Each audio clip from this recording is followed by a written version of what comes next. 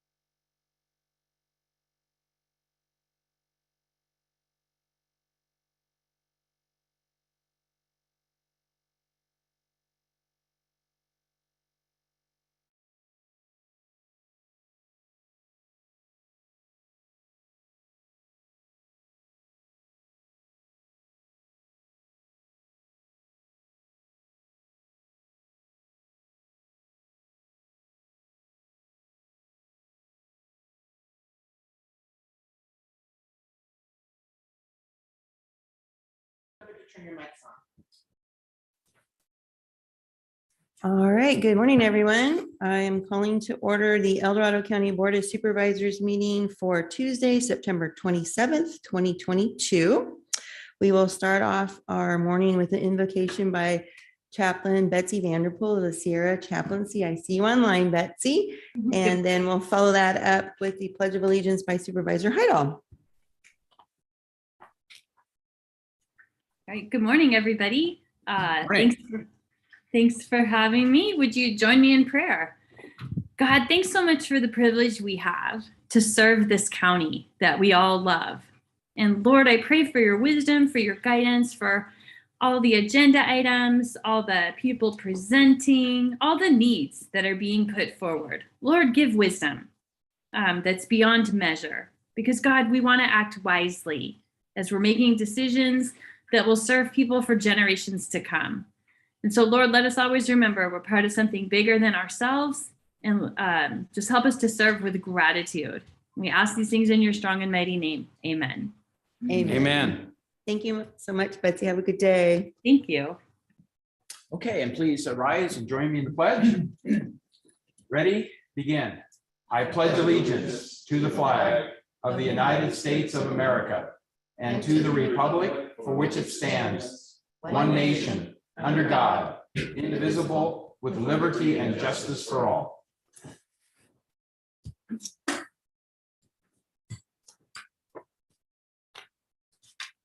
My Zoom view is funny here. I'll figure it out. Hold on. There we go. With that, we're going to move on to adoption of the agenda and approval of the consent calendar. District 2, do you have any changes? No changes. District 5? No changes. Shanat Tava to all my Jewish friends. Oh, very good. And District 1? No changes. And I don't think Supervisor Thomas. Madam Oh, Chairman, sure. can you hear me? We can. Oh, good. For some reason, my video is having a challenge right now, but I have no changes, but I would like to say I'm just delighted to approve the Youth Commission on our consent calendar today, and delighted for all the teenagers in our community that are willing to serve in this really important capacity, and look forward to working with them this next year.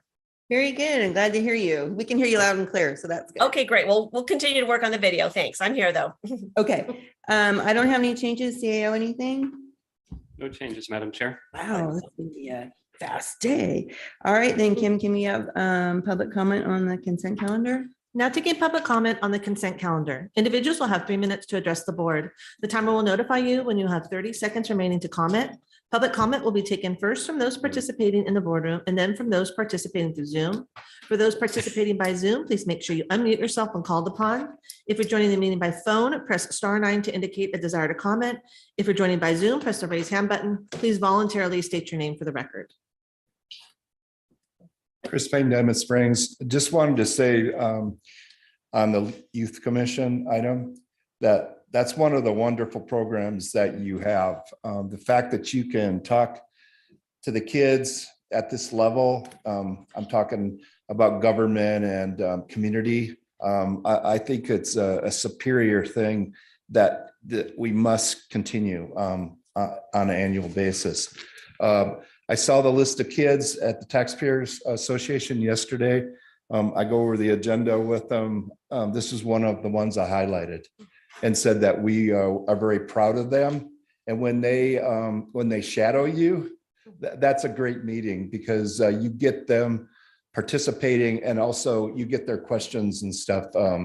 When you have some of them that are inquisitive, they will ask questions. So I just wanted to say how proud I am. I hope you are as proud as I am. Thanks. Thanks, Chris. Thanks, Chris. Seeing no additional public comment from the boardroom, now taking public comment from Zoom participants. Now taking public comment from 525. Hi, this is Leo Bennett Koshon, Shingle Springs. I have 2 comments. One is item 3, the budget. Lots of good information there. I would encourage you to take a look at the Government Finance Officers Association, which gives an award for exemplary budgets. And having been involved in budgets for decades, one of my preferences is where the budget includes the 3 prior years' actual expenditures, so we can actually look at how budgets translated into the real world rather than comparing adopted budgets and projected budgets. I think it helps both the public and the board to have that baseline. And then again, I think having greater citizen involvement beyond the minimum of the various public hearings, which you do very well, I find can add value in building support for the budget and the budget plan going forward. My second comment has to do with the structure of the agenda.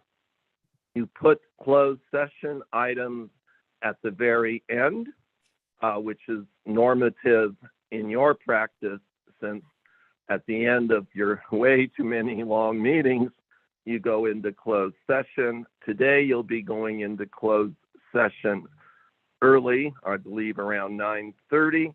And I got queries from folks who did not understand what that agenda item would be, because they had to know you got to go to all the way to the end of the agenda to see what will be discussed, which is your search for the Chief Administrative Officer. And I know you will announce that publicly, but I would encourage you, again, to help with citizen involvement, to make a note of the agenda flows, and anybody seeing that would know when they see you're recessing to close the session, they know exactly where you're going to discuss.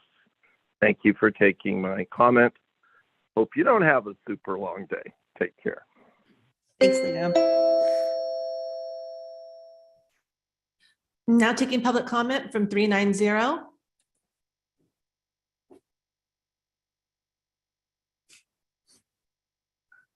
Ken Greenwood, from out there at the Triple Junction, 325.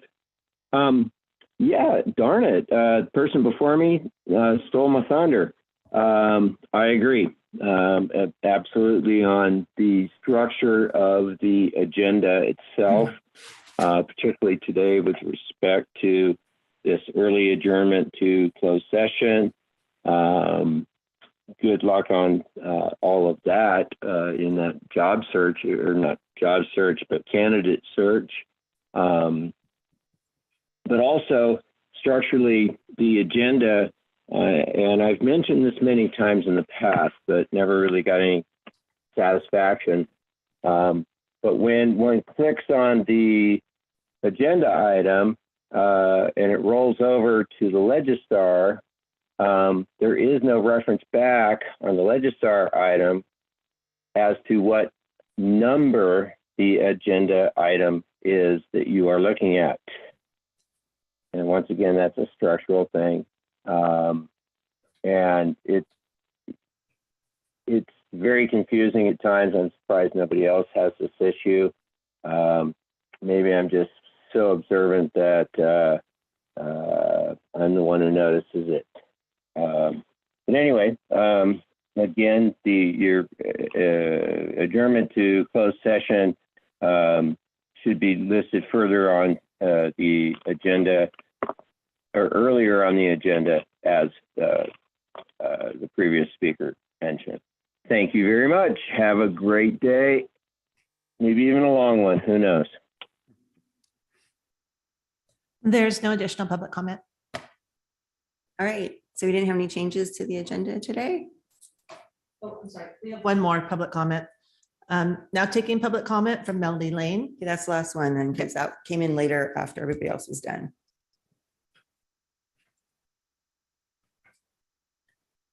Melody Lane, founder of Compass to Truth. I agree with the previous speakers regarding the closed session agenda items and the inability of the public to participate, because we don't know when or if when on the agenda you're going to actually be discussing these issues. And this really goes along with the good governance and the core values about transparency and accountability. We also have an issue here regarding the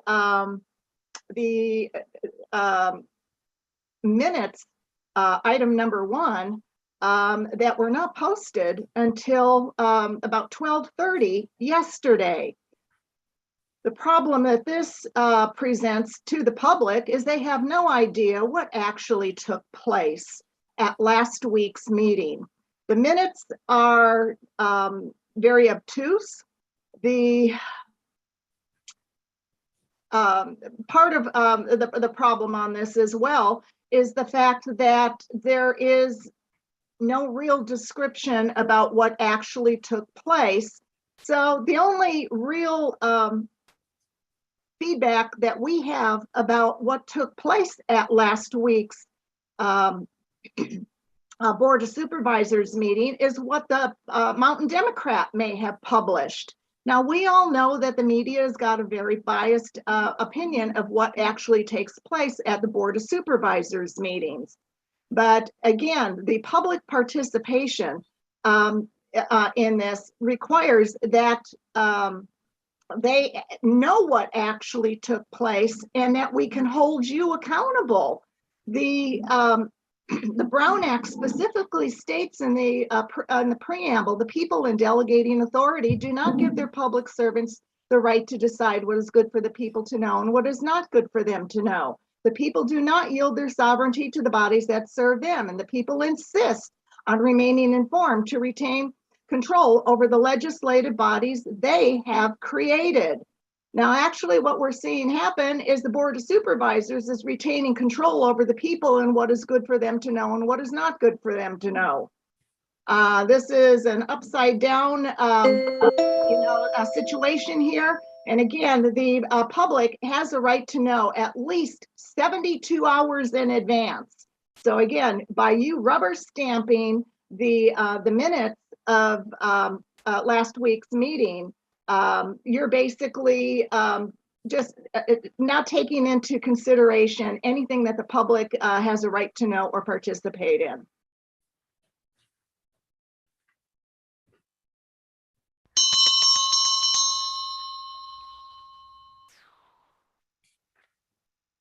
Okay. County Council, I don't know if you want to elaborate at all on the fact that we take action minutes, always have, or as long as I can remember, or anything like that. Do you want to address any of those questions that were kind of brought up? Certainly. You're correct, Chair Parlin. The board's typical practice has been to record minutes that document the action taken by the body. I do acknowledge that many agencies have minutes that include a far greater level of detail about discussions that take place, but that is purely a matter of local agency preference. There's nothing in the Brown Act that mandates the level of detail to be included in the minutes.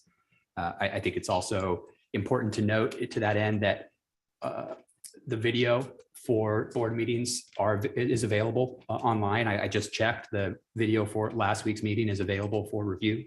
So if anyone wants any further information about what happened during the course of a board meeting that might not otherwise be captured in the minutes, they could certainly review the board meeting video to determine that. Very good. And Supervisor Parlin, I would also add that immediately after the meeting, the YouTube video is available in addition to what's posted on our website. All right. With that, does anyone want to move to approve the agenda for today? Also move. Second. And then roll call vote, please, Kim. Supervisor Turnbull, how do you vote? Aye. Supervisor Hydall, how do you vote? Aye. Supervisor Novacell, how do you vote? Aye. Supervisor Thomas, how do you vote? Aye. Supervisor Parlin, how do you vote? Aye. Motion passes 5-0. All right. With that, as everyone was talking about during public comment, we're going to go to closed session. So the board will now recess into closed session here, item 36, as specified on the agenda. Anyone who wishes to provide comments concerning those matters may do so at this time. Now taking public comment on closed session item number 36. Individuals will have 3 minutes to address the board. The timer will notify you when you have 30 seconds remaining to comment. Public comment will be taken first from those participating in the boardroom and then from those participating through Zoom. For those participating by Zoom, please make sure you unmute yourself when called upon. If you're joining the meeting by phone, press *9 to indicate a desire to comment. If you're joining by Zoom, press the raise hand button. Please voluntarily state your name for the record. Seeing no public comment from the boardroom, now taking public comment from Zoom participants. Now taking public comment from 525. Hi, this is Leo Bennett Koshan again. I have participated in a couple of these searches for this critical role, and I apologize if it's an oversight on my part, but I haven't seen a written explanation or flowchart or timeline as to what is the practice in this particular county. In my experience, an important part of it is similar to what was exemplified in the process last week concerning the community park, where there was extensive listening to the community as to their needs and what they're looking for. And as a final aside, I always like the directive that as one looks at different candidates, it's always the questions of strength and unstrength. We never use the word weakness because all the candidates have a mix of qualities, and I look forward to this process as you try to fill some very big shoes. Thank you.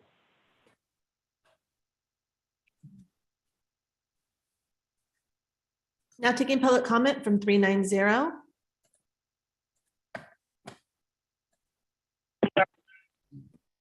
Good morning, board. Ken Greenwood, District 325. Who cares? Anyway, who knows? After all, it was done at the last minute. Yeah, good luck on this search. I always remember when I applied for a planner job there, 1989. People asked me, why would you want to go to that hellhole? Why would you want to go? I was also asked later on, how's your acid bath going? Because that's kind of how going to work each day was. Maybe it was just planning, I don't know, but I think it was part of the frenetic, schizophrenic nature of El Dorado County, which, I hate to say it, kind of still exists. Seems to be in the soil or something. But anyway, good luck on finding somebody who will step into the acid bath. It's a hard job, harder than most. And it will be interesting to see how it all works out. Having seen 5 CAOs in my time here. I think so. Yeah. Anyway, good luck on that and finding a qualified candidate, if you will. Thank you. All right, with that, we're going to recess into closed session. Actually, Madam Chair? Yes. Yes, I would just like to thank the board for reconvening into closed session at this point in the agenda. As you can see, I'm not able to be, with you today. And I just wanted to have an explanation that the agenda is accommodating me because I need to leave the meeting after closed session. So I really appreciate everyone allowing me to participate in the closed session at this time, with hence the unusual order of the agenda today. I appreciate it. Very good. Thank you. Thank you.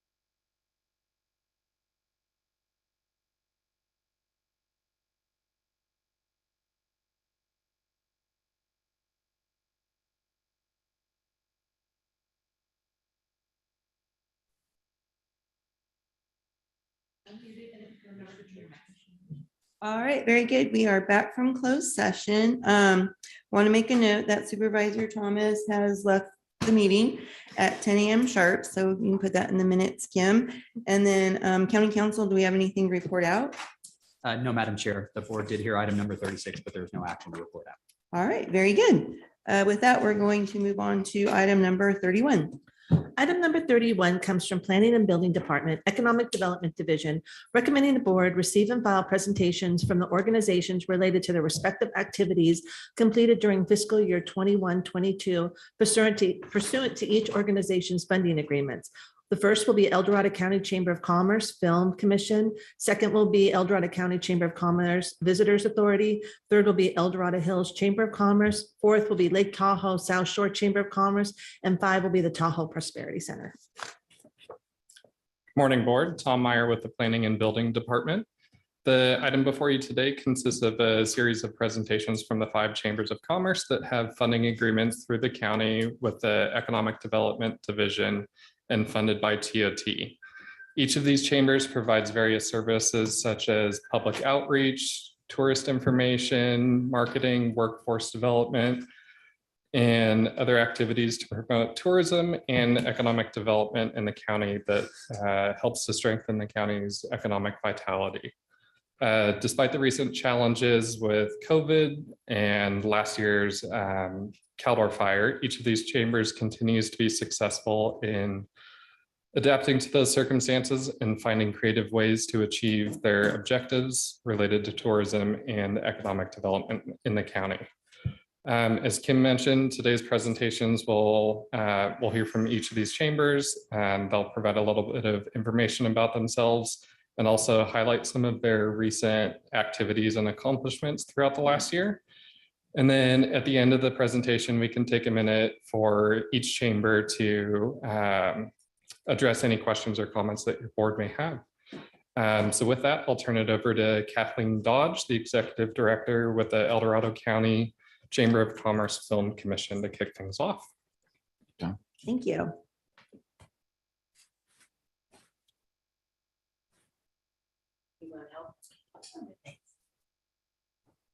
Oh, you've been preempted, Kathleen. Oh.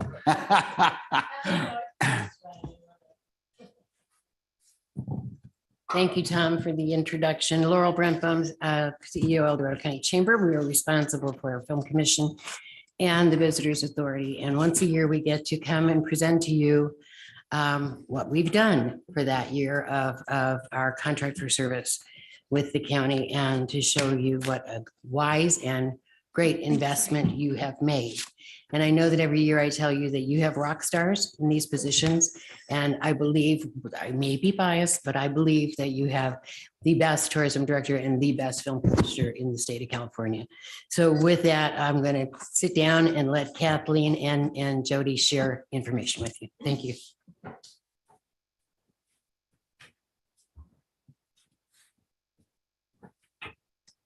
Hi, everyone. I'm Kathleen Dodge. I'm the Film Commissioner for El Dorado County, the El Dorado Lake Tahoe Film and Media Office. So I'm ready to start the presentation and tell you a little bit about what's been happening, because I haven't seen you in a while with COVID. So the displays we have here and what we see on the first page kind of talk about one thing that's a big accomplishment for our community, for South Lake Tahoe and El Dorado County, and that was that Top Gun Maverick chose El Dorado County. They could have chose any place in the world. They chose us. It was repeat business, and I feel whenever we get repeat business, it says we're doing something right. And when the Film Commission does something right, it means the Chamber of Commerce is doing something right. It means the Board of Supervisors is doing something right. Department of Transportation, every single Forest Service, state parks in our county has to work together. We work with over 75 different permitting agencies. So this is a success for all of us. So moving on to the next slide. We're constantly, so we do promotions and marketing. So we're constantly promoting the county so that people will identify. It's interesting. I got an email from a client the other day, very famous producers, directors who make extremely high-end commercials about, they'll spend $2 million on a very short commercial, which is a great project. And we've worked with these people before.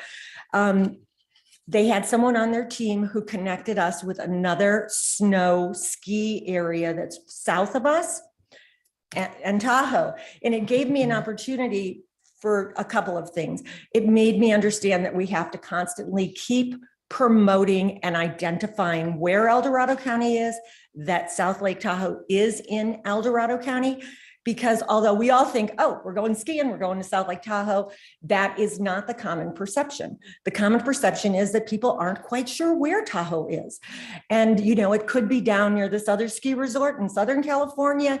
It could be, in Colorado. Sometimes people don't know the destination.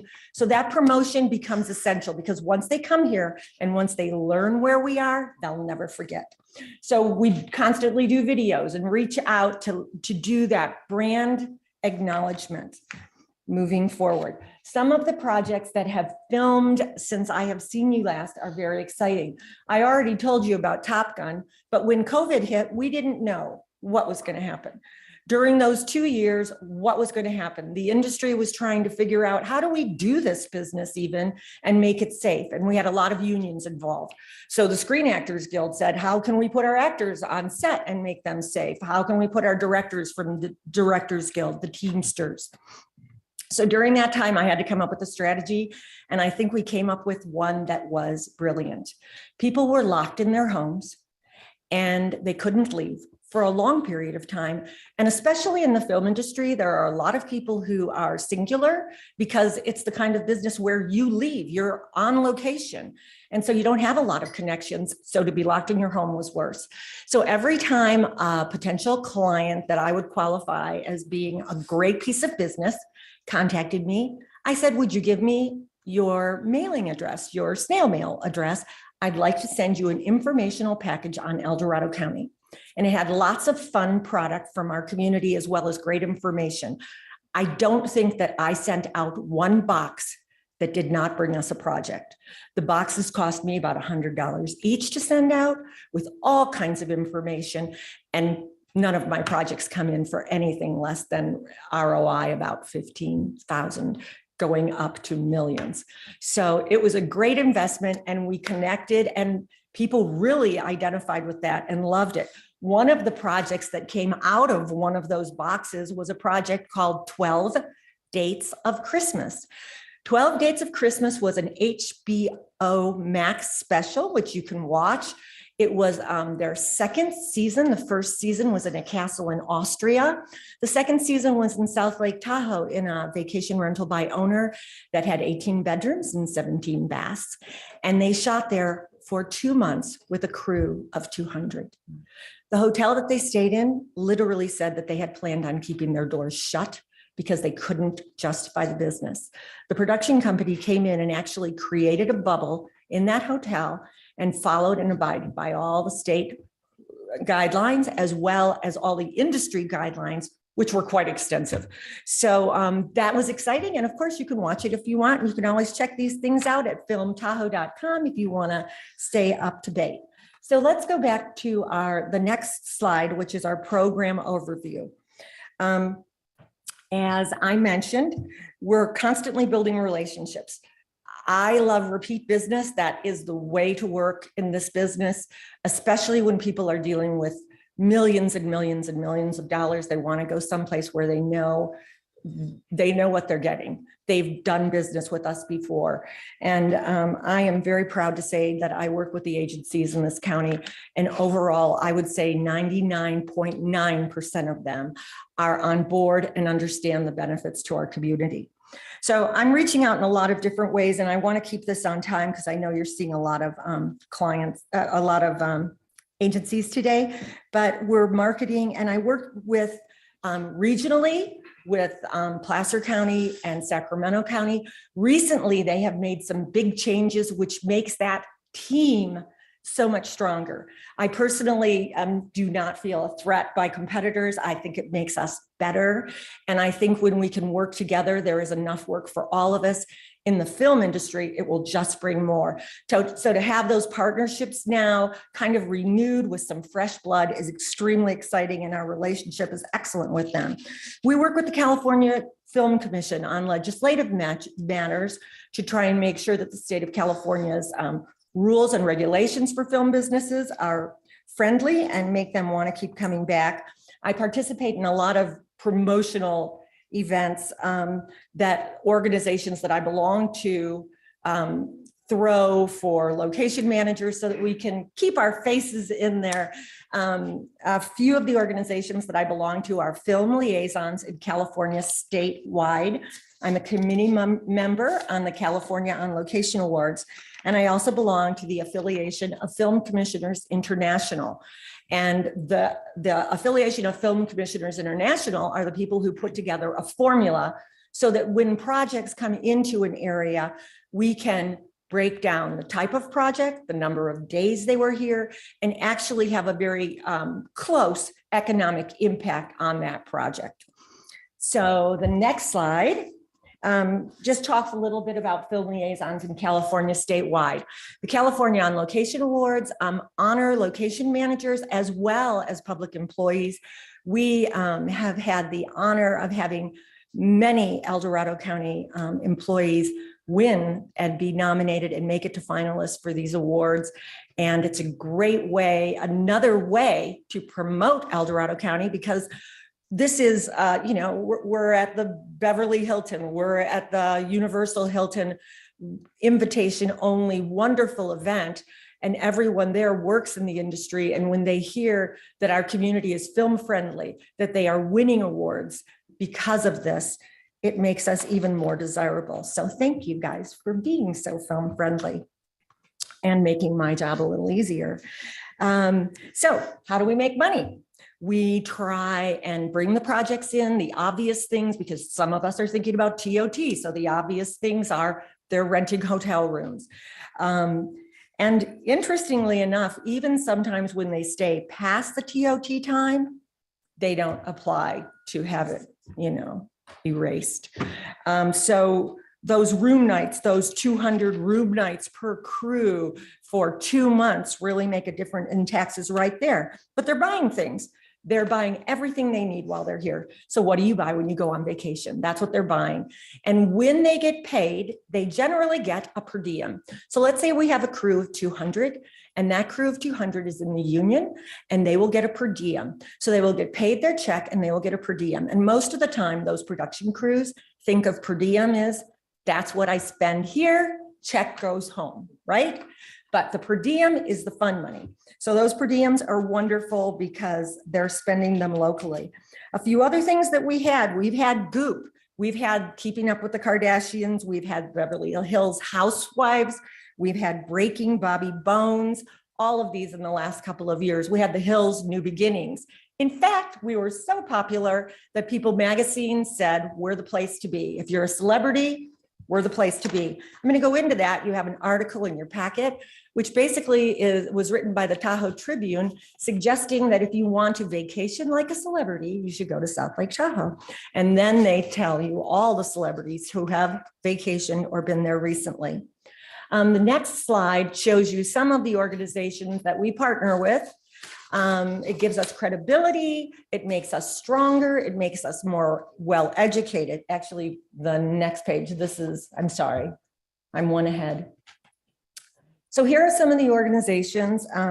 As I mentioned, film liaisons in California statewide, but we also have organizations here in the region that help us to build crew and make us more desirable to motion picture companies because they do want to pick up local talent. So that would be like Capital Film Arts Alliance, who has recently moved from down in Sacramento to the Folsom area, which is great. It puts them on our Highway 50 corridor. And these are also the organizations that might come to our film mixer which is in partnership with the El Dorado County Chamber of Commerce's Business Showcase. So they have graciously allowed us to piggyback on their very successful event. And that is very popular. It has become a networking event where we have the film industry there as well. And so these organizations would be there, and it's open to the public. Next slide. So some of the things we do are the Mixer, which is community outreach. Other community outreach is we have a library program where you can see films that were filmed in El Dorado County. We do career education and speaking at the schools to let young people know that this is a very viable career for them. You live in the state of California, you could work in film. It's not a pipe dream, it's real. And we've had quite a few people from El Dorado County start out working on movies on location here and become tremendously successful. In fact, I had a producer call me the other day from Los Angeles and said, I'm sitting here, and she was sitting here with a medic, a young medic, who during COVID, I had called because I was trying to find someone to do COVID compliance, which is something that's required on sets. And so someone said, well, he just got, he's trying to get a job as a medic, but he hasn't gotten a job as a medic. Well, he started doing COVID compliance, and he's from Pollock Pines, young man just trying to become a medic. And he has become so successful that he was on a big film in Los Angeles with a producer I worked with. And he was there with a young woman who started here on a movie called The Retrievers in the art department and became a stylist. And so they still come home. So you think, oh yeah, but they left, so they're spending in LA, but they're not, because their families are here and they're going to bring movies back here. So that was really exciting. That was a fun call. When we're all talking about Placerville, she said to me, and it made me pretty happy. The other thing we do are philanthropic endeavors. So when a project comes like Top Gun or Modern Family, we try and do something in the community to give back. And that has been very successful for us.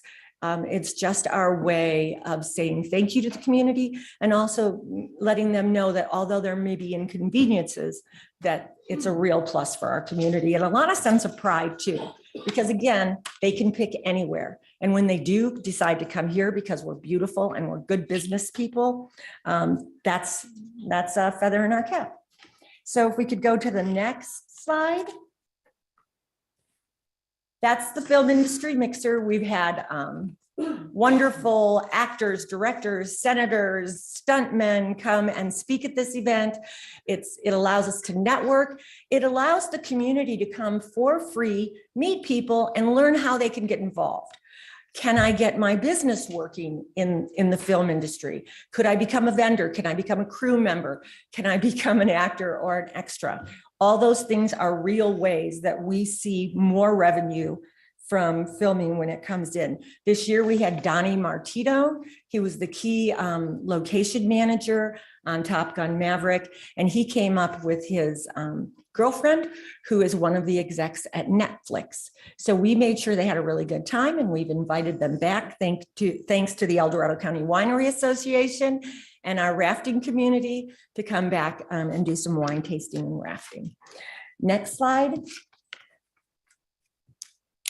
We're trying to keep up as much as we can with social media, just so that we're connecting with our community. And now we have a more focused, it was something we had taken some time to get into, but now we have a more focused drive. The next page is our needs statement. We need a film commission. Why do we need a film commission? Would they just come anyways? No, it's competitive. It's really competitive. And not only is it competitive, but once they get here, they need a lot of assistance. For it to go smoothly, for them to spend as much as they possibly can, they need a liaison. So this, I love my job and I hope I do it for the rest of my life, but it's important to keep this going because it's an excellent source of revenue, which I'm going to get into, and they just can't come by themselves. There are a lot of problems and assistance that they need. And with someone who's trained to help them do that, they come back and they spend more. And that's our goal. We want them to include the community, come back and spend more. Next slide. We develop jobs, we permit with 75 different agencies We generate leads for projects so that the whole community can benefit. We do press release and work with the press, and we do research and development on how we can be better. Next slide. We've done projects with all these. If you're seeing logos, I just didn't throw them up there because they look good on the internet. It's because those commercials are running and we have done them. So everybody wants to know program evaluation, and I like to tell this part because it's my favorite. So if you look in the packets I gave you, there are a few things that I'd like to address now. The first thing is an article on a movie filming in Main Street. So we don't just do things in Tahoe. Everybody thinks about, Top Gun, and a lot of people like to go to Tahoe, all the celebrities. But we just had a movie that shot for over 2 months on Main Street in the city of Placerville. They're going to come back and do a premiere here. They spent a lot of money, hired a lot of people. They actually rented buildings for months on Main Street in Placerville. So I liked that article. This is the article that I had mentioned to you from the Tahoe Tribune that will tell you how to vacation like a celebrity. And in case you would need that information, I bet you don't. And the last thing is an article on our film mixer, which talks about how to get involved in the film community and speaks to our community relations. But the last page is my favorite page. This is my reporting. So if you see it, it's the ROI for the Film Commission since it started going back 30 years. Our ROI cumulatively over approximately 30 years is about 2,410%. Our yearly average of bringing in funds is about 2.5 million. We varied. The last couple of years, we had some good years where we were at 4 million. And I can tell you that the formula I use, I have not updated.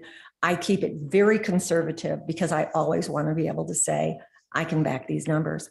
I can back these numbers with projects. So the other thing that I love is if you look, it also tells you how many projects did we have. And I like to say for every project I got, I lost 5. So it keeps us busy because you're seeing we're having at least 4 projects that are going on every month. And that means I might be dealing with 20 projects at the same time, juggling them, trying to land a deal, trying to permit, trying to make sure that our businesses and services are used. And it kind of tells you what my office does. We want you all involved. We want this community involved. And I hope the community is listening because we're always doing project development. The other thing you have in your handouts is this film guide. And I brought film guides for everybody. So they're right here. And inside the film guide is a little piece of paper that says, this is how you get listed in our film directory for free, okay? And this covers all of Northern California. So what's not shown in my ROI is that every time one of our businesses, services lists in this directory, there's a chance that there might be something shooting in Sacramento County or Placer County, or maybe even in Nevada, that people from El Dorado County can be hired for. And they are then working in film. That's not considered an ROI. But the other exciting thing, and I've left you guys a poster for the Board of Supervisors office, is our film guide has finally been released. Now, we couldn't release it early because Paramount didn't give us the permission to use the Top Gun information until the movie came out. But this little film guide is something that is a crossover piece for tourism, not only people interested in film, but people who come here. They love the fact that they can go to the flight deck at our South Lake Tahoe Airport and now actually see where scenes from Maverick were shot. And this is a little guide that takes actually more than 40 films. It's on this poster. More than 40 films, tells you where they were filmed, who starred in them so you can watch them. We have a walk of fame. On that walk of fame, Top Gun, Indiana Jones, Memoirs of a Geisha, Almost Famous, The Bodyguard, Smoking Aces, Horse Whisperer, and City of Angels. Also, fun new thing is we have the vacation guide for Modern Family. So it tells you where Modern Family was when they shot in South Lake Tahoe. And in case you want to go and relive that, there's a little thing here that tells you it's a walking guide of having a Modern Family vacation. And there are some films that haven't even been released on here. A movie called Fear, which was shot at the Strawberry Lodge, which I know you're all aware of, is very exciting things are happening there. So that movie has not been released yet. I'm just going to wrap up now. We're always working on project development. That's what's out there in the future. How can we work with emerging filmmakers, with writers in our community, and create more? And so that's exciting. We try and maximize the county by also doing product placement. There are so many little elements of the Film Commission, but what I like to think of it as is a big circle. We start by getting all of our community together. And then once we have the information about what's here, we share it with the production companies and we help them do their business. And when they go home, we promote and we try and do philanthropic outreach. And then we start it all over again. So thank you very much. I am honored to serve this community as our film commissioner, and I'm grateful, and I think we're doing a good job. Thank you, Kathleen. Questions from the board? Yeah, I got some stuff. One of the things is one film that was filmed in El Dorado was called Deadly Whispers. And that was filmed at the house that was on Missouri Street up on the hill. And then also Teeter's, the junkyard that was over there. Yeah, they filmed it there. But also there was a movie film called Ray's Life. I don't know if anybody knows that movie, but anyway, it's a B movie is what it was. And it was filmed at one of the sketches was at my shop. They used my shop as a background in the classic cars that we had that were there. And also had one little part in it, which was really, all it was is, I don't know this person. That's all I said. So, and it was about basically about a rock star, or whatever it was that he had a heart attack or whatever like that. He was raised, came back to life and stuff, and how his adventures and trying to get his life together. So it was filmed also at the train station. They did a part there, and then also the old Soda Works building that was in Placerville. So anyway, you can pull up the trailers called Ray's Life, Razedlife. Thank you very much. Very seldom does someone tell me a movie that hasn't been done there. I appreciate that. I am going to look at it. Maybe it'll get on our guide. And also, I love the fact that you were involved, because it does show that in different ways, it's easy to get involved in the film industry. Thank you. Yeah. I remember having Tony Danza here. He was skating, roller person skating here through the was Placerville. David Hoyt was the director. Oh, thank you. Supervisor Novosel. Oh, yeah. Thank you. You always bring so much energy to our county, and I can't tell you, I've watched you work at your job. Your mic's not on. Oh, Sorry, I was like, no, thank you. Oh, my goodness. Anyhow, I'll start over. That's my job. Thank you. No, appreciate that.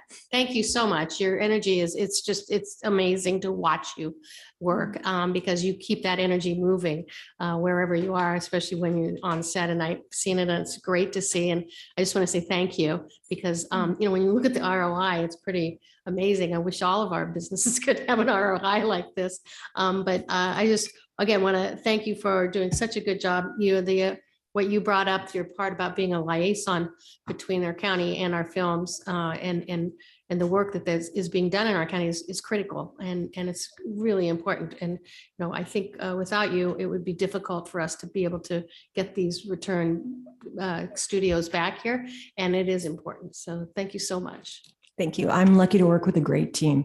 I didn't mention, and I really showed the city of Placerville, and the fire department was huge in that Christmas, Bloody Christmas, which will be coming out in December, because there were lots of pyrotechnics. It really takes a team. Well, I remember Maverick being filmed and getting phone calls going, what is that explosion in the meadow? That was pretty fun too. Yeah, has everybody seen it? Please I have not see seen it. it yet. Anything with snow is us. Thank you. Very good. Thank you so much. Thank you. All right. Did you want to do an intro then? Who's doing an intro into the next one? Yeah. Okay, I wasn't sure.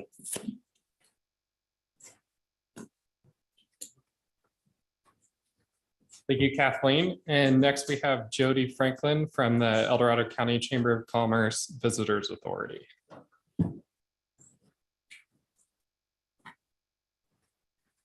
Good morning. It's still morning, right? Okay, I'll get right to it. You already know who I am, Jody Franklin, Director of Tourism for the El Dorado County Chamber of Commerce Visitors Authority. And it looks like you're in control here. So we'll go on to the. Oh, okay. I can be in control. Where do we have to point the clicker? Where do we point the clicker to make it go? There we go. There it is. Got it. Okay, these are our marketing objectives. They haven't changed over the years. I've been in this job for 14 years. Really trying to increase awareness of El Dorado County, but also some of the things that we're focusing on, especially since COVID, is kind of responsible travel. Being respectful of our destination. And as you know, or may not know, there's been a lot of new visitors and they don't know kind of the protocol being outside. So we've weaved that into our messaging. We want to be the catalyst for the tourism industry. We want people to come and visit. We know how much money they bring and all that, but we really have tried to weave the kind of the sustainability, responsible travel into our messaging as well. And I just thought I'd share some of the marketing highlights for the year. I know that we don't have a ton of time, so we're just going to go kind of top line. We did a website refresh and added accessibility to that. We've increased web traffic by 27%. This is really our voice to the visitor. We have many residents, but a lot more visitors on there. So the top traffic to our website: Sacramento, San Francisco, El Dorado Hills. The 4 is no location. That's when you don't put in your location. Lots of times when they say, you know, can you tell us where you're from or something? I put no, because I don't want you to know anything about me. So that's the no's in there. But then Roseville, Los Angeles, San Jose, and that's over throughout the year. So that's kind of our top markets that's coming to that website to figure out what to do and where to go, and most recently how to behave. We did a website influence study, and basically we want to know how much influence that website's having, who's coming, you know, who are they and what are they doing, that sort of thing. So I just gave you a few of those stats. The average travel party size is 2 people. About 19% have children under the age of 18 in their travel party. The estimated per party trip expenditure. So that's pretty good, right? For a travel party size of 2, their average length of stay is 1.8. So I think that they're spending a good amount of money there. Household income, 100K and above, is 49%. And then rated overall trip satisfaction is excellent or very good was 94%. So that's really good. When Kathleen was talking about that return business, it's always easier to get that return business. It costs less money to get a return visitor than it does a new visitor. So when you've got 94% of people saying they had a very good or excellent time where they were here, that's really says a lot for our destination and the ability to get those people back and it doesn't cost as much that second time. Rated the website, almost half rated this website very influential or someone influential in their decision to visit El Dorado County. So that's really big, right? They took the information on that website and they said that was their deal breaker. That was the one that made them decide that they're going to come in the first place, stay longer, do more, where to stay, that sort of thing. So we know that survey or that information, that website is really doing us well. Now, this was taken, the survey was given during the last part of COVID. We were still kind of working through that COVID pandemic, August 2020 through April 2021.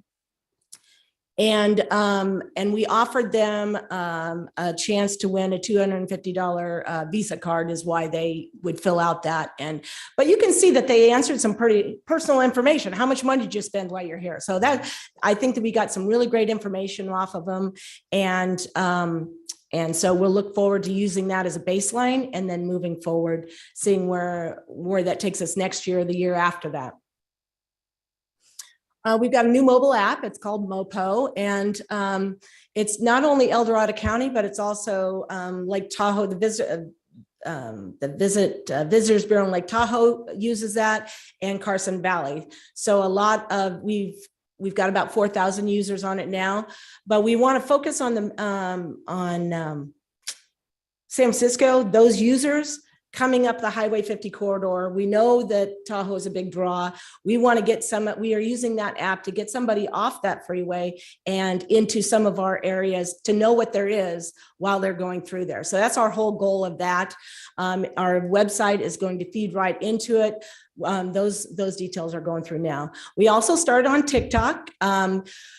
We don't have a big budget for a new channel. So what we've done is we're trying to really overlap what we've got. So we're taking those Instagram reels that are so popular, and Facebook has reels now too, feeding that into TikTok, into another channel. We just kind of repurpose that content that we already have, and it's worked well on our TikTok channel. It's a younger audience overall as well. So that kind of introduces them to El Dorado County before they're necessarily here. But what I've noticed is we've got lots of residents on there too. Our YouTube views have gone up 18% over the last year, and Instagram as well. Those are, any of these digital platforms are really important. We can't communicate, especially during COVID, without it. During COVID, we really wanted to concentrate on building our digital assets. So we created more videos, we created more images of our destination, and then we gave that go outside, do outside things. You don't need to be around other people type of messaging during the thick of COVID. And then as we're moving out of that, more of a responsible travel code, and it's worked out well for us to have those digital assets in our library at the wait for when we needed them. So we also have the email capture with the algorithms on Google algorithms changing all the time. Facebook is the same way, the privacy concerns that people have now.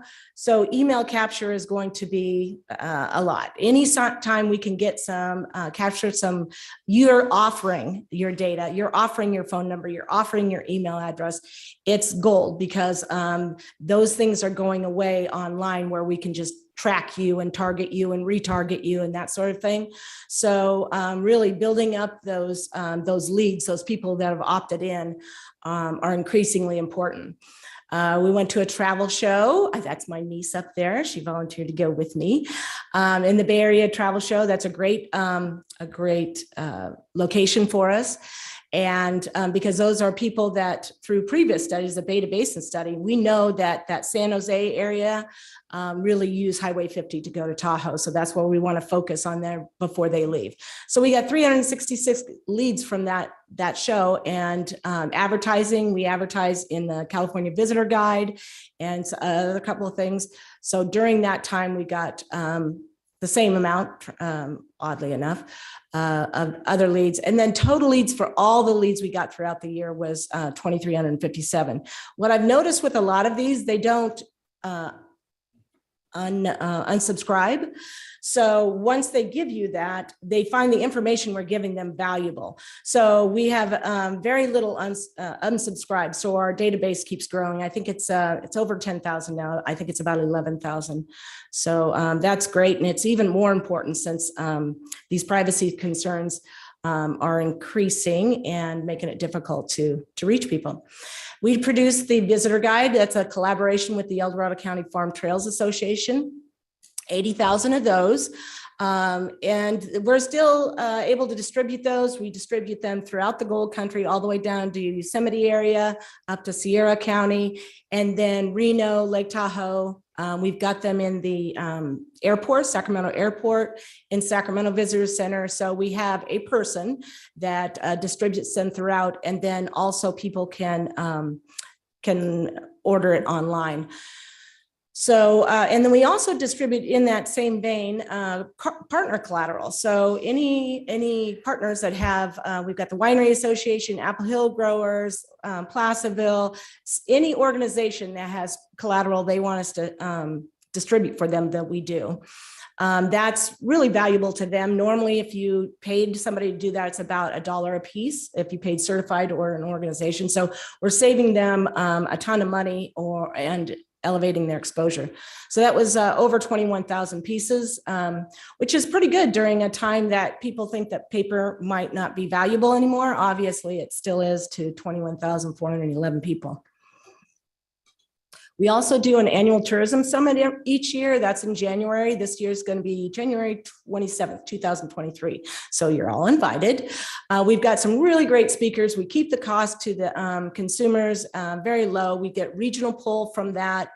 We always have somebody from Visit California talking about, the state tourism, but we had an international travel operator. Since that time, we've actually had businesses that signed up so we can get some international travel here with that company. So we know that, it's always this awesome content that is only available. And I think it's like $40. You'll never find that sort of content anywhere else for that amount of money. So we really want everybody that wants to come. And then we have a networking thing after that. And that's been really popular too. And since we want to keep that momentum going, we started these Tourism Industry Connects, which is kind of like a mixer, a networking mixer, and it's hosted by different organizations. So the last one was just in September, a couple of weeks ago or a week ago, in Apple Hill. So Apple Hill hosted it. So people can come, transportation, lodging, all that. They can come meet Apple Hill growers, see how they can communicate, and now they can network together and do some crossover there. Those have been popular. We do 3 of those a year just to kind of keep that momentum from the summit going. This is the Stay and Play Shuttle program. Oh, you've already got the bags. This is made possible by a grant through the Air Quality Management, but during, COVID took a dive during COVID, but then it's coming back now. So before, in like 2019, I think we created about over 1,200 room nights through this program. We provide contribution towards group transportation as long as you have your room nights, a certain amount of room nights in El Dorado County. So that could be Lake Tahoe, that can be all the way, and it could be several different lodging properties. So if you have 20 room nights or more, this has been very popular with weddings and like group events, concerts and things. 20 room nights or more, you get $500 towards group transportation. 30 room nights or more, you get $750, and 40 room nights or more, you get $1,000. So it's been great. Now it's coming back because, those gatherings weren't possible, but coming back 2021, we had 675 passengers, 561 room nights.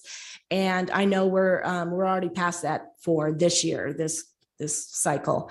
What I've given you are our Stay and Play welcome kits, we call them. They are information about El Dorado County, like the maps and things like that. There's usually a gift, a branded gift in there, as well as some other little goodies.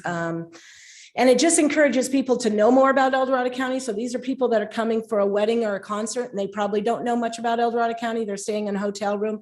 We want them to know more, either come back, encourage a return visit, or stay longer, see what there is to do to stay longer. So that program has been very successful. Okay, so our ROI, this is always really kind of tough because for your social media, you don't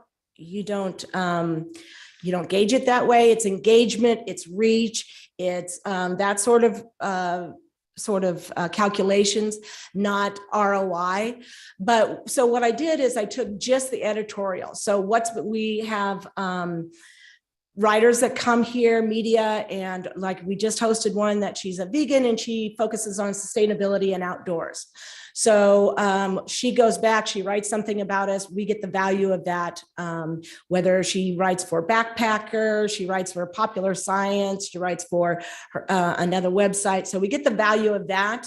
So we do this for this month has been crazy. We've had one mantripping.com, and then we've had, Adventure Cities. So another adventure one too. So that's just this month. So that's the only value that I think is easy. I know who came because I invited them. I know where they stayed. I know what they did, and I know the value of what they wrote. So I thought that was an easier, just taking that one little tiny slice of what we do and putting an ROI on that. So that's 254%. The daily impact and overnight economic impact and all that, that's kind of the same. That's a formula that's used, and I found that it's actually kind of low.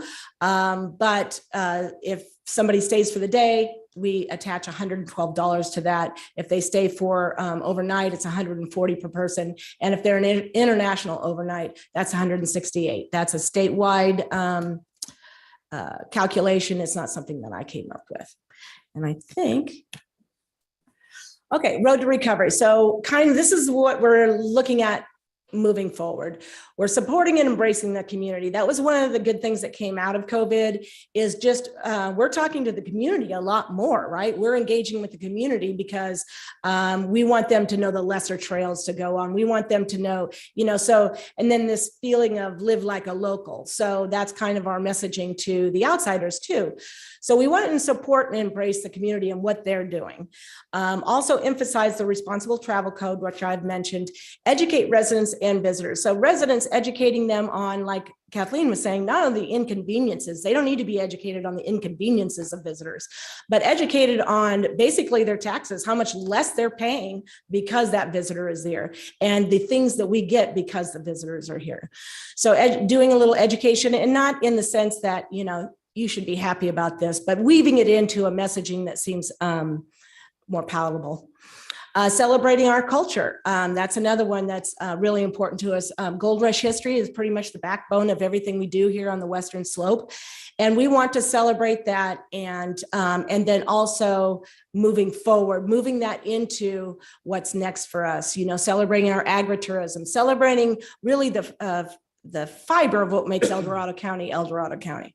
And then amplifying the efforts of our partners. That's really important because many times we've got lots of events. We don't produce events, but they do. So we try to elevate any efforts that they are already making.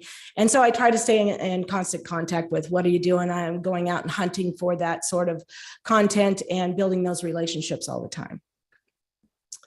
And I think I did it under 15 minutes, maybe. Okay, I'll answer any questions you have. Any questions, anyone?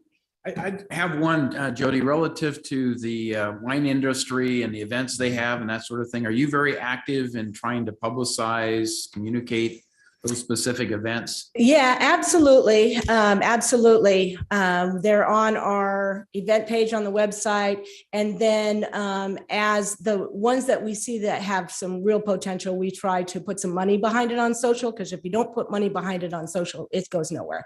So we do that. And then we also send it out to that database. We've learned with my work with, Kara's not here anymore, work with El Dorado Winery Association. We know that our database is different than theirs.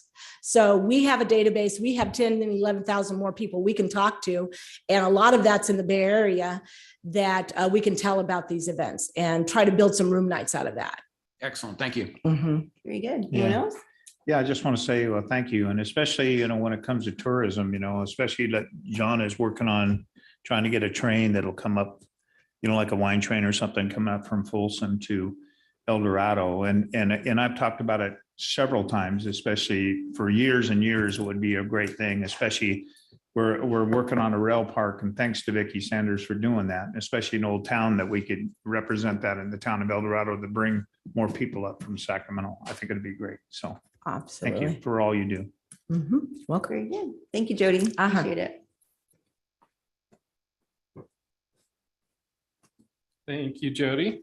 And our next presentation is from Angela Nicholson, who is the Communications and Event Director for the El Dorado Hills Chamber of Commerce and California Welcome Center. And then Debbie Manning, who's the President and CEO, is also here as well.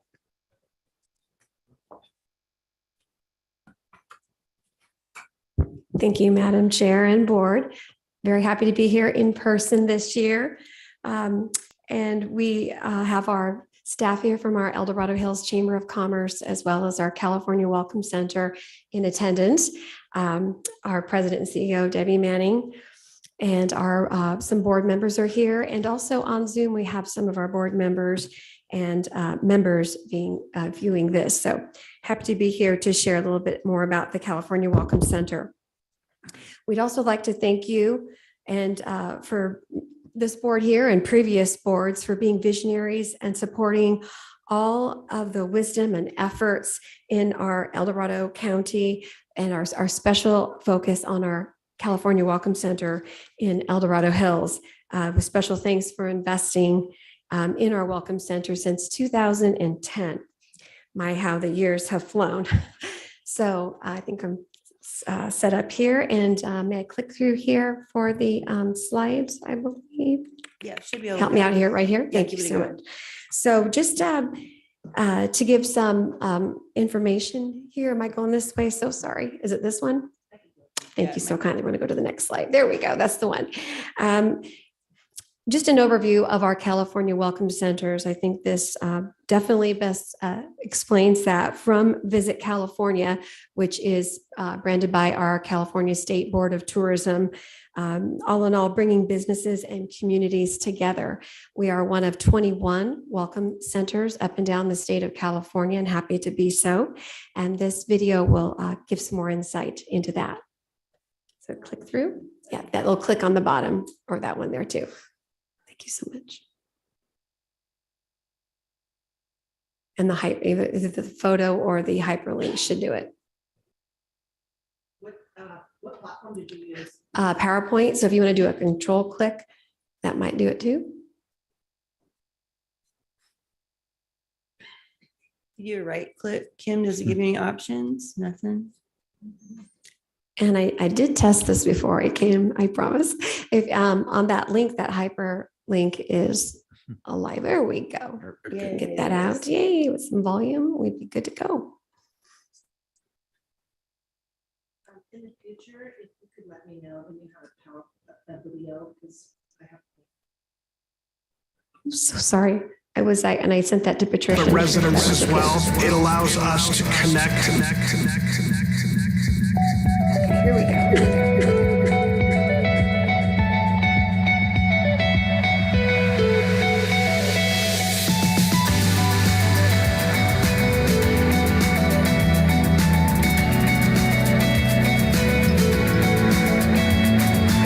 The Welcome Center is a great resource, not only for visitors, but residents as well. It allows us to connect them to our local community by way of referrals to businesses, in addition to also showing them various attractions and things of that sort in the surrounding areas.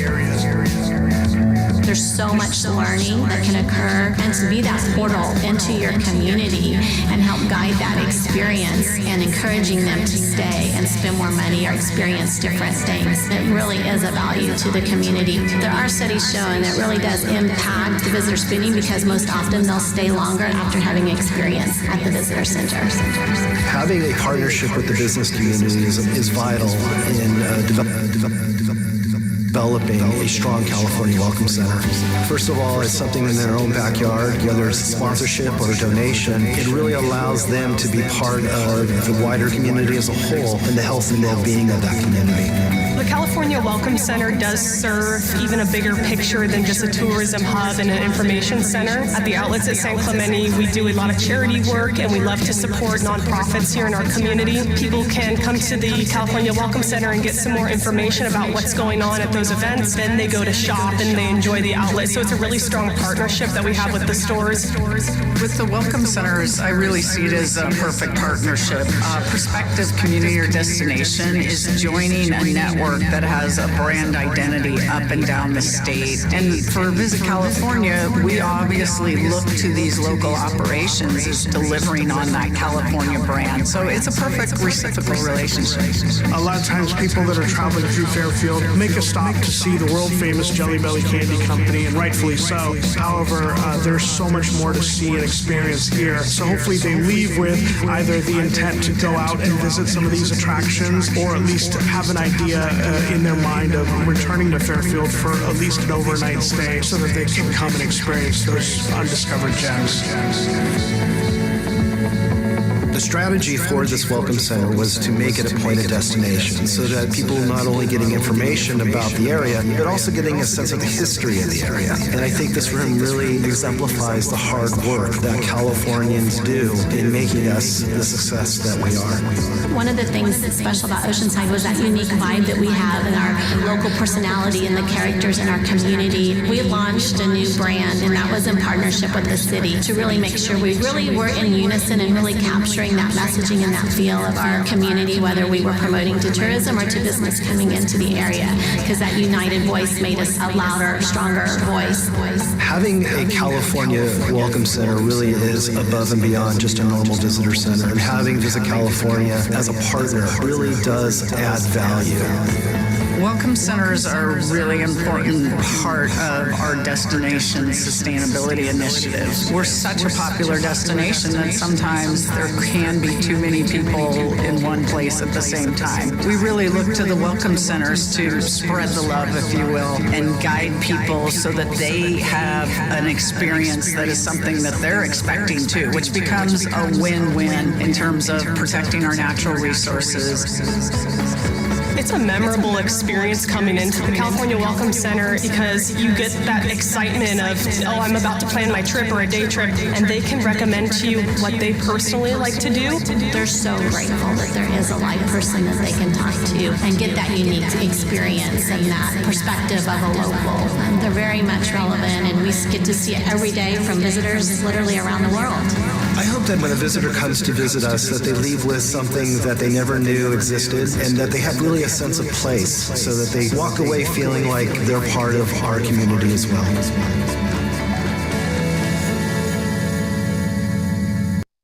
Thank you, Kim. So moving on to the next slide, just to basically break this down, the California Welcome Center is all about value. As shared there, a lot of what we do is so connected with our entire state, country, and international travel. People want to come to the Welcome Center and be informed on where to go. And our California Welcome Centers are truly those informational hubs that do promote the community's authentic experiences. And we're so lucky to be here at this beautiful county in order to share that with them.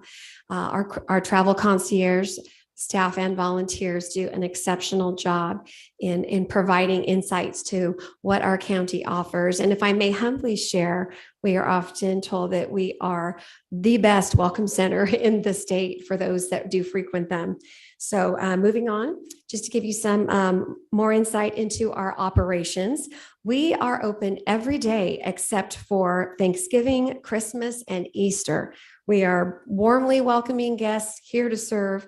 We have 6 staff between our full-time, part-time chamber and welcome center that are there to greet our guests. And our four volunteers actually are with us for over 1,000 hours. Oh, we can go back one for me. Thank you. Over 1,000 hours per year that they do give us. So as you could see right there, Christmas is a wonderful experience in the Welcome Center. We are transformed into a winter wonderland, as I like to call it, and just a perfect place to be as a welcome mat. I often refer to our Welcome Center as right there on the county line and entering our county and sharing the wonderful opportunities and amenities that we have. And next. We also have some regional merchandise in our Welcome Center. We'd like to highlight our local artists, authors, vendors, and promote our regional small businesses. If you haven't been into our Welcome Center recently, warmly welcome you back. In addition to all of the wonderful many brochures that helps our visitors travel throughout our county and spend their dollars here, versus crossing that county line, which is so close to us, and keeping them here, keeping them engaged, keeping them excited. We do have the wonderful souvenirs that help to send them on their way and bring them back. And next slide, please, Kim. So we do have that community and countywide benefit as an official vote center for El Dorado County. We truly were honored when we were asked by the Registrar of Voters to be an official California vote center a few years back.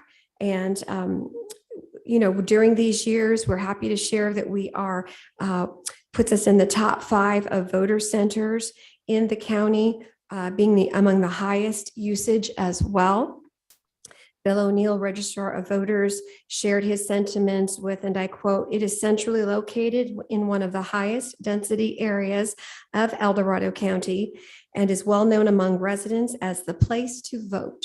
So of course, when those folks come in to vote, they are presented with so many wonderful opportunities to travel throughout the county and spend their dollars and keep that effort going. And next, a little bit about our guests is our next slide. Obviously, like everyone else, we were hit hard during COVID. Some months we were shut down, but we are experiencing that increase in numbers. And again, confident that our increase in numbers will continue to grow. And noteworthy is we do have a over 100% increase from the prior year to date. And we are seeing those upticks. That's so many green arrows on there, and remaining hopeful as we are emerging from this COVID era. And next, the slide talks more about our places of origin. So there we go. So like I mentioned, being on the county line, we do have a lot of guests who just have a day trip, maybe an overnight trip. Our international travelers, of course, we've got South Lake Tahoe as the premier destination, and they want to know more about where else to stop off at and where to go. So we do consider ourselves as that regional resource, as not only California, the United States, internationally as well. And that these numbers here for our total guests do reflect the previous year. And again, just want to overemphasize how we do see those increases are coming. And our next slide will give us some more detail about that. Thank you. So this is from our Visit California, just prepared this past April. This is a outside vendor, Tourism Economics, that are providing these analytics.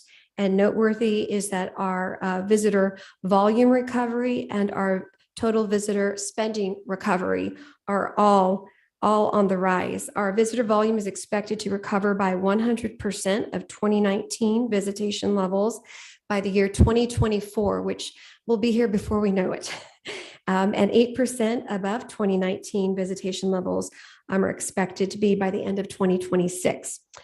Their studies and survey also found that visitor spending is expected to recover to 100% of 2019 spending levels by 2023 and 28% above 2019 spending levels by the end of 2026.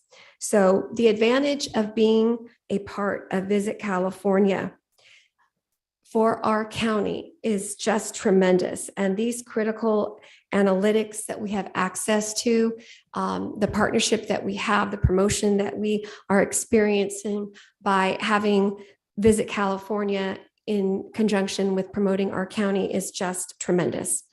And next slide.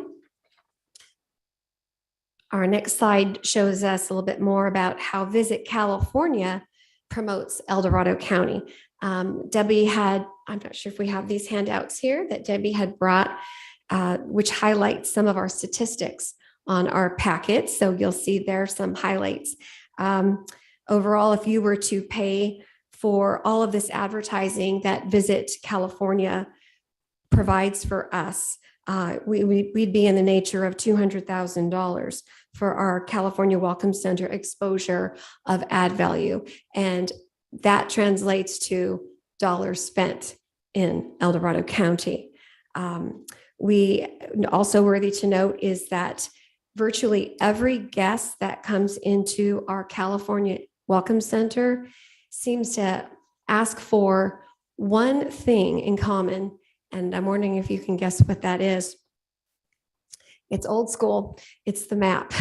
They really do want a map of where to go. It is that tactile experience of being able to visualize where to go. And and that we offer and more. Our visitcalifornia.com digitally 1.8 million monthly unique viewers is worthy to note as well. Next slide shows us about how Visit California target markets El Dorado County, and you're welcome to view this on your own. This, I just like to point out that it's wonderful for us all to work together to promote El Dorado County through our social media channels, adding continued benefits to send these folks to our hotels, wineries, our growing breweries, and recreation and amenities throughout our state. And our next slide shows California Welcome Center itself promoting El Dorado County.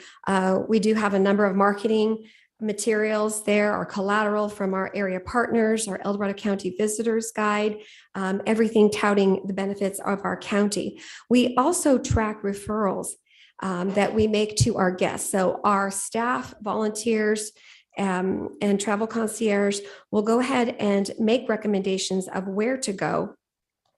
These are conservative numbers there for our referrals because those are ones we can absolutely track. I think that Jody had mentioned earlier, there's just so much more that we can offer too, but we definitely have those noted. We definitely look to create those experiences to draw more people to our county, like our Visit California open house. You'll see a picture there to the far left, the tourism summit. We also offer ways to enhance our welcome center via donation drives from our Toys for Tots, our Hands for Hope Youth Making a Difference.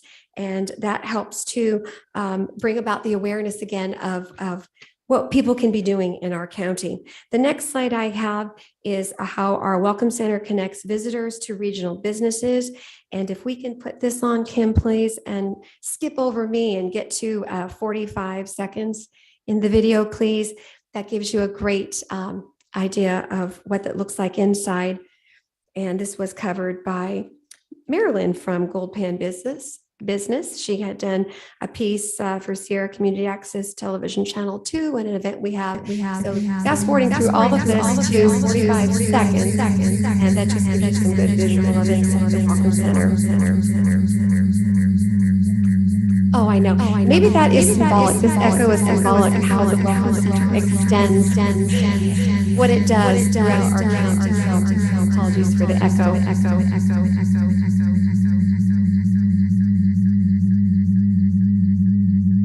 And if you want to even, there we go. I just wanted to show you some how the beautiful kiosk.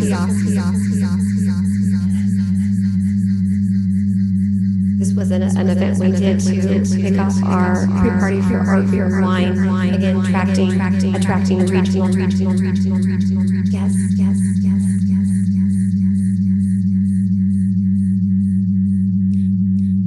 And if I can ask you, the concern of time, if you can just like maybe go to the very end to get those kiosks. Thank you so much. There we go.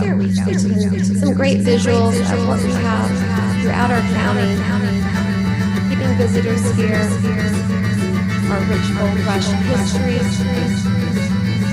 our recreational lakes, all the way to Marble. All these they project such fun experiences outward. We do have a fast charging station so it is really a perfect stop to learn more about how to stay, play, in all the market and in the nature of time. That time stop here. Thank you, Kim. Our second to the last slide is my about how our Welcome Center is truly that smart and thank you again for that. For county's investments into our transient occupancy tax and about $110,320 for the contractual year. And that's a 505% return on investment. As you can see, over $500,000 is what we deliver to give back to the county.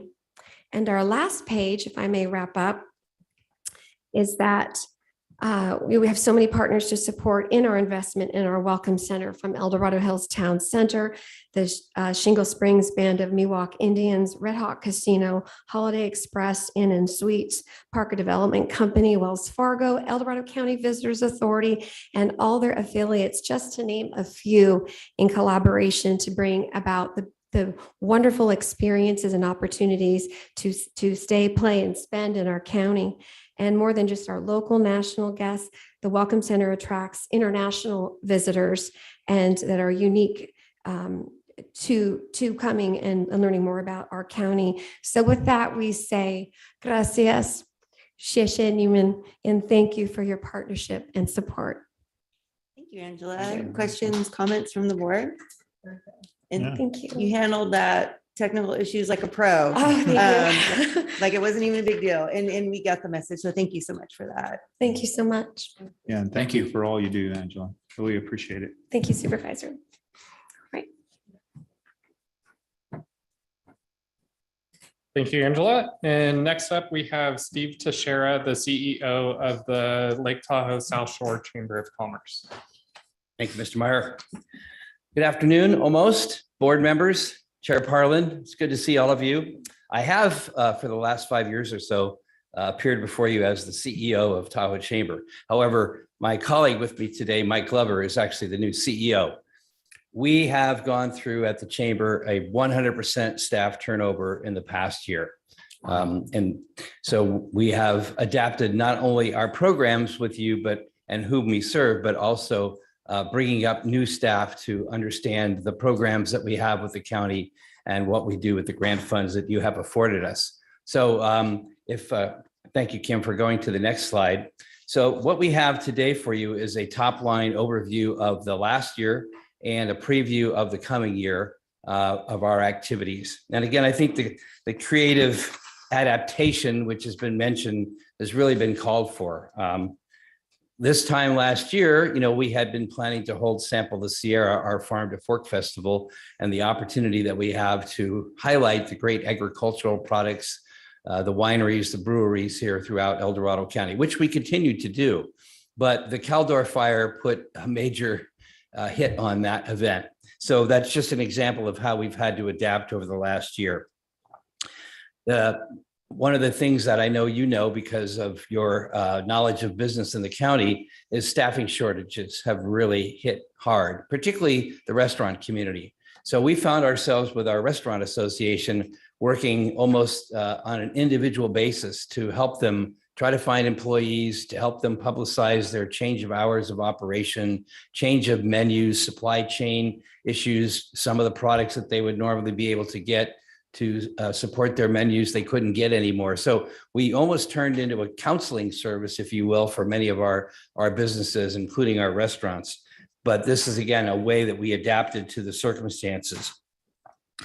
On our Go Local Shop and Dine program, we were able to pick up a partnership with the city of South Lake Tahoe to help supplement and add to our Go Local Shop and Dine card, our gift card, so people would get extra money. If they bought a card, you would get extra value with your card. So that was another way that we tried to maintain the level of spending activity amongst the visitors with our restaurants and our retail and other businesses.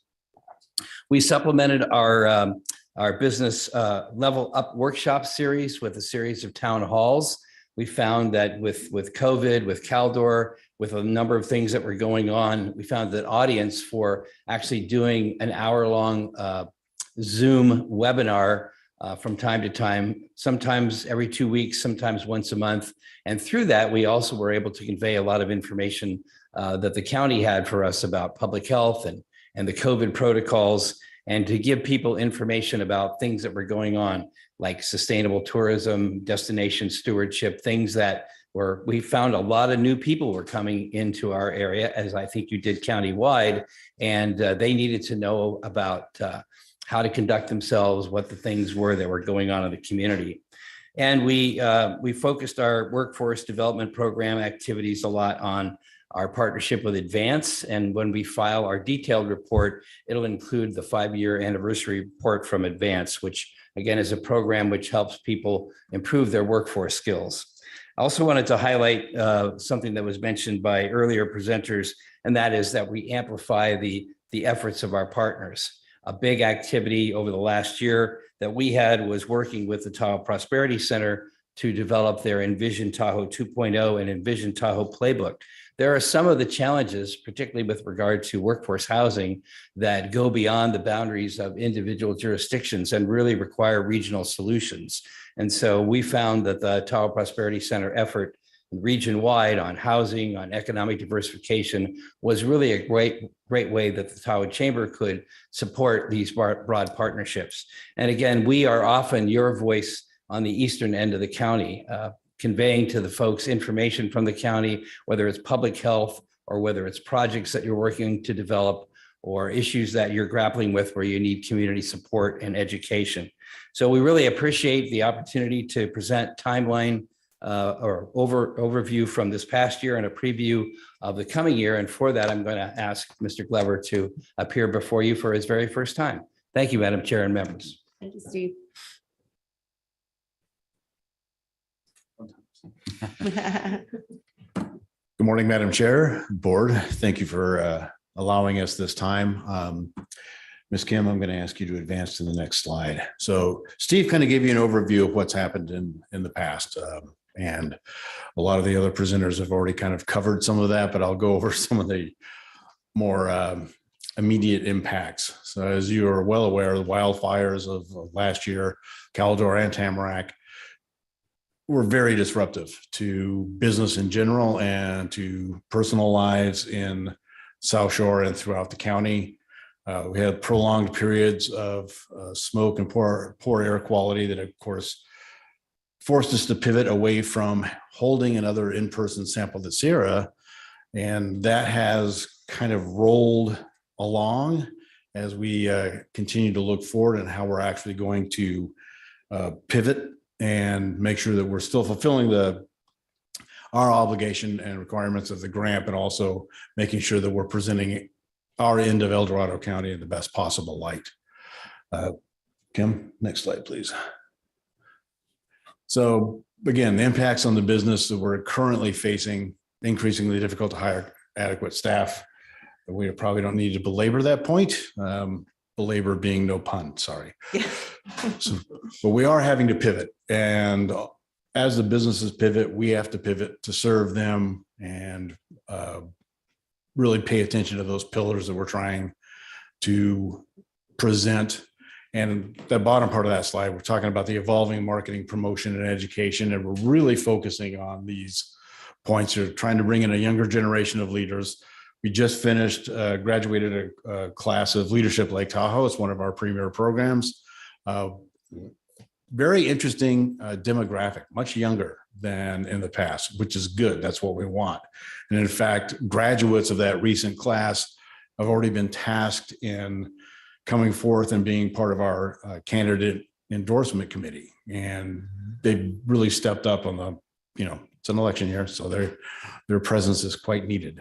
Much more digital media presence, and we'll talk about that in just a little bit, how we're rolling everything into trying to leverage all of our different assets. And so all of our programs are actually kind of getting rolled into more of a media focus and more of a digital presence. Kim, next slide, please. So this is how we're evolving the program. So the Go Local shopping, dining, and events are all kind of rolled up. And because we weren't able to have Sample the Sierra physically last September, we are going to hold it in June. So it'll still come in this current fiscal year. That'll be a physical event.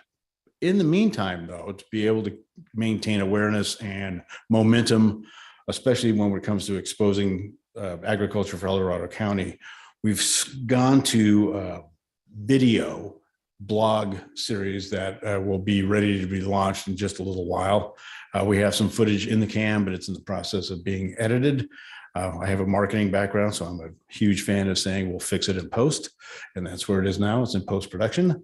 You'll see that soon. But I don't want to go through each of these points, but really what we've done is we've rolled up Go Local, Elevate Your Palate, which is what we do to support the South Tahoe Restaurant Association from a marketing and promotion standpoint and exposure, keep them top of mind. And we've rolled those all up into a continuous effort. So we'll produce videos now that will be evergreen content. So we'll be able to roll out throughout the year. We'll really be able to focus on all aspects of El Dorado County and how it impacts South Lake Tahoe in terms of agriculture, small businesses, restaurants. Kim, next, please. So there's kind of our little slide on that gives you an idea of what we're doing, and that'll continue. Like I said, even though we're going to go and have the physical event in June for Sample the Sierra, this just keeps rolling throughout the year. So it's constant reinforcement of what we're trying to accomplish with Sample the Sierra. Sample the Sierra is a great event. It's very popular, but it's a one-off, right? It's one day a year, and you try to leverage that momentum as much as you can. But doing this with a video project and really focusing on the local stories. In fact, we've already talked with the executive chef at Poor Reds. That'll be one of our premier videos because they are quite good. Getting that out and letting them tell their story really just carries through the year and lets them have the impact. Kim, next.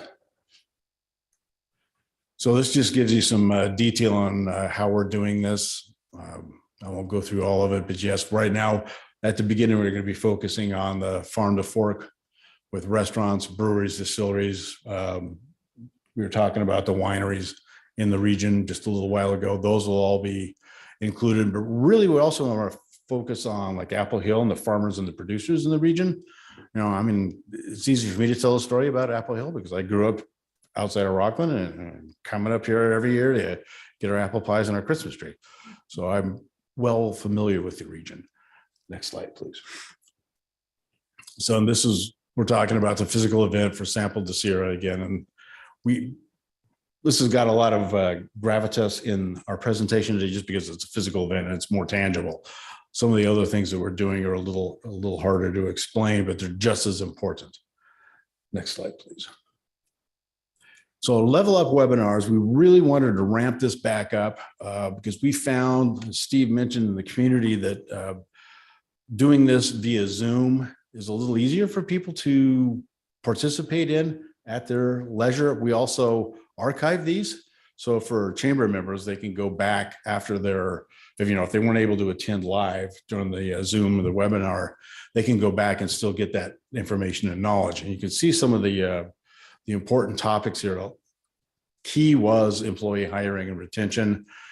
Got a lot of new that's where I was from. HR, human resources, employment and laws. There's been a lot of changes in the state of California. We're really trying to make sure that our small businesses in particular are aware of that and use the chamber as a resource so they can stay on top of these things and then they're in compliance.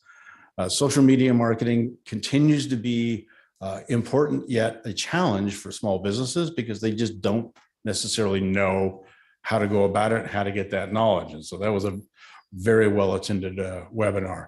And we have others as well, building emotional wellness, e-commerce. One of the things we're really starting to pivot towards and do a focus on, and you'll see this coming up in the following year, is understanding and embracing DEI, the diversity, equity, and inclusion. It's a big buzzword right now going on. Same thing with, and you'll see this in the next slide, sustainability and stewardship for tourism. But it's one of those things where we're really going to start increasing the focus on and try to be that resource for these small businesses so that they understand where to get the information. We don't have the solutions, but we can, point them in the right place. Sustainable tourism forums, we'll probably roll this up into one of the town halls that Steve was mentioning, but this remains really important for South Shore, especially coming on the heels of some calamitous fires.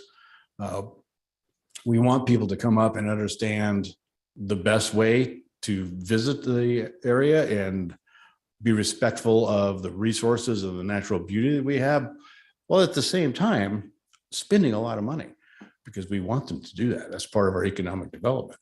And so we will be moving forward as a partner in the Sustainable Recreation and Tourism Initiative. And you'll see I have a monthly CEO message. The last one I just did was on stewardship, and the next one will be on sustainability, and trying to describe those and define them for people so it's tangible and they understand where we're going with that. Next slide, please. I think we're close to being done. Business and workforce development, and 3 components to our programs. We work with the school district, we work with college, Lake Tahoe Community College, and Advance. Franka Gerdeman, the director of Advance, is our board chair. That helps keep us closely tied to them. I recently met with Jessica Carr, who is the executive director of the Sierra Business Center. They worked in partnership with us in the past on bringing SBDC, small business development programs, to South Shore. We are starting that partnership back up, and that'll happen in the next month or 2. And that really is very important for us to stay in touch with the small businesses and provide them with those resources and that training that's available through both SBA and SBDC. Yeah, and that is it. Any questions, please? Thank you. Any questions, comments? Supervisor Novosel? Thank you. Thank you for the presentation, and to Steve. I being a longtime resident of Lake Tahoe, I understand not just the role that your businesses play, but most importantly, what role the chamber. This is the chamber that does so much for our community and helping our small businesses. I saw the need out there. It was so great during COVID. We had an extraordinary amount of tourism, and yet we didn't have employees that could care for them. And you all stepped forward and helped these businesses, and it was a direct help. And I know firsthand how many businesses were so appreciative of that. And I want to thank you for that because it made a difference in our community. And it's continuing with sustainable tourism, trying to get the word out on how to recreate in a responsible manner.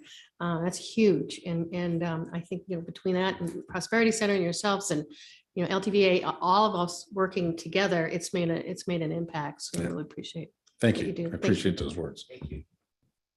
Yeah, I'll just make a comment. Regrettably, air quality is one of the things that people look at now before they travel. So AQI index. These fires are just harming everybody who has, Sierra-based businesses, recreational opportunities, et cetera.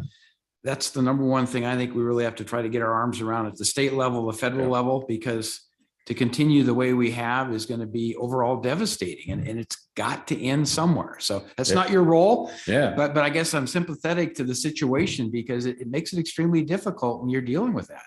Yeah. And it still needs to be acknowledged. I mean, you just can't ignore it. It's and it's good to get the information out there for people to understand. It's like, okay, AQI is 85. It's kind of on the bubble there. And then it's low. Yeah, go ahead and, ride the flume trail or whatever else you want to do. But it is something that needs to be, dealt with. We've gotten lucky. Knock on wood. This summer, we just had some spillover smoke from the mosquito fire, but fortunately we haven't had any fires very close to the region that have impacted us. Of course, mosquito was devastating downslope. So thank you. Yeah. Thank you. Thank you. Thank you very much. Thank you, Mike and Steve. And our last presentation of the day, is from Heidi Hildrum with the Tahoe Prosperity Center, and she will be joining us virtually today. So hopefully Heidi's here. Oh, there she is. I see her. I am here. Good morning, everybody. Oh, there we go. Okay. There you go. There we are. Sorry, I'm not there in person. I could have carpooled with Steve, I guess, this morning, but I've got some plans to go out of town soon. So I'm so sorry I'm not there to see all of my friends in person. But yes, good morning. I'm really happy to be here and to be sharing with you our work. And also, again, I at first I was a little sad to go last because, you've heard these great presentations, but I think it actually really rolls up into the work that we're doing now. And how it's helping our tourism economy, our business communities. And so I think it's actually going to be a nice capstone to the presentations that we've all heard this morning, which have been excellent, by the way. I think I want to be the film commissioner when I retire from this job. That looks like the coolest job in the county, I have to say. And Maverick, I just watched it again last night with my family because my husband didn't see it the first time when we went to see it, and it's really fun movie. So, okay, next slide, please. Thank you guys this morning. Again, for the record, I'm Heidi Hill-Drum, and I'm the CEO of the Tahoe Prosperity Center. Our mission is uniting Tahoe's communities to strengthen regional prosperity, and El Dorado County is a founding partner when we were established in 2011, just after the original Lake Tahoe Basin Prosperity Plan. Thanks for the kudos, Steve, but it's also due to Steve in part that we are now here helping with regional economic development around the region. I also just want to add that the county has amazing staff at all levels. You guys have the best staff in your planning department, in your economic development department, in your executive offices. Really, truly, they're a joy to work with because we work on so many different projects and we work with your staff in all different parts of the county. So excellent team that you have. Our next slide tells you a little bit about all the projects that we work on. So I know everyone is familiar with our work on broadband. We just hosted our economic summit and brought the US EDA and the Small Business Administration here. We've worked on housing significantly in the region. And I know you're familiar with our Alert Tahoe cameras, which have now begun to expand throughout the West. And we were all sort of tied to those during the Caldor fire. I usually spend my time in my annual update talking about each of the projects, but this year we're going to focus a little bit more on the most recent project, which was the Envision Tahoe effort. Next slide, please. Which again, we could not have done without the partnership around the region. So we have all of the jurisdictions represented on our board. We work regularly with the Sierra Business Council and the SBDC and Just Carr, who Steve just mentioned. We work with all the chambers around the lake and all the government agencies and other important entities. So we couldn't do this work regionally without those partnerships. Next slide, please. Just as a reminder, you guys, we've talked about this, having just lived through the mosquito fire smoke. I know we're all, remembering what it was like last year. I was evacuated in Myers from my home for 16 days.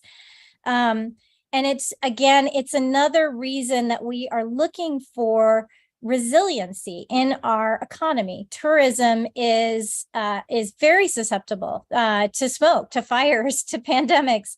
And it's just another reason that the Envision Tahoe effort is so critical to the work that we're doing. So on the next slide, this effort was a year-long process. It was funded through the U.S. Economic Development Administration, the US EDA. It was initially funded because of the pandemic. So we actually applied for this funding in 2020 to be able to come together around a recovery and resiliency strategy for the basin. But again, the recent smoke, the recent fire impacts, they just highlight the reason that it's important to look beyond tourism to improve our regional economy. The other reason that's important is we've gone from 42% dependent on tourism in the Lake Tahoe Basin to 62% dependent on tourism. And our workers are the ones that really suffer. They're laid off when nobody comes into the basin because of the smoke. They were laid off due to the pandemic when the travel restrictions were put in place.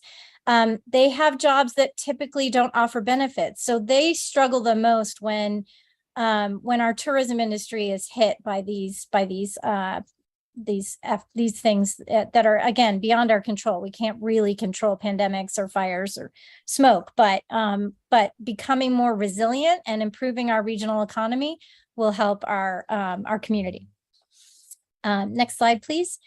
And it's not just the roller coaster of the pandemic and the fires, but there's disruption all around us.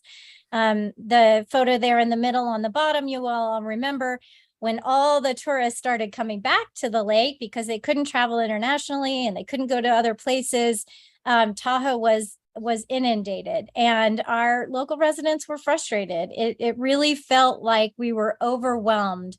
And while that helps our economy because tourism is a core component of our economy. We do need to look at managing things more, thoughtfully and strategically. We need to be thinking about how do we ensure our tourism economy is thriving and doing well, but how do we grow other parts of our regional economy to help improve our community? Next slide, please. And it's not just economic impacts, it's climate impacts, the climate change changes that we've been seeing lately, the issues with economic disruption, recessions, all sorts of things like that are causing, again, are reasons for why we wanted to do an economic resiliency strategy for the Tahoe Basin. Next slide, please. And this graph just shows you, again, it's another look at our regional economy compared to the regional economies around us. And that green bar right there at the bottom that's highlighted with the arrow is the tourism, job concentration. So as you can see, it is significant in our region. But when you look at us compared to some of the other regional economies around us, their bars are much more graphically dispersed across the different industries. And that's what we're trying to get to with this Envision Tahoe effort.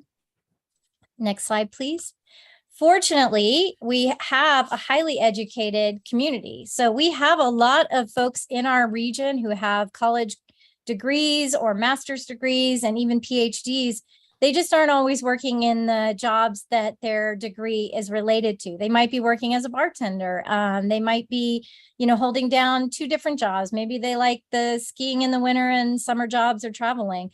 And the good news is that as we grow in our other sectors of our regional economy, so environmental innovation and health and wellness, we have the opportunity to hire locally because these folks are already living here and they have those skills that we need. So we're not trying to reinvent the wheel or find some silver bullet solution to fix our economy. We know we're going to focus on our strengths and, again, hopefully employ our local residents in these higher wage jobs. Next slide, please.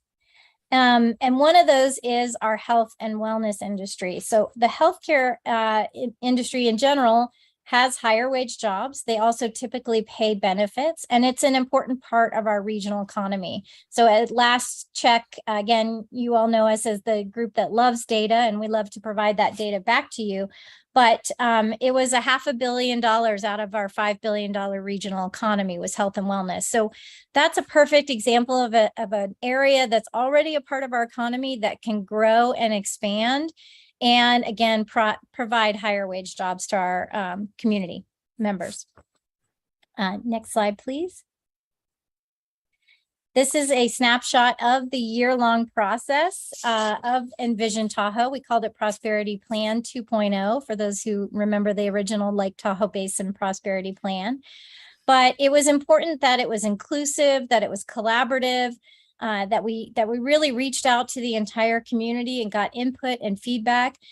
We based everything in data. It's definitely data driven. So we want to make sure we're using the most recent information that we can, and that we landed on solutions that will work for our community, that people will embrace and champion. Next slide, please. So again, just a reminder of a few key takeaways. We started this process because of COVID, the Caldor fire, the Mosquito fire, the Tamarack fire, the Dixie fire. They've all impacted Lake Tahoe, and is just another reminder of why we need a case for resiliency. We also found, and no surprise to any of you because you've heard me present this before, but housing is a critical core issue. It's something we've been working on a long time here at the Tahoe Prosperity Center. Our government agencies are fragmented. We have numerous governments up at the lake. We have 5 different jurisdictions all around the region. That makes things challenging because, maybe one jurisdiction does a policy change, but the other one doesn't. So, we're really trying to ensure that the changes that we're recommending in housing and other solutions can be done as a region, because again, as someone who's lived here 25 years or more now, I spend money in every county around the lake. I enjoy going to restaurants and supporting my communities all around the lake. I don't just, stay in my little bubble in Myers, for example. So I think it's important to recognize that regional solutions are needed. So I'm going to dig into a little bit next about what we've learned. You can skip the next slide and that one too, to the reports that we did during the Envision Tahoe effort. So again, as you already know, data drives many of the decisions that we are recommending in the Prosperity Playbook, which is the final part of the Envision Tahoe effort. We started with the prosperity plan. We actually did a COVID economic impact study. It was really interesting. It was done by Beacon Economics and Chris Thornburg, if you're familiar with him and his shop. That was done in the summer of 2020. Really good data and information. We know that there are tons of reports out there, but we don't produce reports that sit on shelves. We produce reports that catalyze action and create opportunities for us to grow and strengthen our regional economy. So this is just a snapshot of many of those reports. Just for the Envision Tahoe effort, and again, this is all on our website, but we did the baseline data report. We then followed it up with a community report, which involved focus groups and expert panels and almost 1,800 people in a resident survey that we conducted. And then the final playbook was taking all of that information, working with our Catalyst Committee, which the county was on, and the community members to sort of drill down into what can we do in the next few years to begin to produce economic resiliency into our economy. The next slide, it just highlights a really important data point that I think we all know, but haven't necessarily seen lately. And that is the Zoomtown phenomenon. So we all know we had new neighbors in our neighborhoods living here during COVID that maybe previously they had just come up, on weekends or during holidays and school breaks. But during the pandemic, they moved here full time. Maybe it was to their second home. Maybe they purchased a home. Maybe it was a family home that hadn't been used in many years. But we had the first significant bump in our population during the COVID era. And what we don't yet know, because the latest numbers have not come out from the census, is if that population trend has continued to increase or if it plateaued during the year 2021. So we'll be sharing that data with you as soon as we get it. It is important to note two things about this. And the first is that we're still not at our previous high population of over 60,000 residents, full-time residents in the basin. We were sort of right around that 53,000 mark around the Lake Tahoe region for many, many years, 53,000. So we have room to grow back to what was our previous high. We've lost a lot of families and a lot of our working age employees. The second part to note about that is that full-time residents contribute more to the local economy than visitors do. Again, so for that balance, yes, visitors are important. We want to encourage tourism, but we want it to be sustainable and thriving for the community and not overwhelming like it was during the initial days of reopening. But it's also important to remember that full-time residents contribute more to your local economy. They eat at your restaurants during the slow periods on Wednesdays in September when there's, nobody really here visiting because the kids are back in school and there's no break. So I wanted to highlight those two things in relationship to this slide. Next, please. And as I've noted, tourism will always be a part of our economy. We just really want to make sure it's a thriving part of our economy because it is so susceptible to pandemics and fires and recessions. You heard about Sample the Sierra being canceled, and that is a significant economic loss to our community. The Come Up for Air soccer tournament, the KUFA tournament that has been canceled now for 2 summers in a row, 2 Septembers in a row due to fires and smoke, is a $2.5 million economic impact in our region that was just lost in a minute when they had to cancel. So yes, I I'm not sure which supervisor noted this a few minutes ago, but we do need to be thinking about smoke impacts. And so as we move towards more economic resiliency, we'll be able to weather some of those issues a little bit better. Next slide, please.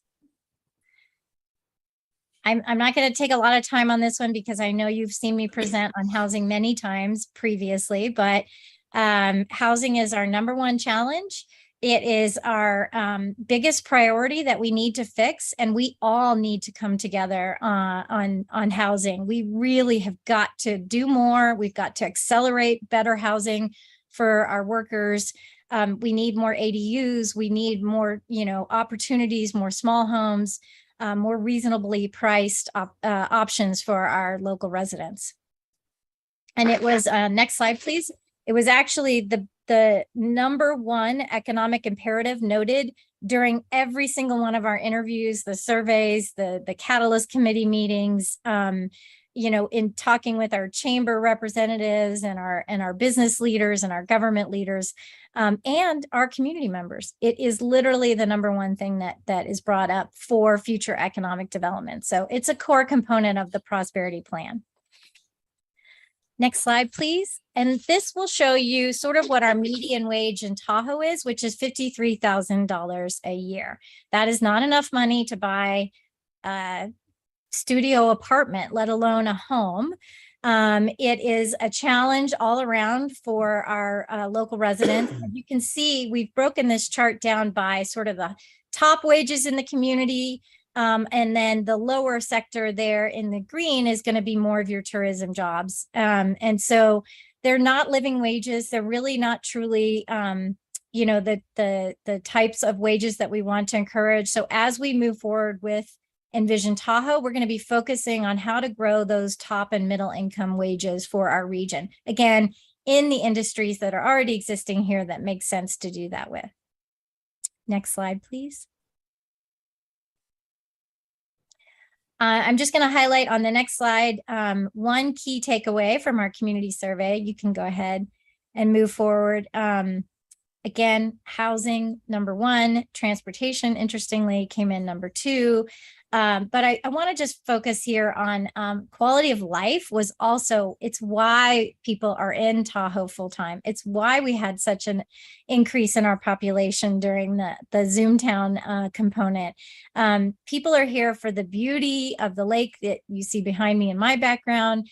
It's why it's easy to attract tourists to this area. It's why I'm not surprised that more and more film companies want to come here. I mean, again, the scenes in Maverick last night just reminding me of, the snow-capped peaks. It's quality of life. It's why we all live here, the outdoor recreation and component.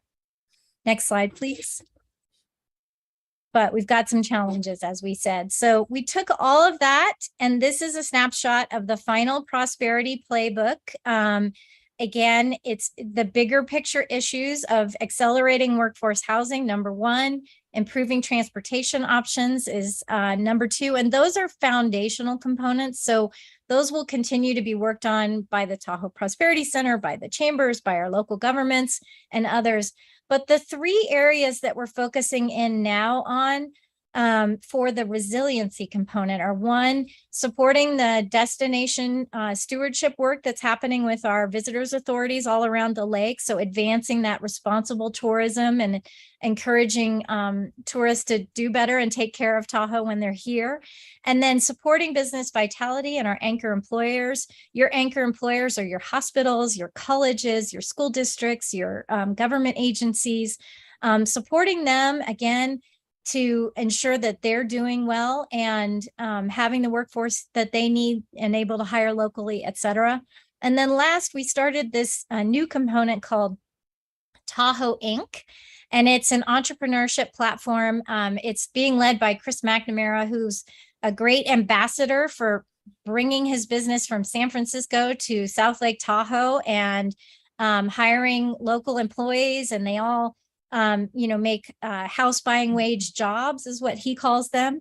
And so he's a great ambassador for looking at Tahoe as a place where you can live, work, play, and thrive and grow your business. And so that is just getting started, Tahoe Inc. And next spring, they're going to be planning a Tahoe Ventures Summit for other entrepreneurs. And they're also looking to map the ecosystem of remote workers and other companies that might be located here or that could be located here. We've got the best bike trails and the most amazing lakes. So companies that relate to our tourism industry or to outdoor recreation are a great thing for us to look towards attracting and bringing into our region. So with that, I just wanted you to also know it isn't a quick fix. It won't happen overnight. This is definitely something that is a multi-year effort. But had we not spent this past year drilling down into the opportunities, then we would be in a much tougher position moving forward if we did an economic analysis and found that we were 75% dependent on tourism. So we have to put these plays from the Prosperity Playbook into play in now so that in a few years we'll start to see the results of these efforts. And again, just a huge thank you for your partnership in this effort, for your support of our work, to your team who participated in so many of the meetings that we held this past year and continue to support our work in the region as we advocate for these important changes. All right, thank you, Heidi. Any questions, comments from the board? Just want to thank Heidi for all the work that happens in that organization. It's a lot of work. And love that data. Yeah. I know you guys do. I have one question for Heidi. Heidi, have you identified a business activity that would really bring prosperity back to Tahoe from that perspective? Because I'm thinking, what kind of businesses could be located there that are compatible, that don't drive traffic, but provide substantial employment, provide sound experiences for people, feeder off of the college that's up there. Have you been able to identify any one kind of business operation that would be ideally suited to bring to the Tahoe Basin? I don't think there's one particular area. I think there's a couple that we're looking at beginning to explore through the Tahoe Inc. effort. And the two that come to mind, number one, are technology companies like Chris McNamara. So he runs Outdoor Gear Lab, and it's basically, if you're familiar, I grew up with Consumer Reports magazine when I was younger. They evaluate outdoor gear. So what's the best sleeping bag if you're going to be needing a sleeping bag on a backpacking trip? What's the lightest? What's the warmest? They do basically Consumer Reports for outdoor gear, but it's a tech company. So it's based in Lake Tahoe. He pays all of his workers living wages and year-round benefits, and they're able to recreate in the community and live and work in the mountains where they test the equipment and then put the reviews online. So to me, that marries the best of our outdoor recreation economy and a tech opportunity, which could be based anywhere, right? He could be in Kathmandu, he could be in the Bay Area, but he chose Tahoe and runs that company here. The other potential area I feel like there is for development is the outdoor recreation companies like Santa Cruz Bikes, for example. Our mountain biking community, the Tamba effort, the amazing trails that we have here in our community, up and coming bike companies or paddleboard companies or kayak companies, they can be testing their equipment out in our area and manufacturing it, down in the valley, again, connecting the Nevada and California side benefits to the Lake Tahoe Basin. They can be hiring local employees to do the marketing efforts for their company as they grow and expand. So I think those are two areas that are newer and not already in existence enough in our region. And then, like I said, I already mentioned healthcare industry as an opportunity to grow higher wage jobs in an industry that already exists here at the lake, and connecting to nature and health and wellness and healing. And I think there's some potential opportunities there. It's a great question. Thank you. I love the responses. Thank you. All right, anyone else? Okay, then public comment, please, Kim. Now taking public comment on item number 31. Individuals will have 3 minutes to address the board. The timer will notify you when you have 30 seconds remaining to comment. Public comment will be taken first from those participating in the boardroom and then from those participating through Zoom. For those participating by Zoom, please make sure you unmute yourself when called upon. If you're joining the meeting by phone, press *9 to indicate a desire to comment. If you're joining by Zoom, press the raise hand button. Please voluntarily state your name for the record. Seeing no public comment from the boardroom, now taking public comment from Zoom participants. Now taking public comment from 390.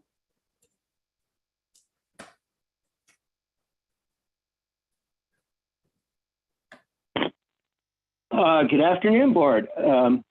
Almost, real close, two minutes. Anyway, Ken Greenwood from 235. Honestly, great presentation. Not exactly what I expected. In fact, it exceeded my expectations, or my lack of expectations, to be honest with you. Agreed, the film commissioner would be a great job to have. But then again, you'd have to rub elbows with the Hollywood types. And we kind of see the reality of their, arrogance and ignorance to the realities of the rest of the world. But anyway,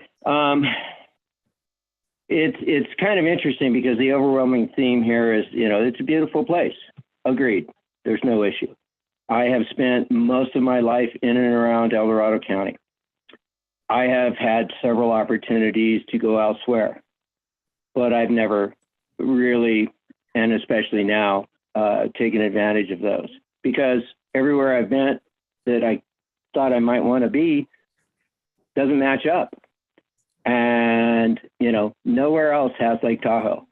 And that's been my focus since 1967 when I first started skiing at Heavenly Valley. 1968 at Sierra Tahoe, Kirkwood, Squaw Valley. I'm not even going to grace them with their new name. But Alpine Meadows, North Star, etc.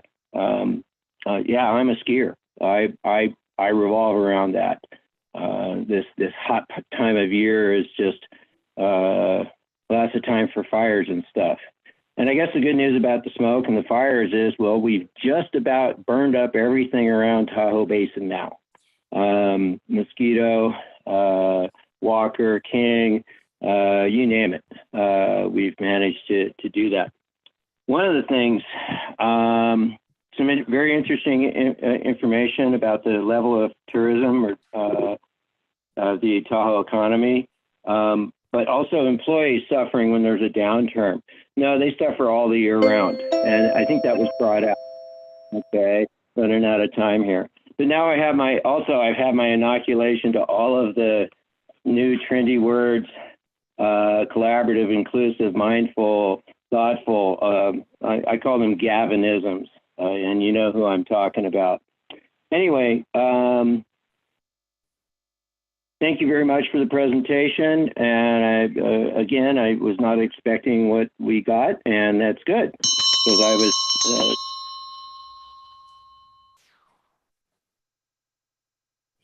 Now taking public comment from 525.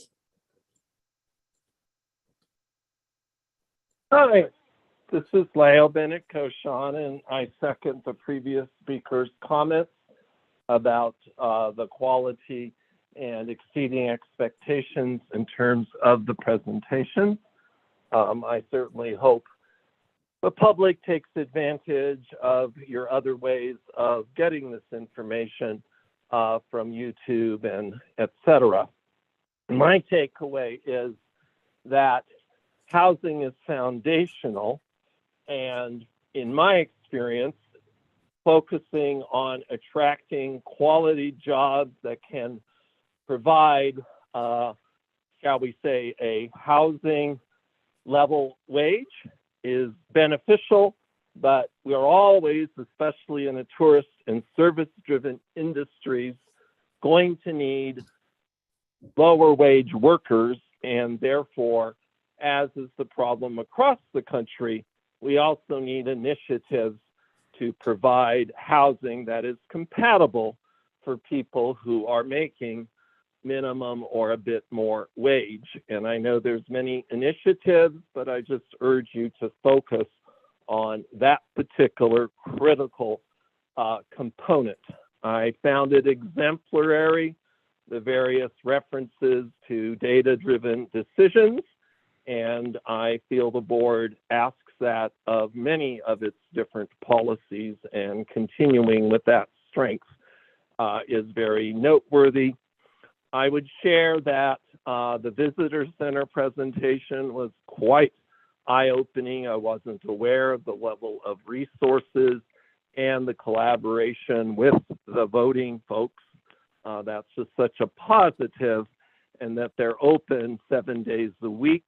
I have heard some questions why some of our Chamber of Commerce's are not able to be open 7 days a week. So I just leave that as one potential area of improvement. Thank you for taking my comment. There's no additional public comment. All right, thank you, everyone. This is a receive and file. We appreciate the presentations and our partnerships with everyone that helps promote our county. It's really important. So thank you. Thank you.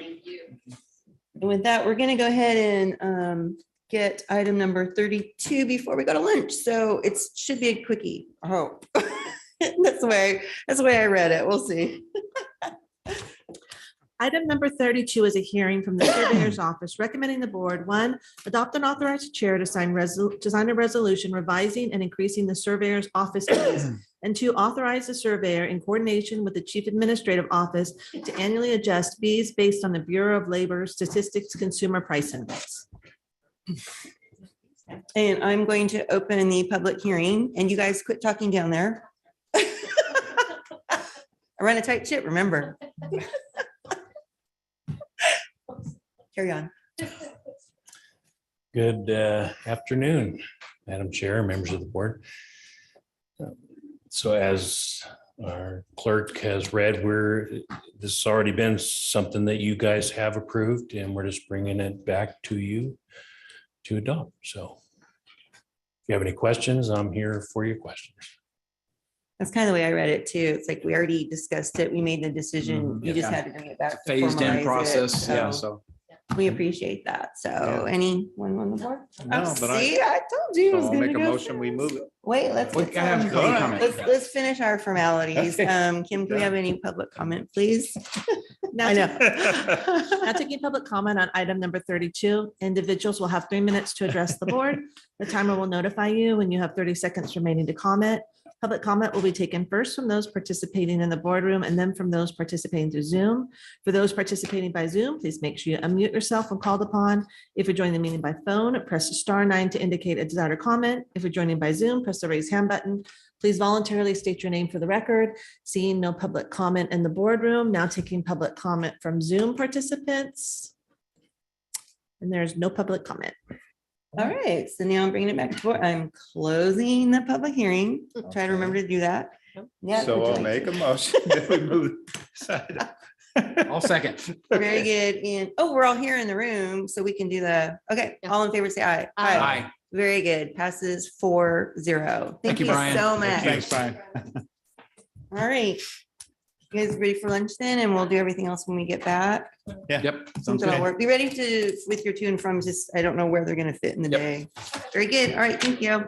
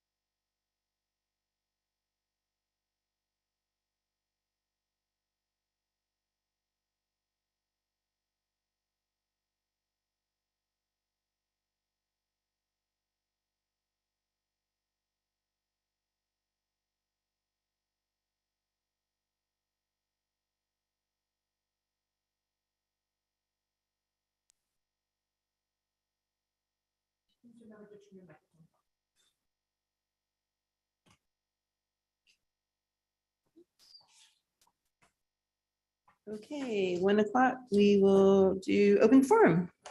Now taking public comment on open forum. Individuals will have 3 minutes to address the board. The timer will notify you when you have 30 seconds remaining to comment. Public comment will be taken first from those participating in the boardroom and then from those participating through Zoom. For those participating by Zoom, please make sure you unmute yourself when called upon. If you're joining the meeting by phone, press *9 to indicate a desire to comment. If you're joining by Zoom, press the raise hand button. Please voluntarily state your name for the record. Come on up. You're. Hi, how you doing? You come up to the microphone. There you go. And there's a timer here to help you know. when Well, your time's going. hopefully I can be short and sweet. Okay. Is there any veterans here? Good, thank you.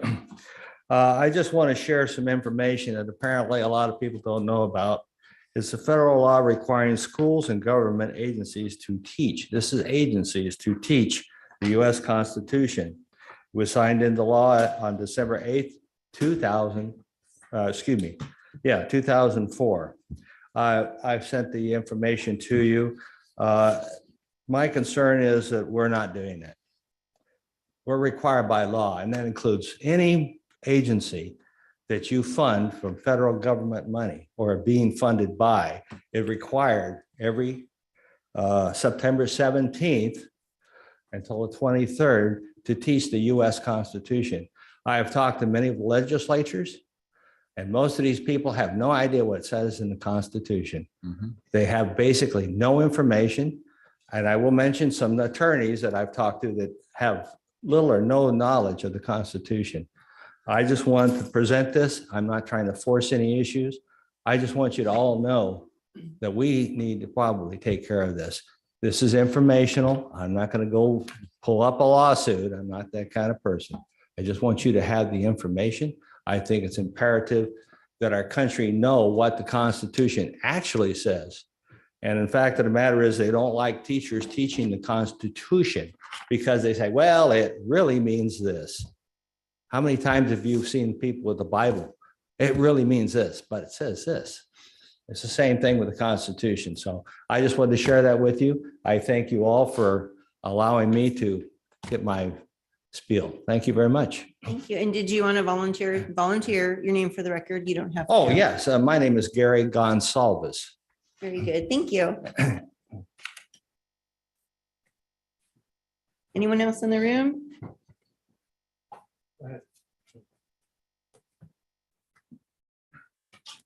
Melody Lane, founder of Compass to Truth. You all profess adherence to good governance and EDC core values, specifically transparency and accountability. During consent public comments on Zoom this morning, I raised my hand, but it was dismissed. This necessitated that I again raise my hand and be recognized. But rather than responding directly to me, my remarks about the lack of 72-hour posting of the minutes were referred to David Livingston. As expected, he obfuscated instead of addressing the issue. Then during closed session public comment, I wish to remark, but the raised hand icon was not made available to me. Whether by design or technical error, I was denied my right to participate in the meeting. The First Amendment guarantees citizens the right to petition government for redress of grievances. But when public officials refuse to respond to constituents, then they deny the citizen remedy and due process of law, thus violating their oaths of office. This PRA that you should all have received and read yesterday is one such petition.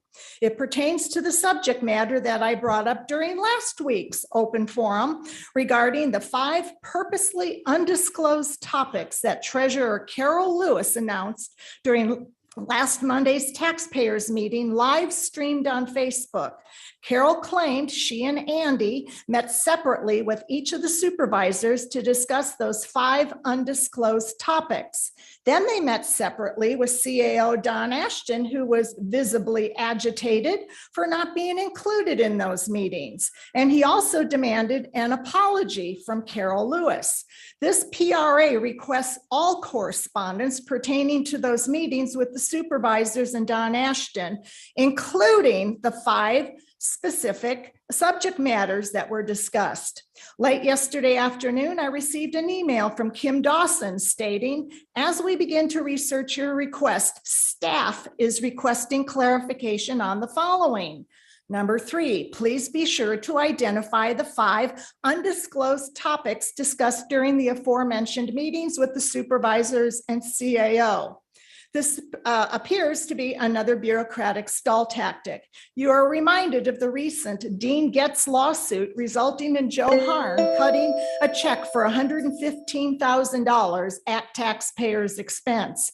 My PRA was perfectly clear. So pursuant to my rights under the Brown Act, please explain while I'm at the podium exactly what is it that staff does not understand or need my clarification for. You're required to respond on this. The Brown Act makes that very clear. Next speaker, Are you please. refusing to Does anyone else redress in the my room grievance? want to? Joe, did you want to make a comment today? No, I want. a Talking to response. next speaker, please. What clarification? Joe, do you can use that microphone right there. What clarification do you need? Please have a seat. Your time is up. What clarification do you need, Miss Parlin?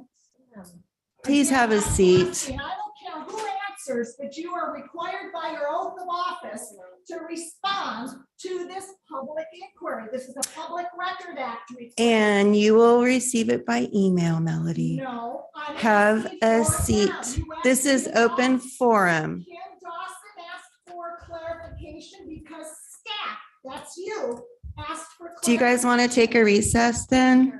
All right, we're taking a recess. Thank you. For you. What clarification do you need? No, you are violating your oath of office, Comrade Carlin. All of you are. Yes, you are. You just had a constituent explain the Constitution. Read your constitutional oath of office. Kim, you are just as much a participant in this. It was your email. You're acting on behalf of council and Don Ashton. This is a very egregious issue that, again, the public has a right to know this. And if they don't know their rights, then they have no rights. Our constitutional rights are under attack right now. And again, the head of the snake is right there, Mr. Livingston.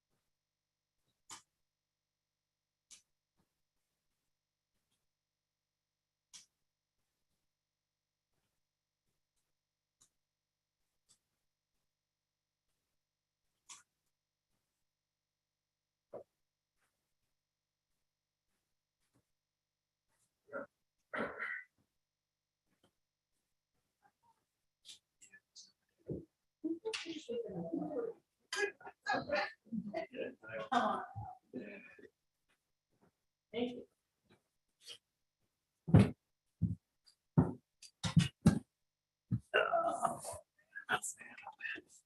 All right, anyone else for open forum in the room? Chris Payne, Diamond Springs. Just wanted to comment on something Supervisor Heidel and I did a week or so ago. We went to the California Mobility Project, and we were looking at what they were doing. They're essentially the science that has some volunteers that are part of the Sacramento community in the form of volunteers.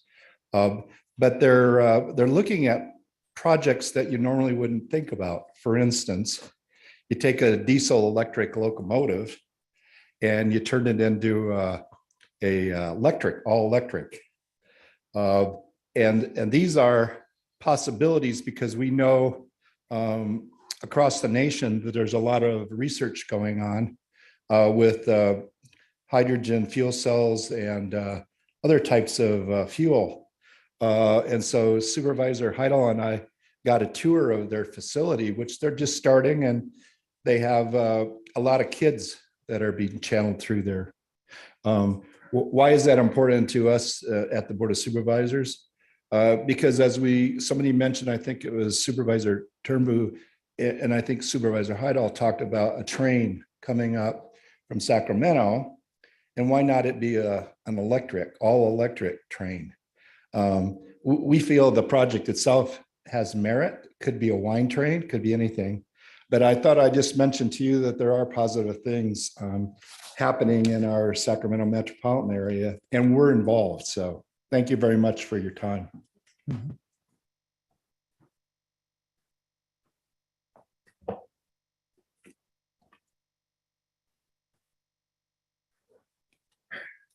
Good afternoon. I'm here to speak about the handout, but first I want to address this. This is a prototype promotional yard sign I made for the Oak Hill Fire Safety Council. And it announces that a fire resilience project that I completed was supported by a $500 grant. And I understand that grant money comes from the Board of Supervisors through the county's Fire Safety Council to the local fire safety councils. They told me that might change in the future, and I hope that it doesn't, because this, in addition to giving me some financial support for a chipper after I cleared a very overgrown gully for my neighbors, allows neighbors to come together and get to know each other and work together on these projects. And that's exactly what happened here. I did all the work, and then 4 or 5 of us got together and threw it all into a chipper and mulched it up. And your money through the fire support grants helped pay for that chipper and made it extremely easy. So I'll send you a copy of this. This is going to go up when I get home this afternoon to promote it for the public at large. And I've asked them to promote it to you as well. You have a handout that goes along with the constitutional theme that seems to be happening today, and it's just my ongoing efforts to make you aware of the relevant issues that affect what Ms. Lane just highlighted, and that is your responsibility to uphold your oath of office. It's a legal obligation to uphold the highest court and law in the land. It's been a busy day, and I was going to address it, but instead I'm going to read you some remarks from Washington, D.C. today, because it's been a very busy day in the judiciary in Washington, D.C. The trial of the Oath Keepers has started today, the first trial of several of that group. They're charged with seditious conspiracy, one of the most serious charges that anybody has faced so far. And a gentleman named Kyle Young was just sentenced to 86 months in prison for assaulting a Capitol police officer. There was a tunnel attack that's highlighted in that handout that you see. When you look at that tunnel attack, realize that 3 officers were dragged out and assaulted from that tunnel by the people that you see pictured. And one of them was sentenced to 86 months in prison today. And the judge said that I think is relevant to all of this. Hold on.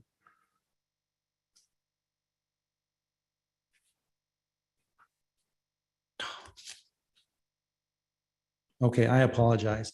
I'll send those to you. Basically, Judge Amy Jackson said the judiciary has to support the Constitution. She made it very, very clear. And in those remarks, which I'll send to you, I just hope that it'll reinforce the importance of you doing the same. I've urged you for a year and a half to uphold your oath and to support the Constitution rather than those that sought to overturn a presidential election in violation of the Constitution. It's up to you to speak up and to uphold that oath, and I urge you to do so.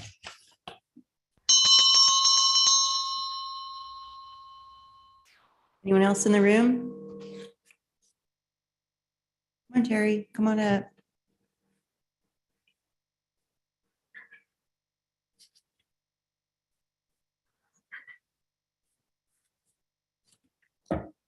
Terry Case, Camino.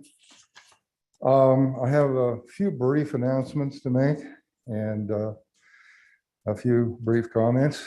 But first, I need to begin my presentation by asking my usual question, are you having fun yet? Let me remind you,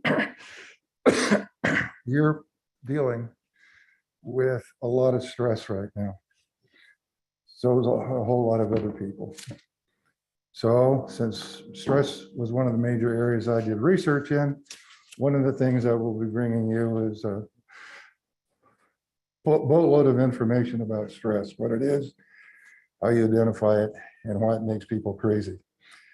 But the main thing I came up here today to announce was that I have been isolating in place at my oldest daughter Amy's house in Citrus Heights for the past few months. She bought a house down there several months ago, which has been undergoing major renovations. And since I work in construction, I've been sort of overseeing that process. But this is a lead on saying I'm in the process of moving out of El Dorado County. I don't know how long that will take. There's been some confusion. Some people would think I've already moved. I haven't moved. I've been isolating in place at my daughter Amy's on the recommendation of my doctors because it's closer to major medical facilities down there. And I'm at risk. I'm having increasing difficulties with age, walking, and with balance, and with seeing, and a lot of other things. So yeah, I'm looking forward. Where will I end up? I don't know. I discovered last Friday that I was no longer registered to vote in El Dorado County, which was a surprise to me because I hadn't changed my place of registration. And this is the kind of thing that happens in our day and age where everything gets computer automated. My daughter, who has power of attorney and helps me manage a very large family trust, actually 3 interlocking trusts, I'll manage my finances. She moved any number of my accounts and changed my address. That got picked up in some database, and the county elections office picked up on it and dropped me from the registered rolls. I was expecting to vote in community. So in any event, that's it. I intend to come up here more frequently, give presentations involving comments, some suggestions. There are problems that El Dorado County has had and has had for decades that I have some suggestions and recommendations about. And that's enough for now. And I will also try to give you as much stuff in writing as I possibly can and not just in oral presentation. That way I know what I said and you'll know what I said. Thank you. Seeing no additional public comment from the boardroom, now taking public comment from our Zoom participants. Now taking public comment from 525.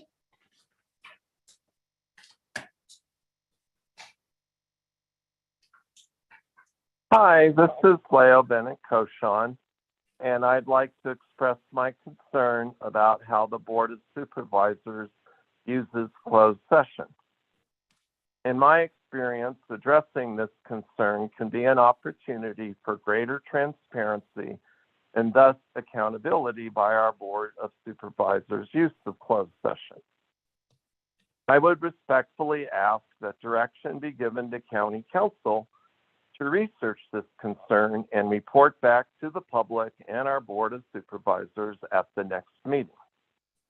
Our open meeting laws encode minimum expectations and can be exceeded by local policies. At a minimum, closed sessions must meet narrow parameters which are expressed in safe harbor language. It is my understanding from reading the guidance of our State Attorney General's office that no such safe harbor exists for today's use of closed session to discuss the recruitment of a new CAO. Similarly, no safe harbor exists per our state attorney general for the use of closed session to end real estate negotiations, which were started in open session and occurred recently in the context of Perks Court. I wrote to you all about my concerns at that time, but subsequently decided not to follow up with a clear and correct letter, given that most of the substance of that closed session was eventually shared publicly. In closing, I again respectfully request direction to County Council concerning these uses of closed session.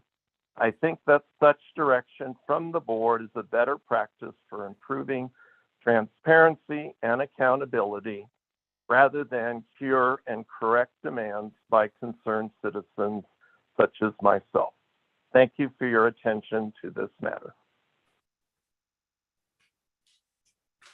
Now taking public comment from 390.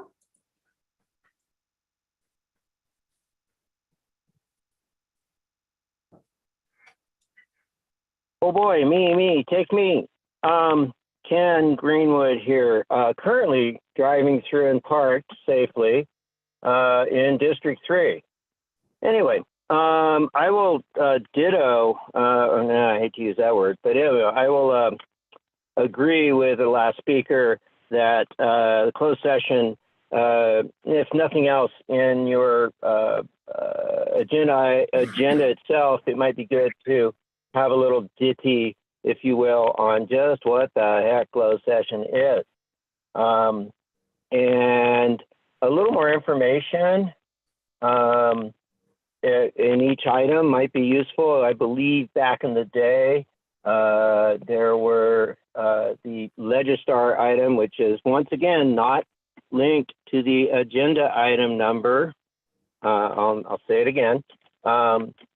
Would be useful to have those numbers and a little more information, if you will, on what the individual closed session items are. Not necessarily in the agenda title, but in the backup Legistar information. Follow up on my discussion last week of fillable forms, PDFs and stuff online for the HEAP program. Well, I also was looking into forming a will or trust because, like Terry, I'm getting old and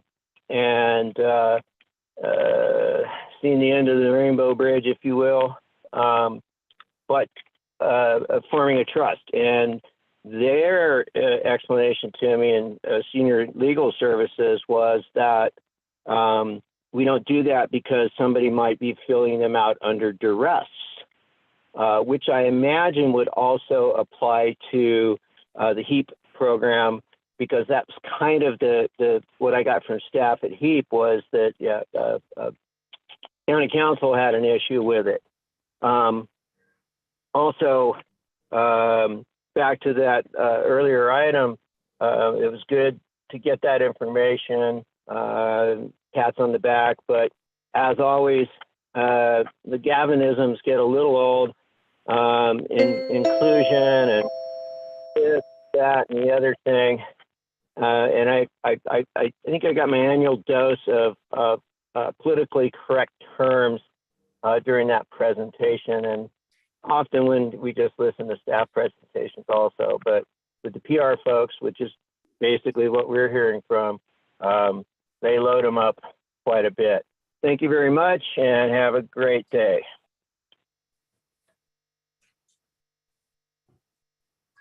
Now taking public comment from Mandy Rodriguez. Hey everybody, good afternoon. Yeah, I don't know what's up with your speaker, Joseph, but I'm really concerned about the safety of people of you and everybody else. You know, just a week ago, a kid was killed by some leftists. They killed the kid. He hunted him down and ran him over with his car because apparently a kid said he liked Trump. So, this gentleman, Joseph, can go on and try to do his 5 degrees of separation, but he is the one, if you statistically look, that man is the one who would come in to the chambers and shoot people. And let's be really honest about that. I'm concerned for your safety and the people that go in there. So you should probably talk to the sheriff and be about the security. As far as him harassing people like Linda Grimaldi, who's on the senior commission, what he's doing is elder abuse. And so I hope that she's looking into an attorney. But I really am concerned at your safety. You guys should probably have some metal detectors put in there at this point, because Joseph Conley fits the profile of an obsessive left-wing liberal that goes to baseball games and shoots congressmen or chases 16-year-old Trump supporters down after a festival with their vehicle and kills them. So as far as Ruth Mickelson's comments last week, I know I cut out, but I just want to say, as despicable as her comments were against Christians that founded this nation upon principles of Christianity. You don't have to be a Christian, but our principles are solid, and they have led to the best country in the world, a country where people would die to come here. So as much as I hate and despise the comments that Ruth Mickelson said, I will fight to the death for her right to say it. And that is what makes people like me different from people like her. And once again, I would like to reiterate, y'all need security in there big time, because Joseph Conley, according to his divorce records that I made public, and he is a dangerous man, and you all need to be careful. Thank you.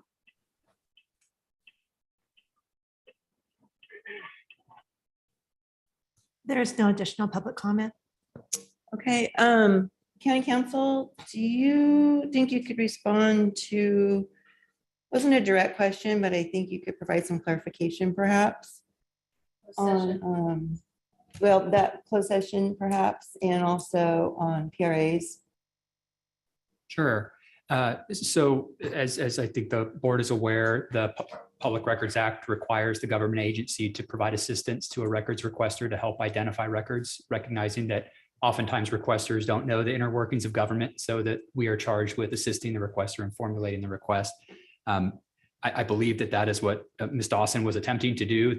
The specific request referenced seeks records pertaining to, quote, 5 undisclosed topics. I think Ms. Dawson was simply trying to get clarification on what that meant so that she could assist in responding to the records. If no further clarification is forthcoming, we will certainly do our best to respond as best we can. With respect to closed sessions, I certainly appreciate the comments about the manner in which the county agendizes closed sessions. I can represent to you that I think we attempt to use closed sessions very sparingly and certainly only in accordance with what the Brown Act allows. It's by definition intended to be an exception to the overall rule that requires that you act in open session.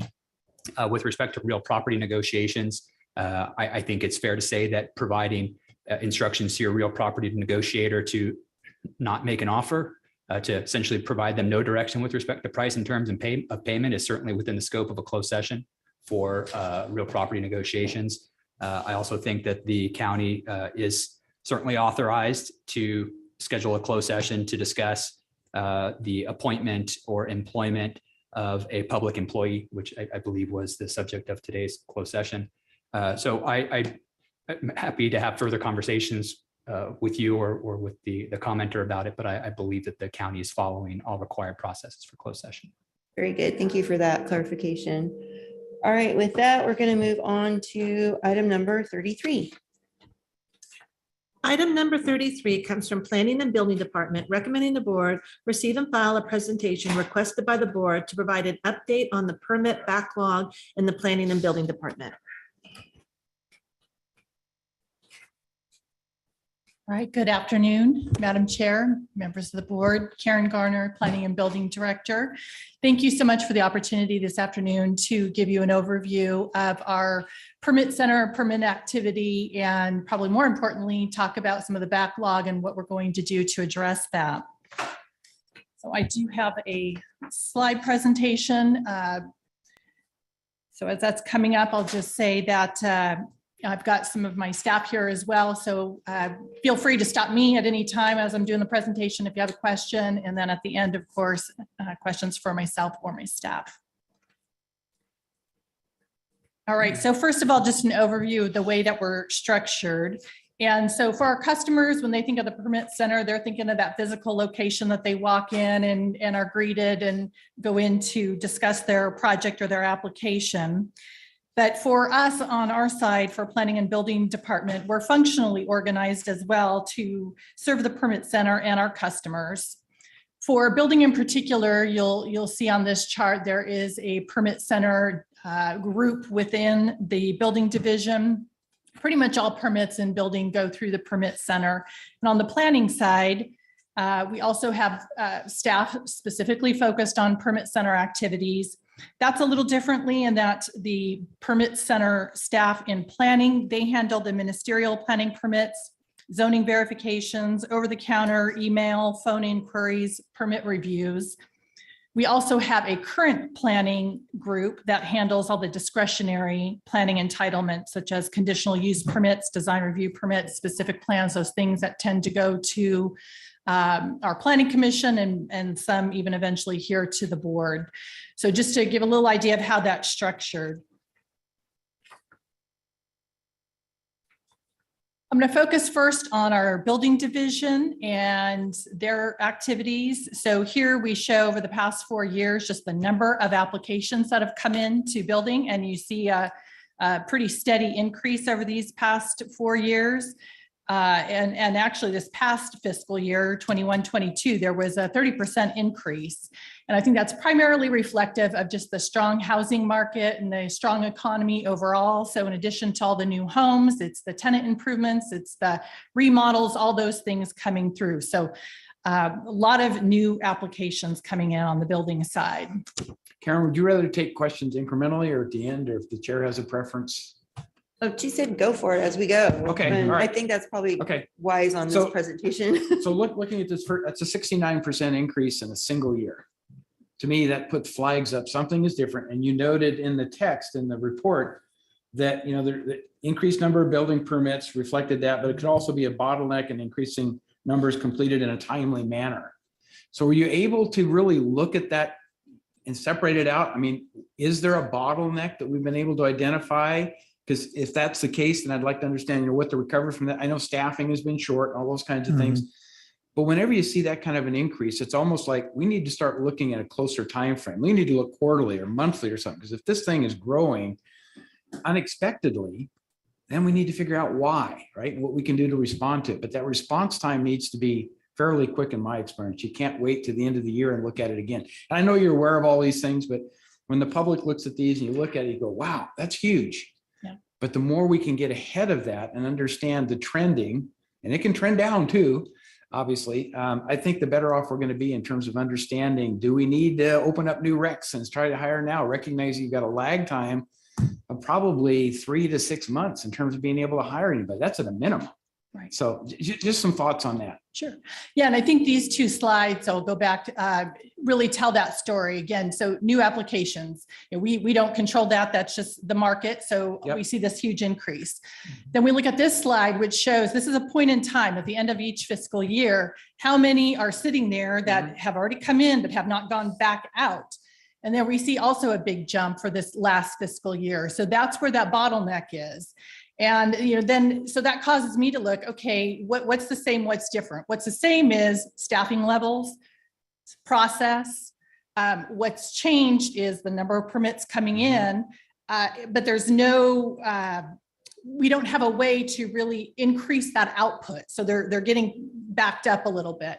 The other things that affect this, of course, are, COVID and having to respond and change and do our business model a little differently, Caldor fire, all those things kind of added into it and cause that to become more of a bottleneck that we have not yet been able to get in front of, but we are working and chipping away at that.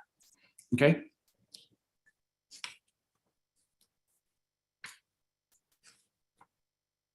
So then looking then at what is final, here we see, actually pretty steady numbers in terms of how many permits get finalized each year. And again, I think that's reflective of we've got the same amount of staff, we've got the same process. So it makes sense. We would expect about the same amount to come out at the other end. So that's where we're really focused is, all right, how do we make those changes so that we can take in more and put out more, given the things that we have to work with? Karen, can I ask you? Of course. Real quick on that, because, looking at, say, if you take those last of those charts for 2021, 2022, we start with 13,872 new permits. And out of that, only 7,300 have been finalized. Is that a fair assessment to say that we've got a lot that are still in the hopper? And therefore, we're really, really getting behind this year. That's kind of scary when I look at those two numbers. Yeah, I think we'll probably have a similar number as far as what's in process. It may even go down a little bit this year because we are starting to get a handle on that. It also varies. So we're talking every kind of permit from a water heater to a big commercial project. So water heater comes in over the counter and it might go out and be permitted that same day. So that's in and out, and that number goes through this.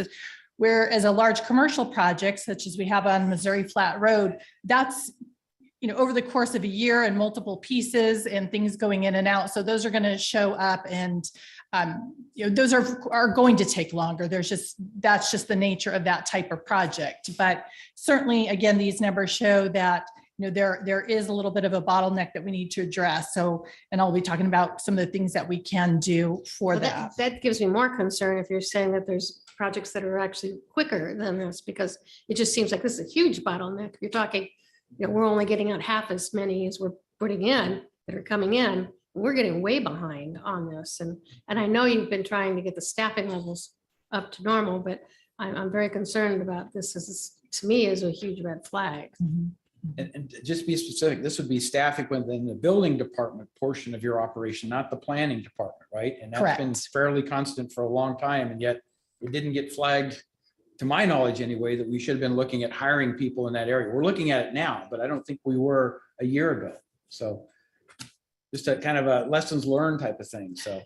Yeah, lessons learned. And I'll talk about it a little bit more later, but one of the things is with our Track It program, we want to use that more to inform us and see those trends early on. As everybody knows, we've had some issues, it works very well for some things, but the reporting is one piece that we really want to work on and get that information early on so we can see those trends, recognize them, and shift accordingly. Okay. So just look at for building the inspection stops, as for building, there's kind of two main components. There's the plan check process and there's the inspection process. And so our inspectors, they average about 10 inspections per day. And so all totaled, for last calendar year was over 32,000 inspection stops. That's a lot of stops. One thing to keep in mind there is as building code changes, we add things like solar and fire sprinklers. It's more and more things that our inspectors are having to look at and spending more time on these stops. So, it sounds like a small thing. It's like, hey, we're out there anyway, might as well look at the solar while we're out there, but it does add up over time when you keep adding those things to their plate. Let me ask, Lake Tahoe has a completely different plan. It doesn't really go by general plan because we've got TRPA. Is there a bigger bottleneck or bigger issues up there? And because I know inspectors, it's hard to get people up there. Are you seeing a larger proportion of people having issues up there? Our planning department having building department having issues? And do we have enough inspectors in general and specifically to certain areas? Yeah, so I did not pull out Tahoe numbers from these, so it's more anecdotal. I would say, you know, it's probably pretty similar, but I will get into staffing and talking about staff that we are adding to Tahoe specifically for Yeah, building. there's just a few more regulations that makes it even more Yeah. difficult. More visits. Yeah. To get you a permit. yeah. It's specialized. It's different than most jurisdictions have to deal with, is having this whole separate knowledge of TRPA and what that means and how it works. So it is a little bit challenging to get that staff that, you know, have that knowledge or be able to train them for that knowledge. All right, thank you. And then can't exactly compare it because this is on calendar year, but the other numbers are fiscal years. But you know, looking at 2021, it says there were actually more stops than ever, but yet fewer permits got finalized. So it's like, is each permit taking more stops? Are people not, I know the requirements are increasing. Is that part of why is each permit taking more effort on staff's behalf? You know, I'm trying to understand this. It could be. So again, you know, we had a lot of commercial as well as residential, and those require a lot more inspections when you're talking about commercial projects. The other thing that this number is reflective of is we staff flexibly, whereas some jurisdictions you have people that just do plan checks, and then you have other staff that just do inspections. We have staff that can do both. And so Tom is able to, when he sees numbers, you know, that we're not getting inspections done, he can move some of the staff over to inspections and put more on that. You know, or if we're getting behind on the plan checks, he can push them back to doing that type of work. Of course, it's always a balance, right? You start plugging one hole over here and then you've got a problem over here. So you know, that is one thing, though, that is nice and unique that we are able to do. So we have been getting behind on the inspections as far as the time frame, the time people call in, the time we can go out for inspections. So Tom has been working very hard to have more staff doing inspections to try and get ahead of that. And again, that has to do with, you know, getting behind in the first place with Caldor, with COVID, with all those things. And then on top of it, a really healthy, robust economy. So it's sort of the perfect storm, and now trying to get ahead of that and you know, make sure that we get within the timeframes that we want to get to. So specifically for inspections, ideally we want to do a 1 to 2 day turnaround. Someone calls in, a day or two later, we're out there doing an inspection, and that's important because we understand that they've got contractors out there that are waiting for that inspection so they can continue the work. Right now, we're at about a week out. And we are working very hard to try and get that number back where it needs to be. So I know that's one thing that's keeping Tom up at night is, you know, trying to bring that number down. So we're going to be talking about that quite a bit in the coming days and weeks, staff-wise, of how we can tackle that particular issue. Yeah, and that's, you know, I'll just state that's been the issue in Tahoe is, you know, they pull people off for the Caldor fire and we got way behind. And we haven't been able to catch up in part, you know, a lot of that staffing, but there's no staff up, you know, in Tahoe and we have limited time. You know, our season is May to October. You can't touch anything after October 15th. It hasn't been touched. So, you know, we're so limited that it's, you know, I'm hearing more and more grumblings, you know, rightfully that we need to kind of write this up here somehow. Yeah, one of the things I wanted to talk about is communication, because I feel like because I get a lot of emails all the time, people complaining because they feel that building and planning is not communicating with them properly, and they don't give them the proper instructions they need to do. And that's been a big frustration with a lot of the people that are, especially in Grizzly Flat, you know, that want to rebuild and some of my constituents. So that was some of the things and concerns that they brought up, especially going down there and they have an appointment at 1 o'clock and they're sitting there 2 more hours before somebody even comes out and talks to them. So I don't know. I know there's a lot of things. I know you guys are very busy, but it's just some of the addresses that I should be taken care of. All right, I'm going to show you this graphic. That's the staffing that just really just shows that it's been relatively flat in the building division. There's been some minor increases, but the one that doesn't show up in there is out of that, that's the entire building division. We have 17 building inspectors, and that has stayed the same pretty much throughout all these years. So that is something that we are focused on is how do we either improve processes, make it faster, easier for the inspectors to get projects through, or add staff, or a combination of both. Karen, can I ask you where does staffing reside? I know we have a Tahoe office, and then we have a Placerville office. Are there any other areas, or is that just those two spots? Just those two. And so are you saying that there's been no change in both of those offices then? Has there been a change? I'm sorry. Yeah, when you say that it's been relatively flat, do you mean flat in both offices? Correct. So this is for the entire building division, whether they are in Tahoe or in Placerville. So this is total for the building So that division. reflects the fact that they're flat in both. We have the same amount of staffing in Tahoe that we've had. Well, the same amount no, of not person. necessarily, because Tahoe, I know we have one building staff person up there full time right now.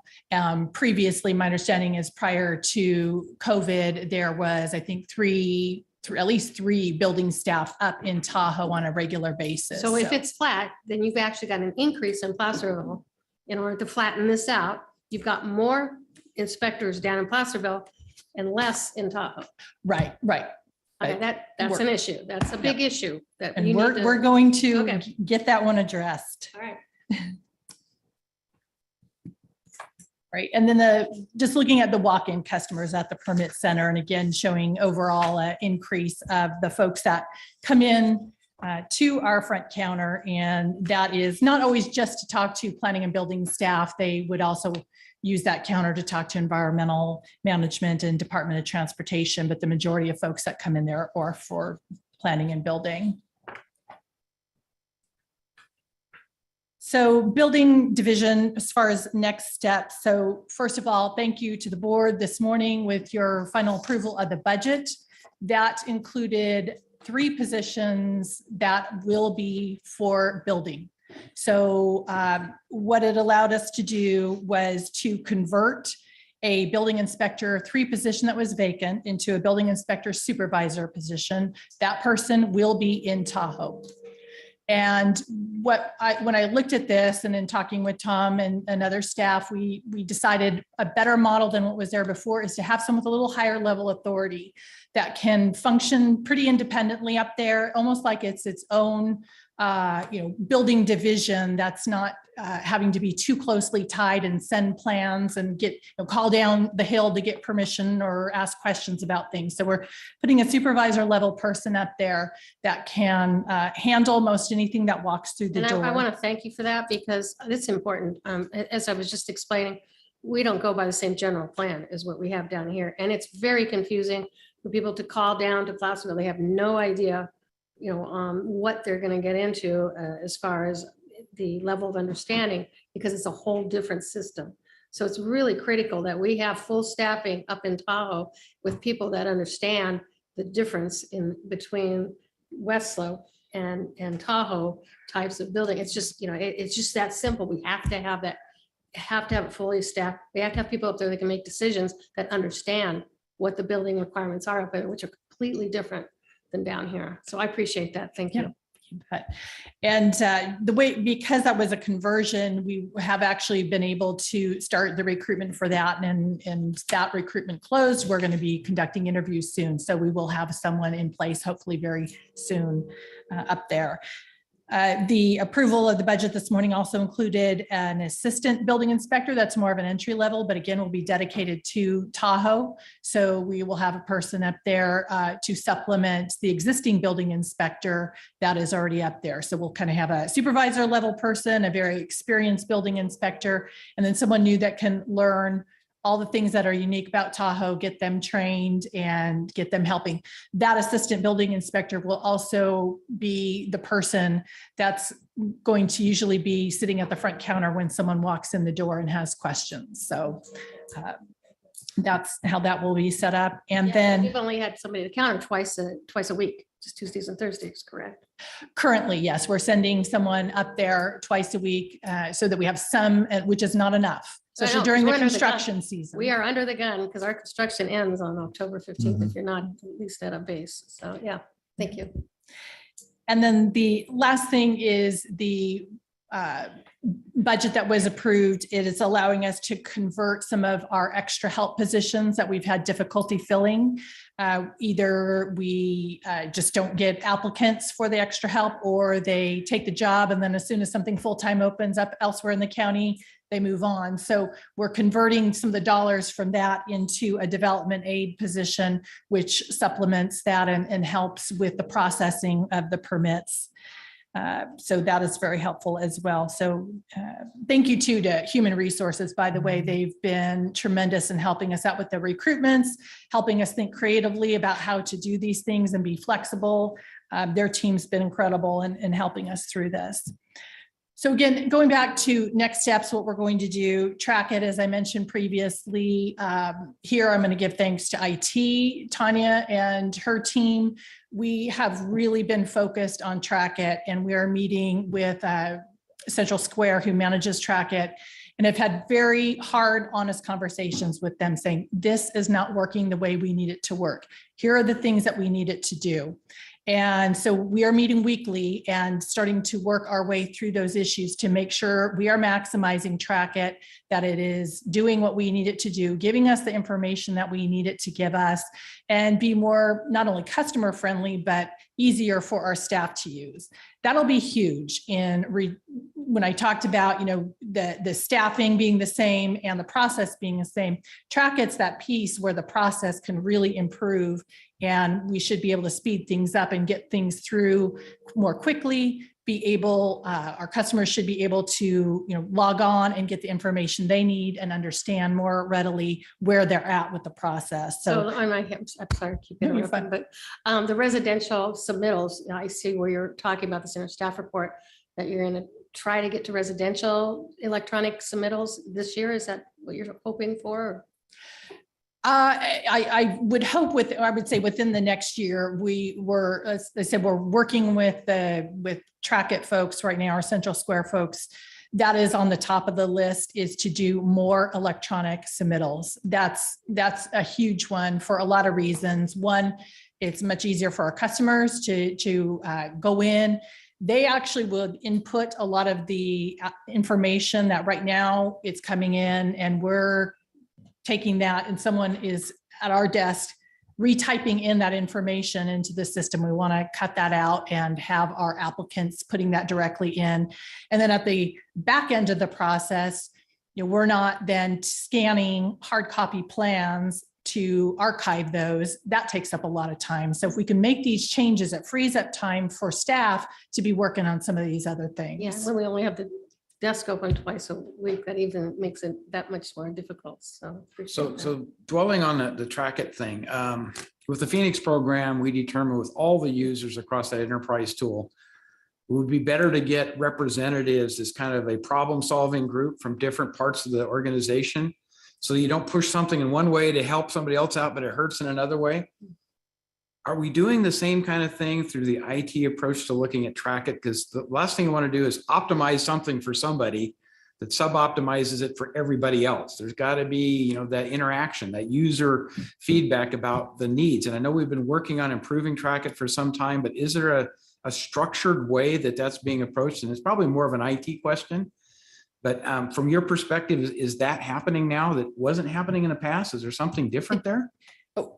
It absolutely is happening. I'm not sure how it was structured in the past, but Tanya and her group, we have, I believe it's monthly, if not every 2 weeks, we have a regular meeting of management level staff that talk about exactly those things. So we set aside time to talk about Track It and what the issues are and what we're working on and how that's going to affect the various departments and divisions that feed into that. They're very conscientious of making sure to get that input from everybody before making any changes. When we do make changes, it's in a test environment. So, make that change. We all test it out, or sure this works. So we all understand what's being changed before we launch it live. Okay, so I'm going to talk to Tanya because I think the lesson learned from that is we need to have a little more work done before we select a software tool to really make sure it's usable for our applications and not just something that got sold to an executive on a committee that it sounds good, but when it gets into the performance phase, it just doesn't deliver. So that's kind of a learning thing you go through with software procurements, but that's at a future time. So and I think we have the right people in place here right now that what happened previously probably wouldn't happen again. But I will give this caveat. In the last jurisdiction I worked with, we were implementing a completely different, it was actually the Tyler product of the land management system. It's uncanny how many of the same issues. The salespeople are really, really good at their jobs. Yep. They tell you it's going to do everything you need it to do. And then as you're implementing it, you find out, that it's not quite as great as you thought. But so again, we're meeting on a regular basis because of that reason, is we are highlighting those things that are not working for us the way we expected them to, and being very honest with Central Square and saying, we need it to do these things. And if it can't, then you need to let us know so that we can look for alternative solutions. very good. Thank you. Okay.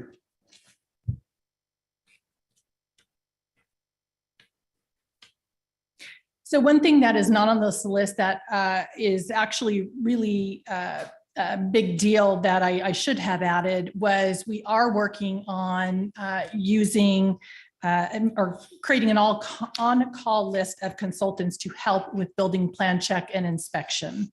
Most jurisdictions do this. It's high time we start doing this for exactly these peaks that we experience.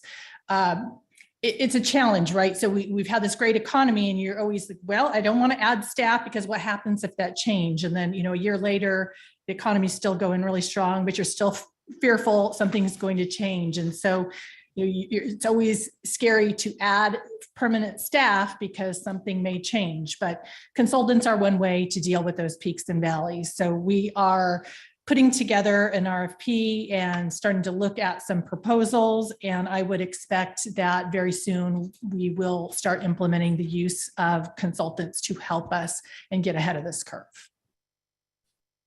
Yeah, and the balance of being able to shift people between building and planning, consultants, the other element, you can bring them in for where the real need is and shift some people if you need to accommodate those things. But it truly is a dynamic management thing that you got to sense where's the greatest need and how do we fulfill that without harming ourselves further downstream that's going to come back and bite a second time, right? So yeah, it's a mix of things and it's a challenging role. I recognize that, but I think more visibility, more data, more understanding of the trending helps with that.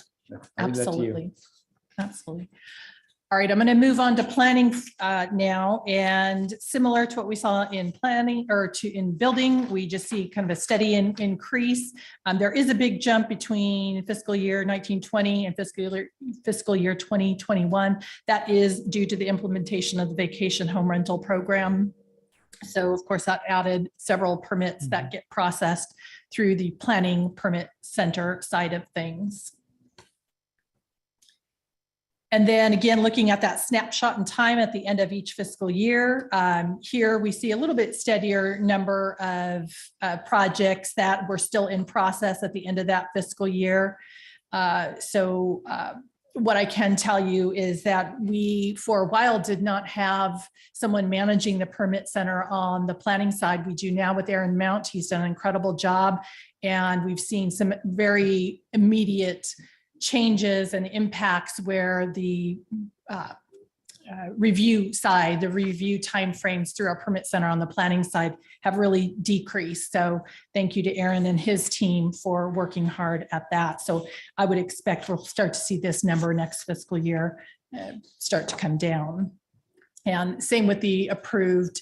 Again, there was a big jump in 21-22. That's due to the vacation home rentals. Those are pretty quick. They come in, they go right back out. And so I would expect we'll see this number decrease. If you took the VHR numbers out of that, do you have a feel for how much that 1648 would come down to so we could really compare apples and apples? It would probably be pretty similar to 2021, maybe just a slight increase over that, around 800 or so. somewhere in there? Yeah, Okay. yeah, it would be pretty similar. Okay. So also, thank you to Brendan Ferry and his team that handle the vacation home rental program, and to the board for recognizing when we implemented that would need dedicated staffing. So we do have that dedicated staff for that work very hard at getting those in and right back out. And I want to publicly thank them also because, it was clunky at the beginning. Yeah. People didn't know where they were. Some people, there were big confusions between having permits of a business permit versus a VHR permit. Just got really tough, and there were some hard decisions and issues that had to be taken care of, and the staff did a great job on that. So thank you. Yeah. And as I think it's been reported out that we're changing systems of the VHR, so it's coming out of Track It. So in the future, you won't even see those numbers again in there because it's being done separately. But again, that is to streamline and make that whole program easier to use, not only for staff, but for the customers as well. And the reporting out of the system they're using, I think, is better as well. All right, moving on to just staffing. And as I've noted, there's been approvals over the past few years to allocate additional planning staff, which has been helpful. Our biggest challenge, of course, has been just filling vacancies. We've had some very key positions, higher level, journey level staff that we haven't been able to fill, but slowly we're chipping away at those. We still have a couple more to fill, but we have seen an increase in the number of applications for our recent vacancies. We've seen an increase in the number of qualified candidates, and we've seen an increase in the number of people that actually show up and interview. So that's all good news. I'm hoping that's a trend that will continue and we can fill those remaining vacancies that we have, which I think will be super helpful for our current planning. When the impact of the Caldor fire was recognized in planning and building, did we send out notification to all the clients that were in that process to recognize that there's going to be further delays because the urgency in addressing those particular issues? Were they notified of that? Because if you're in queue, you kind of assume everything will be the same because you don't recognize the overall effect of something else happening, right? So it would seem if we didn't, it'd be advantageous when those things happen to that degree that we notify all those people in queue that you're going to experience delays. It can't be helped. We have to focus on the urgency associated with the disaster, et cetera, et cetera. But that's the way I think you get a little bit of receptiveness in terms of, okay, that's why it's taking longer now. But I didn't realize you guys had to dedicate 20% of your staff to go jump on things because it couldn't wait. So that's the back and forth communication I would hope that we could maybe improve on. It doesn't take a whole lot, but just putting people on notice, I think helps. Yeah, I think it goes back to what Supervisor Turnbull said, that communication is really important. Yep. Absolutely. So again, for planning next steps, just filling those remaining vacancies. As you well know, one of the biggest challenge of the past several years has been new state legislation and understanding that, implementing that, all the changes that requires, coming back to the board with ordinance changes, creating checklists, doing more reporting. That is really starting to add a lot of time. And you've recognized that because a lot of that starts with our long range planning staff. And so we have been staffing up in the long range planning. However, the actual implementation of those new rules falls onto our current planning staff. And so there are some additional steps there for current planning that they have to make sure we're meeting those deadlines, that we have those checklists available, that we're reviewing those checklists and so forth. Again, we were paying attention. I know there's legislation. As of last week, it was still sitting on the governor's desk waiting to be signed that has to do with conversion of commercial or industrial into residential. And I just can't even imagine what all that's going to entail in terms of having to make changes and respond to that. So we'll have to kind of wait till that does get signed to see exactly what the parameters are. But we want to get ahead of that too. I don't want to fall behind on making sure we're implementing these things. I want to get, when we do need to make changes to our ordinance to reflect what the state is requiring, I want to get that in front of the board as quickly as possible, get our staff up to speed and make sure we're doing those things. And I guess that fits into the letting the customer know too, when things like Mwello hit and we recognize there's going to be extra time involved. because that's a new requirement. And a lot of times it's not black and white as to how those things are met.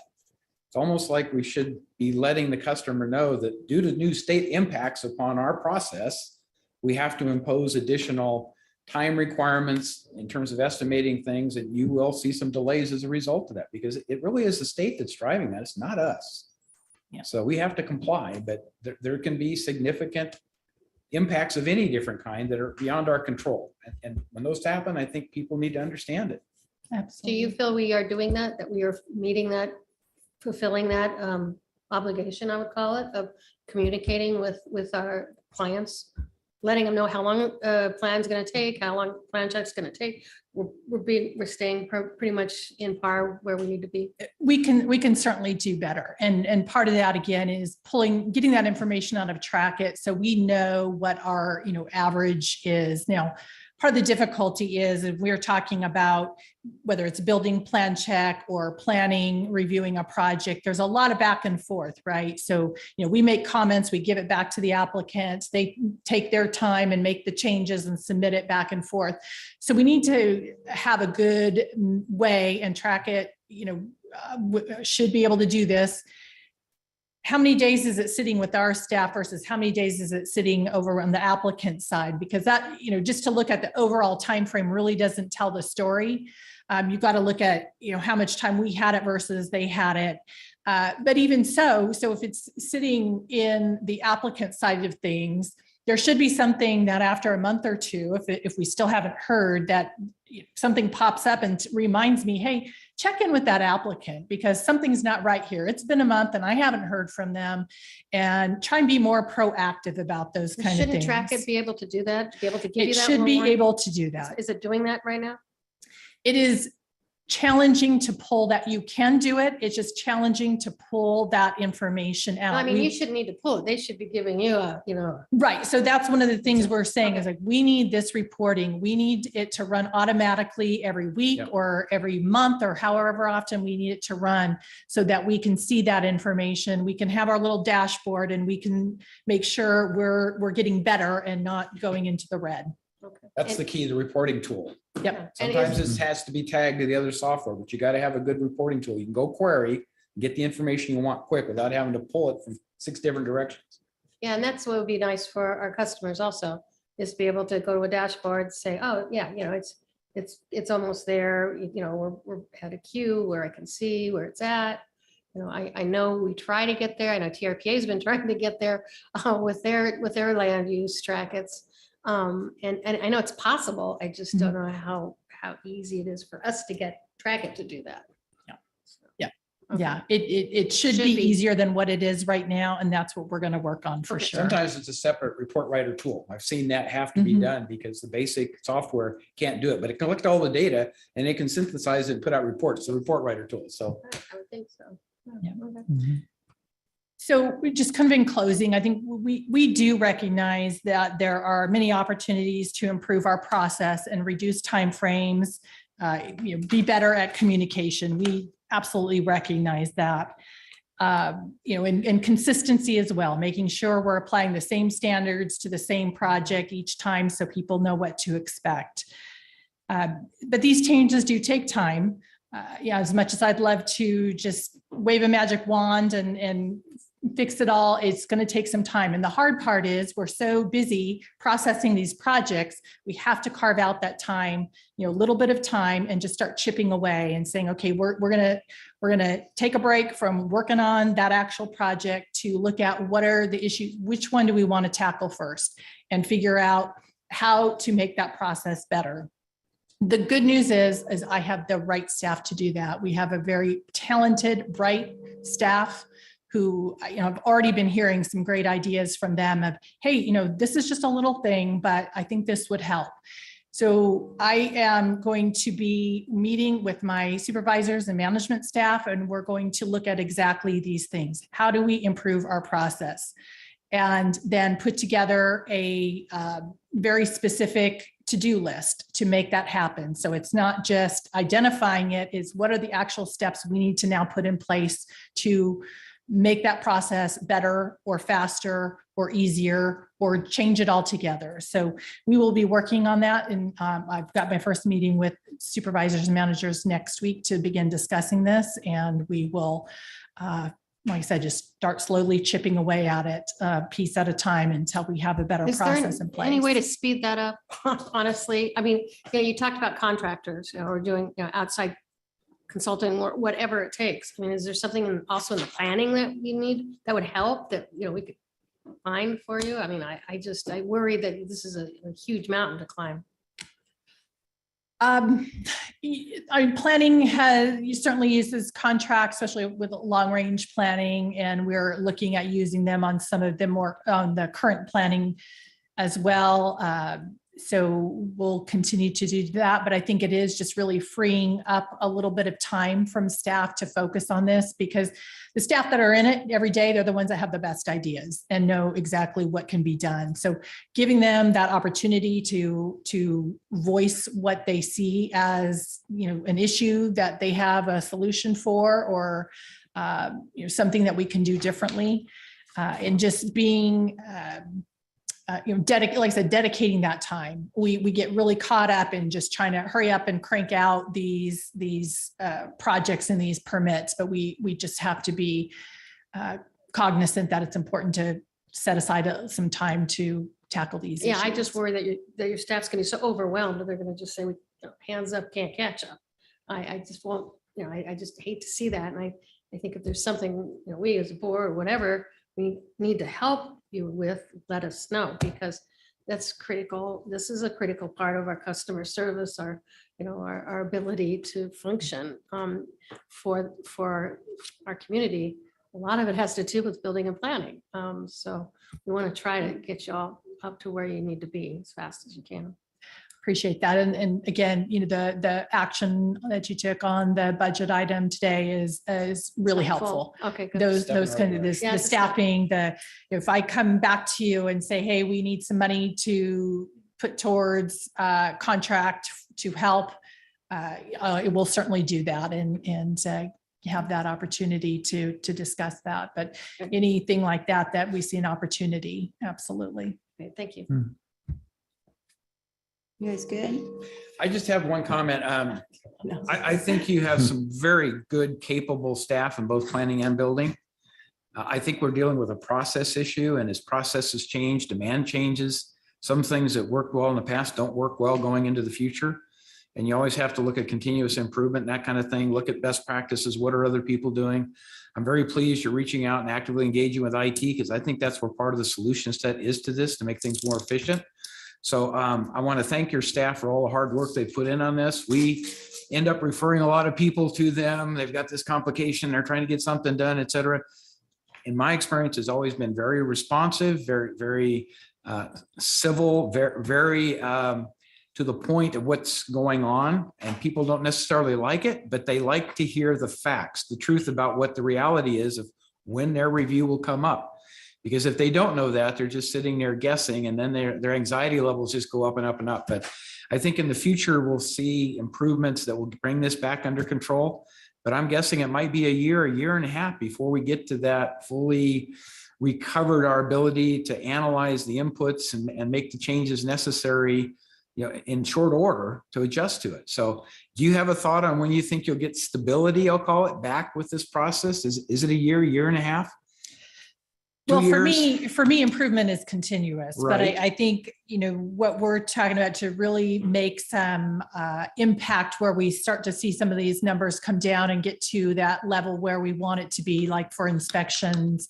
I think we'll start to, if we can implement some of these changes, if we can get some contract to help, we should start seeing those numbers start to decrease, certainly within the next 6 months, and then just continue to go down from there. For Tahoe, when we get our staff up there, I would expect that, that'll be an immediate impact up there once we have dedicated full-time staff up in Tahoe to address the needs of South Lake Tahoe. Please keep them up there. Thank you. Yeah. Thank you. So I have a couple questions. I always try to keep in mind that we always hear about the things that don't work. That's Mhm. when we get phone calls. So I always try to keep that in perspective. You know, we know the numbers, planning and building processes, hundreds and hundreds and hundreds of permits and projects that we don't hear about. And that's Mhm. good. But unfortunately, we always hear about the ones that don't work well. And so I think one thing that I seem to hear often, and I don't understand, is somebody gets so far into a process and then they go, I wasn't told I had to do this. So how does that happen when somebody's been in? And I don't understand, like when they get in with a project and stuff, are they given a checklist of things that they need to do? How can that change along the way? And why are they surprised? I just don't understand that. That's the most frequent one I think I get, actually. Yeah, and so a couple of things on that. First of all, again, going back to communication, I'll need to look at our process and see, is there a way when a project comes in, and I know, there's one that we had a comment on where starts off in the building division thinking we just need a building permit, and they start going down the path and it's like, oh, wait, you also need a permit through planning. And by the way, now that it requires some environmental review, so it takes longer. So how do we identify those projects from the get-go and, somehow flag them to know it? But that's challenging because every project is different. Every project is unique. That's probably the biggest thing is no two are alike except for maybe water heaters. That's about it. And even those, I'm sure my inspectors would say, no, those are very different every time. So it's hard because that would take a lot of time if someone were to sit there and try and understand that project from the very beginning and what all steps it's going to have to go through. And we do provide a lot of information, but it's also information overload at times when we're saying, all right, here's this checklist you'll need here. And then a month from now, you're going to need this checklist. And then, here, read this environmental document because you're going to need that. They get very overwhelmed and I do not blame them. This is not the average person who's just trying to build something on their property. This is not their world, and all the acronyms and all the processes and all the requirements that are from the state. They just know there's requirements, whether they're from the state, whether they're from us, whether they're from some other agency, doesn't matter to them. So I think that's probably the key, is just recognizing that we just need to partner with our applicants to try and get them through that process, to try and educate them and stay in communication with them. Tell them from the beginning, like we've talked about, on average, this type of project takes this long. And then, if it's one that takes 6 months, okay, then a month or two down the road, we update them. All right, here's where we're at in the process. So you have 4 months left, just as we thought you would, or maybe there was something that happened, something that was discovered or something unique that, okay, now it's going to take an extra month or two. We need to communicate that to our applicants so that they're aware, because one of you just said it is, the worst thing is being surprised that it's going to take much longer. They're going to be unhappy when we tell them, hey, we thought this is going to take 6 months. It's going to take 8 months, but they'd rather know that up front than at the end of 6 months that it's going to be 2 more months. So those are the things we certainly will improve upon.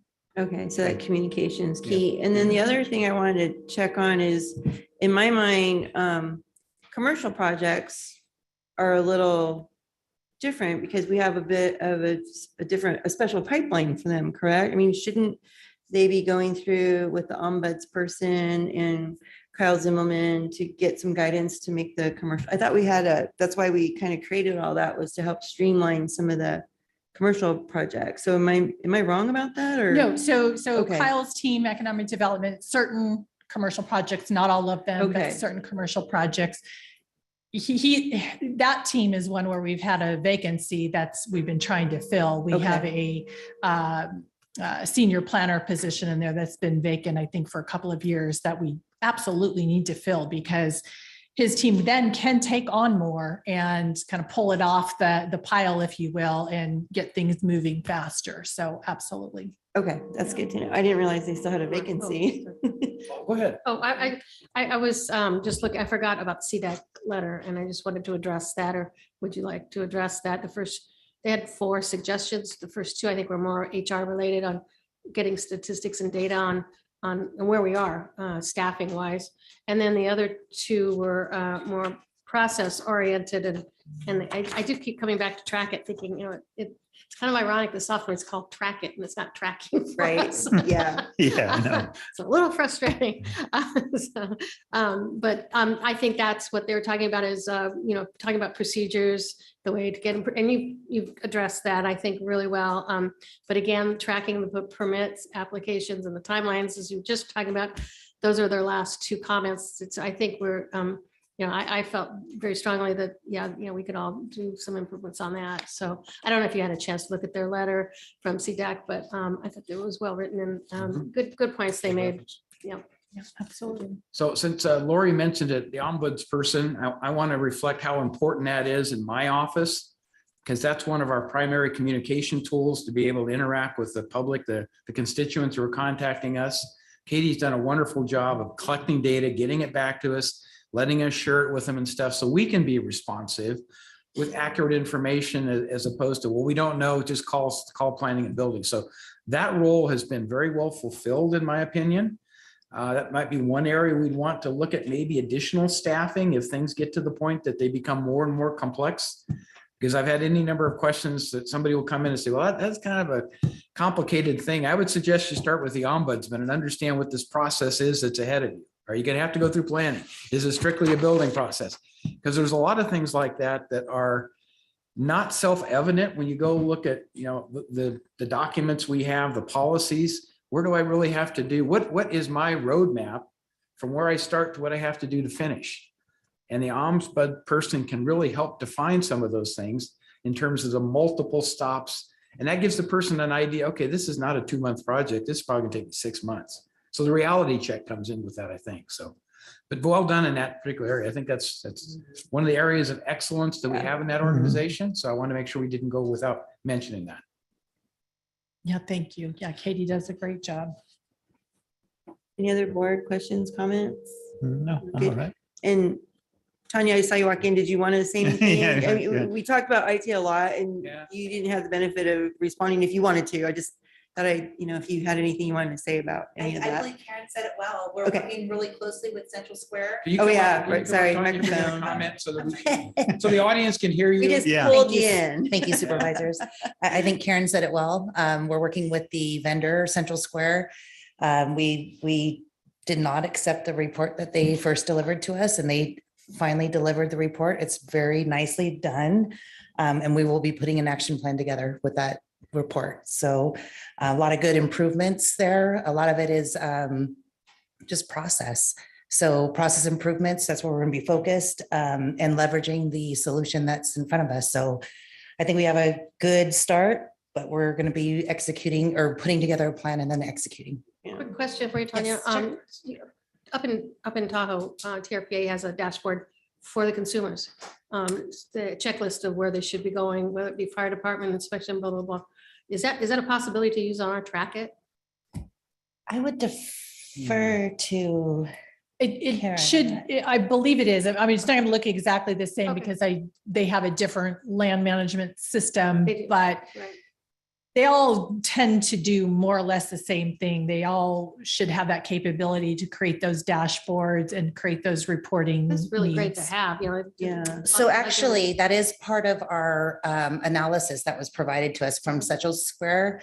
They had asked that we put in an extra process to create the checklist. So your SLA, your service level agreement, 30 days doesn't start ticking until you actually have those documents and that data together. Okay. So it'll help improve the metrics and the. Yeah, the- it's just another tool of communication too. It works really well. Mhm. It's pretty Absolutely. seamless, really, once it gets moving. And Good workflow communication definition is tool. another one of those things. If you understand the process steps and something that's visual, you can, get a better feel for it. I think that really helps people align with what their project is. It's about aligning expectations, right? Yep. And then understanding them so you're not surprised. So I think we got a good roadmap going. And you feel that Central Square is capable of delivering. I mean, that's been a concern all along. I do. I don't think we're ready to make any decisions like that. I think we have we have a 44-page document that we've digested, and now we're going to be putting that plan together. And again, it addresses several major improvements that I have seen in it. And what we just need to do now is prioritize with the other departments and make sure everybody's in agreement what's most important and what is the most value to the organization. And we will move forward with that plan. IT will be there helping them. Awesome. Thank you for that. Yeah, welcome. All right. Are we good for Thank public you. comment, everyone? Now taking public comment on item number 33. Individuals will have 3 minutes to address the board. The timer will notify you when you have 30 seconds remaining to comment. Public comment will be taken first from those participating in the boardroom and then from those participating through Zoom. For those participating by Zoom, please make sure you unmute yourself when called upon. If you're joining the meeting by phone, press *9 to indicate the desire to comment. If you're joining by Zoom, press the raise hand button.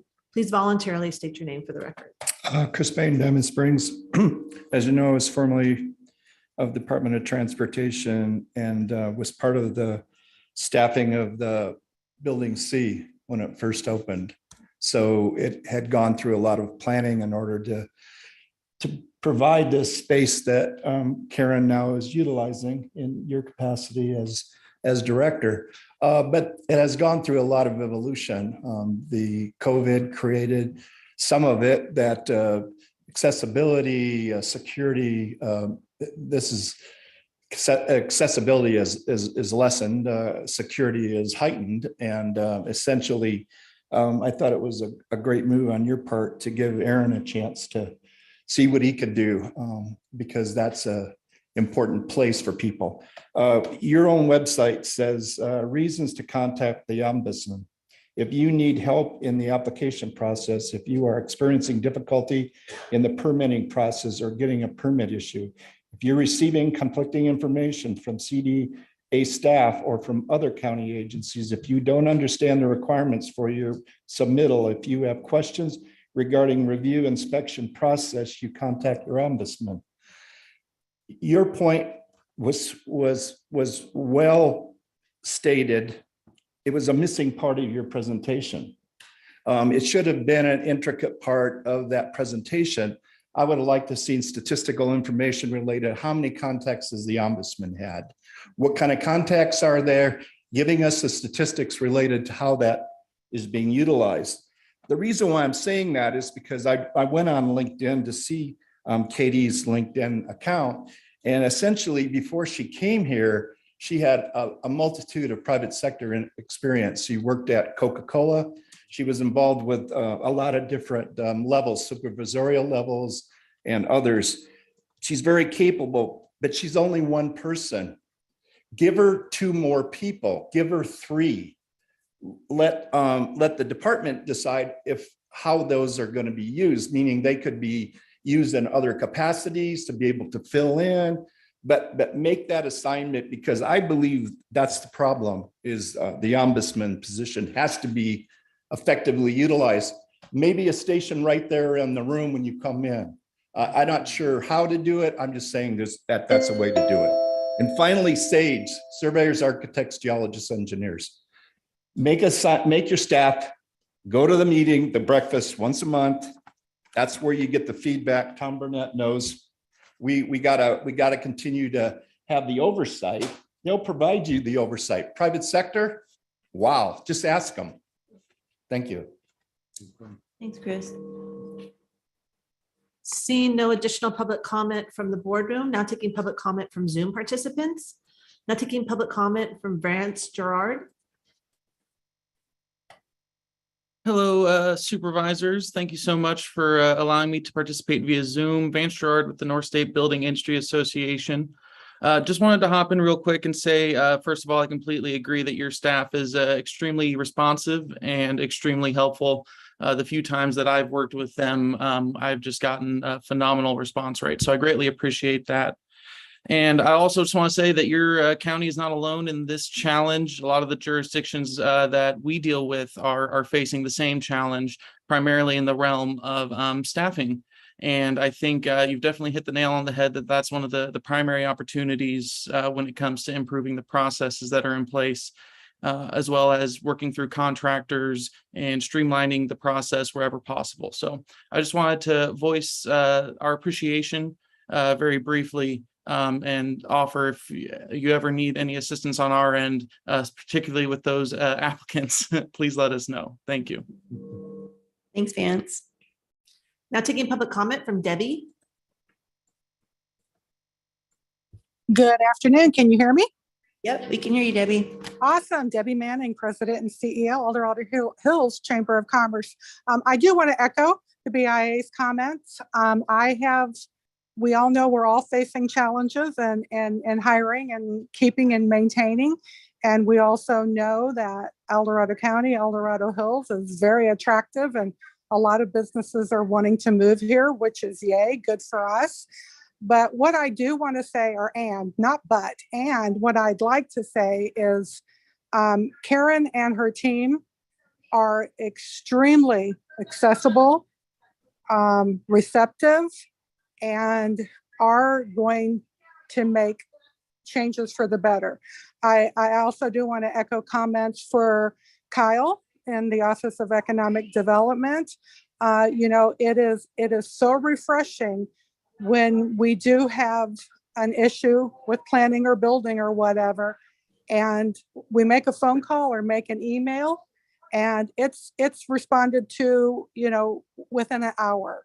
So again, kudos to the new leadership, and really looking forward working together, and know that together we are all going to make this county the best place to live and work. Oh, and play. Thank you. Thanks, Debbie.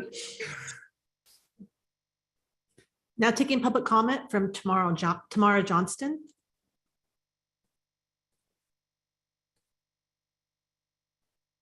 Hi, good afternoon. This is Tamara Johnston, and I'm the chair of CDAC, and I already provided written comments because I wasn't sure I'd be able to provide verbal comments to this meeting, but I am. And I just wanted to really, following up on some of the things that Chris Payne said, I would really urge the planning department to include applicants in your process review along with staff, and really survey applicants, qualitatively, to find out their ideas for how the process could be improved. I personally have had 3 different permit applications in the last year, and I have a ton of ideas about how the process could have been improved. And I'm sure there are many other people in that position. So that I mentioned that at the end of our letter, but I just wanted to really emphasize that I think that is a place where you would get a wealth of information and ideas that are coming from a different perspective than from the staff perspective. Thank you. Thanks, Tamara. Now taking public comment from 390.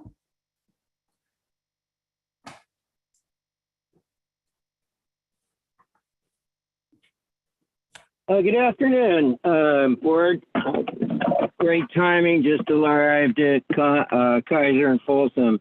Karen Greenwood here, former employee. I'll echo what Chris had to say regarding Building C. That was the great white hope, if you will. Ooh, that's yeah.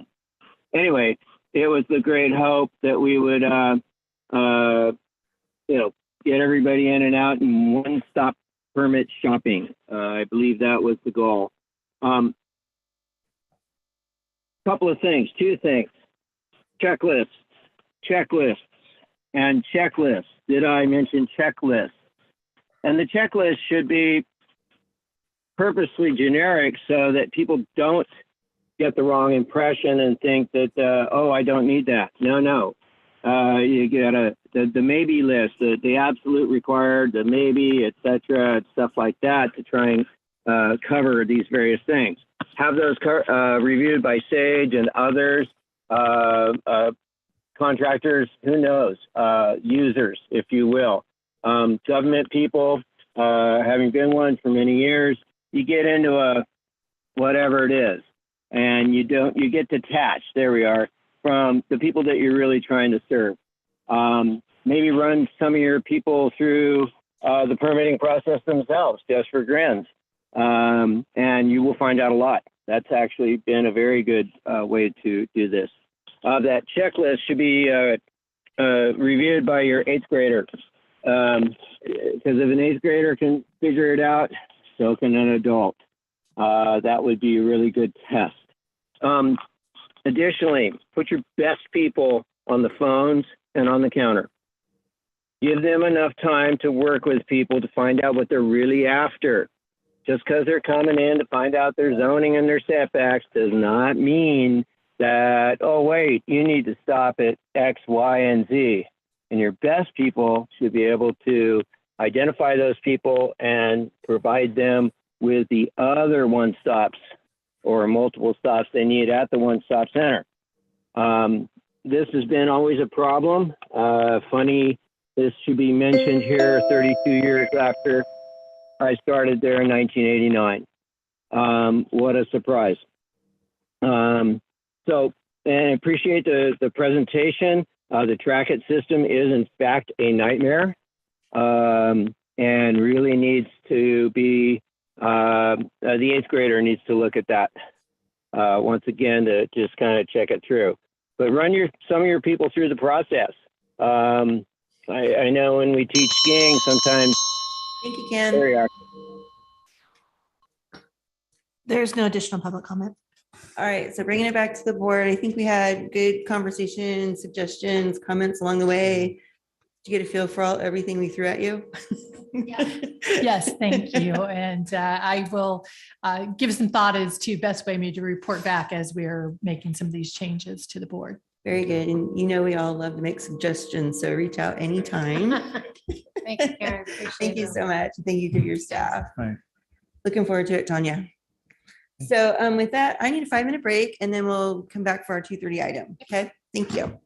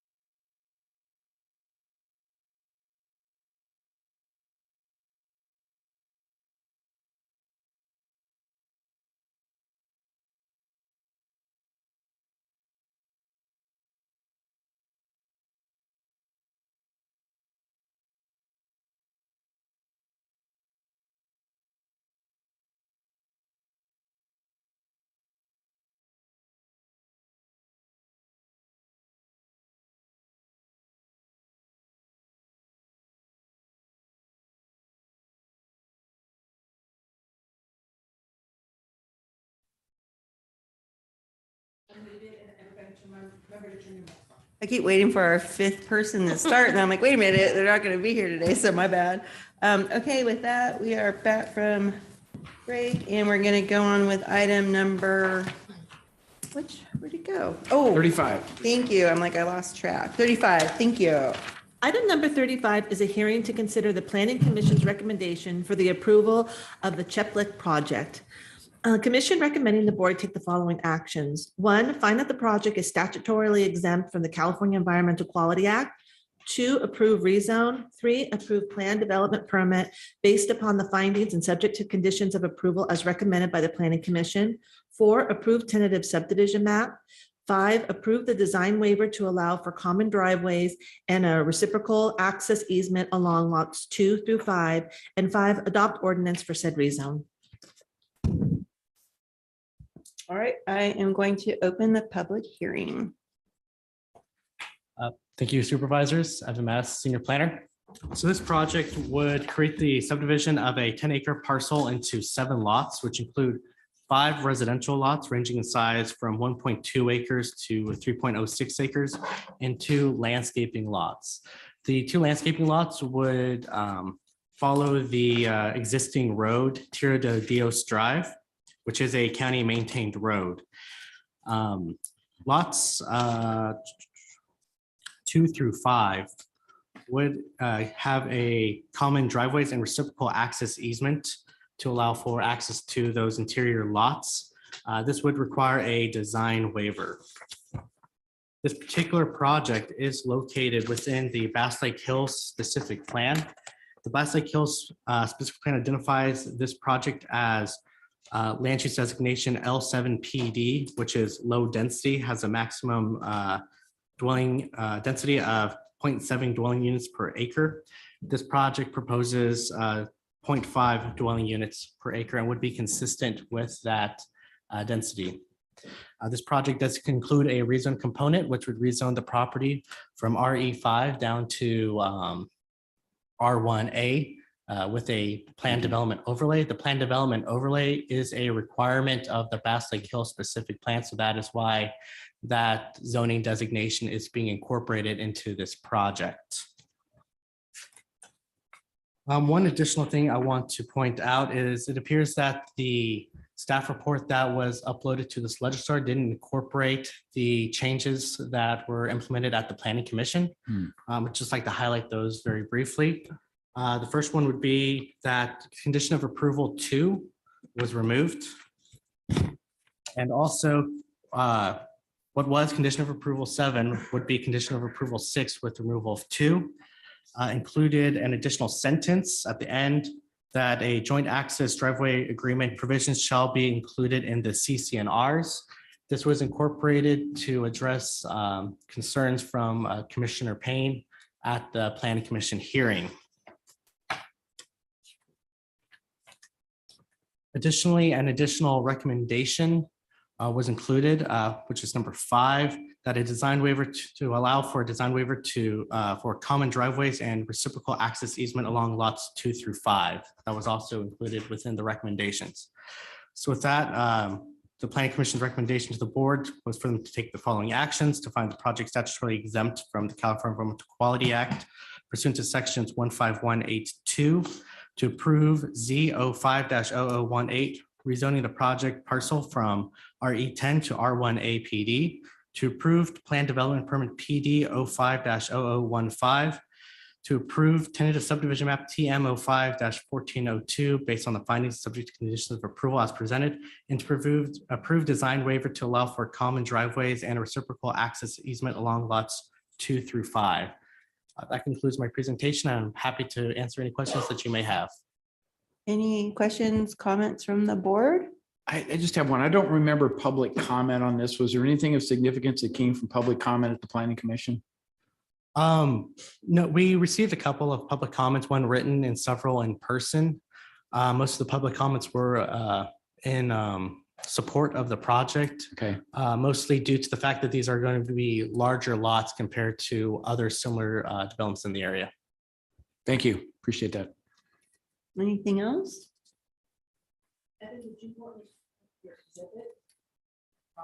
Sure, you could go ahead. Sorry. Sure, you could pull up the exhibit. That's Exhibit I, which is just the tentative subdivision map. And we were able to see all these online. So I always look at the drawings. It lays it out for me really well, which I appreciate having the exhibits there on Legistar. So thank you for that. Okay, if there aren't any questions, comments from the board, then we can get public comment, correct? Okay. Now taking public comment on item number 35. Individuals will have 3 minutes to address the board. The timer will notify you when you have 30 seconds remaining to comment. Public comment will be taken first from those participating in the boardroom and then from those participating through Zoom. For those participating by Zoom, please make sure you unmute yourself when called upon. If you're joining the meeting by phone, press *9 to indicate a desire to comment. If you're joining by Zoom, press the raise hand button. Please voluntarily state your name for the record. Seeing no public comment in the boardroom, now taking public comment from Zoom participants. There appears to be no public comment. All right, with that, I will bring it back to the board and close the public hearing. And I did want to ask, because often with projects like this, we'll defer to the supervisorial district for making the motion perhaps, and it says District 4. Is that accurate? I didn't think it was my district. Yeah. I think it's District 1. Yeah, so this is Rob Peters, Deputy Director of Planning with the new board configuration. It is actually falls within District 1. Thank you. I think it was Okay. in my district, I think it was, wasn't it? It kind of moved around a bit. Yeah. it moved Probably. around. I think it was at one time. Once yeah. upon a time. Yeah, I don't know just how far recently back. until Yeah, the last. probably. Yeah, District 1 incorporates the Bass Lake Hills specific plan area. Very So good. it's Right. south meets With the some of the US 50, and consolidations. then the Bass Lake Hills specific plan area is the eastern boundary. Okay, of- I kind of thought so, but I thought, well, I better maybe, I didn't actually go look it up, my bad. So Oh, that's okay. that's why I thought, Well, kinda like- Legistar item says District 4, so we've corrected that as District 1. So with that, and recognizing the long process it is to work these kind of projects through the Bass Lake Hills specific plan, because it was written so many years ago, and then there've been subsequent policy changes and trying to interpret and figure out what the right path is for this. It's been a belabored project to get here, but I'm very pleased with the result. And so I would like to recommend the actions 1, 2, 3, 4, 5, and 6, including adopting the ordinance as recommended by staff. Very good. I'll go ahead and second it. Awesome. Okay, all in favor, say aye. Aye. Okay, it passes 4-0. Thank you very Thank you. much. Yeah, these are long processes and It was within a those long specific process looking back plans. on it. wasn't These it? old specific plans, I mean, they just create Yeah, their own set of 1998, problems I think. later on. So Something like that. They're Wow. special. All right, with that, then we do have a department matter remaining. Supervisor Novosel, item number 34, Kim. Item number 34 comes from Supervisor Novosel, recommending the board approve and authorize the chair to sign a proclamation recognizing September 15th to October 15th, 2022 as National Hispanic Heritage Month. Thank you, and thank you, board. Yeah, this came to me from an ex-member of our Human Rights Commission who had asked us to take a look at this. And the Human Rights Commission met yesterday. Didn't really make a recommendation. They just said that it sounded pretty good, but but for that, we'd already had this on here, and I think it's important. And I'm going to go ahead and read this first and make a quick comment. So this is a proclamation of Board of Supervisors recognizing September 15th through October 15th, 2022 as National Hispanic Heritage Month. Whereas National Hispanic Heritage Month was originally began as Hispanic Heritage Week under President Lyndon Johnson and was expanded by President Ronald Reagan in 1988 to cover a 30-day period beginning September 15th of each year. Whereas the day of September 15th is significant as it is the anniversary of independence for Latin American countries of Costa Rica, El Salvador, Guatemala, Honduras, and Nicaragua. In addition, Mexico and Chile celebrate their Independence Days on September 16th and 18th, respectively.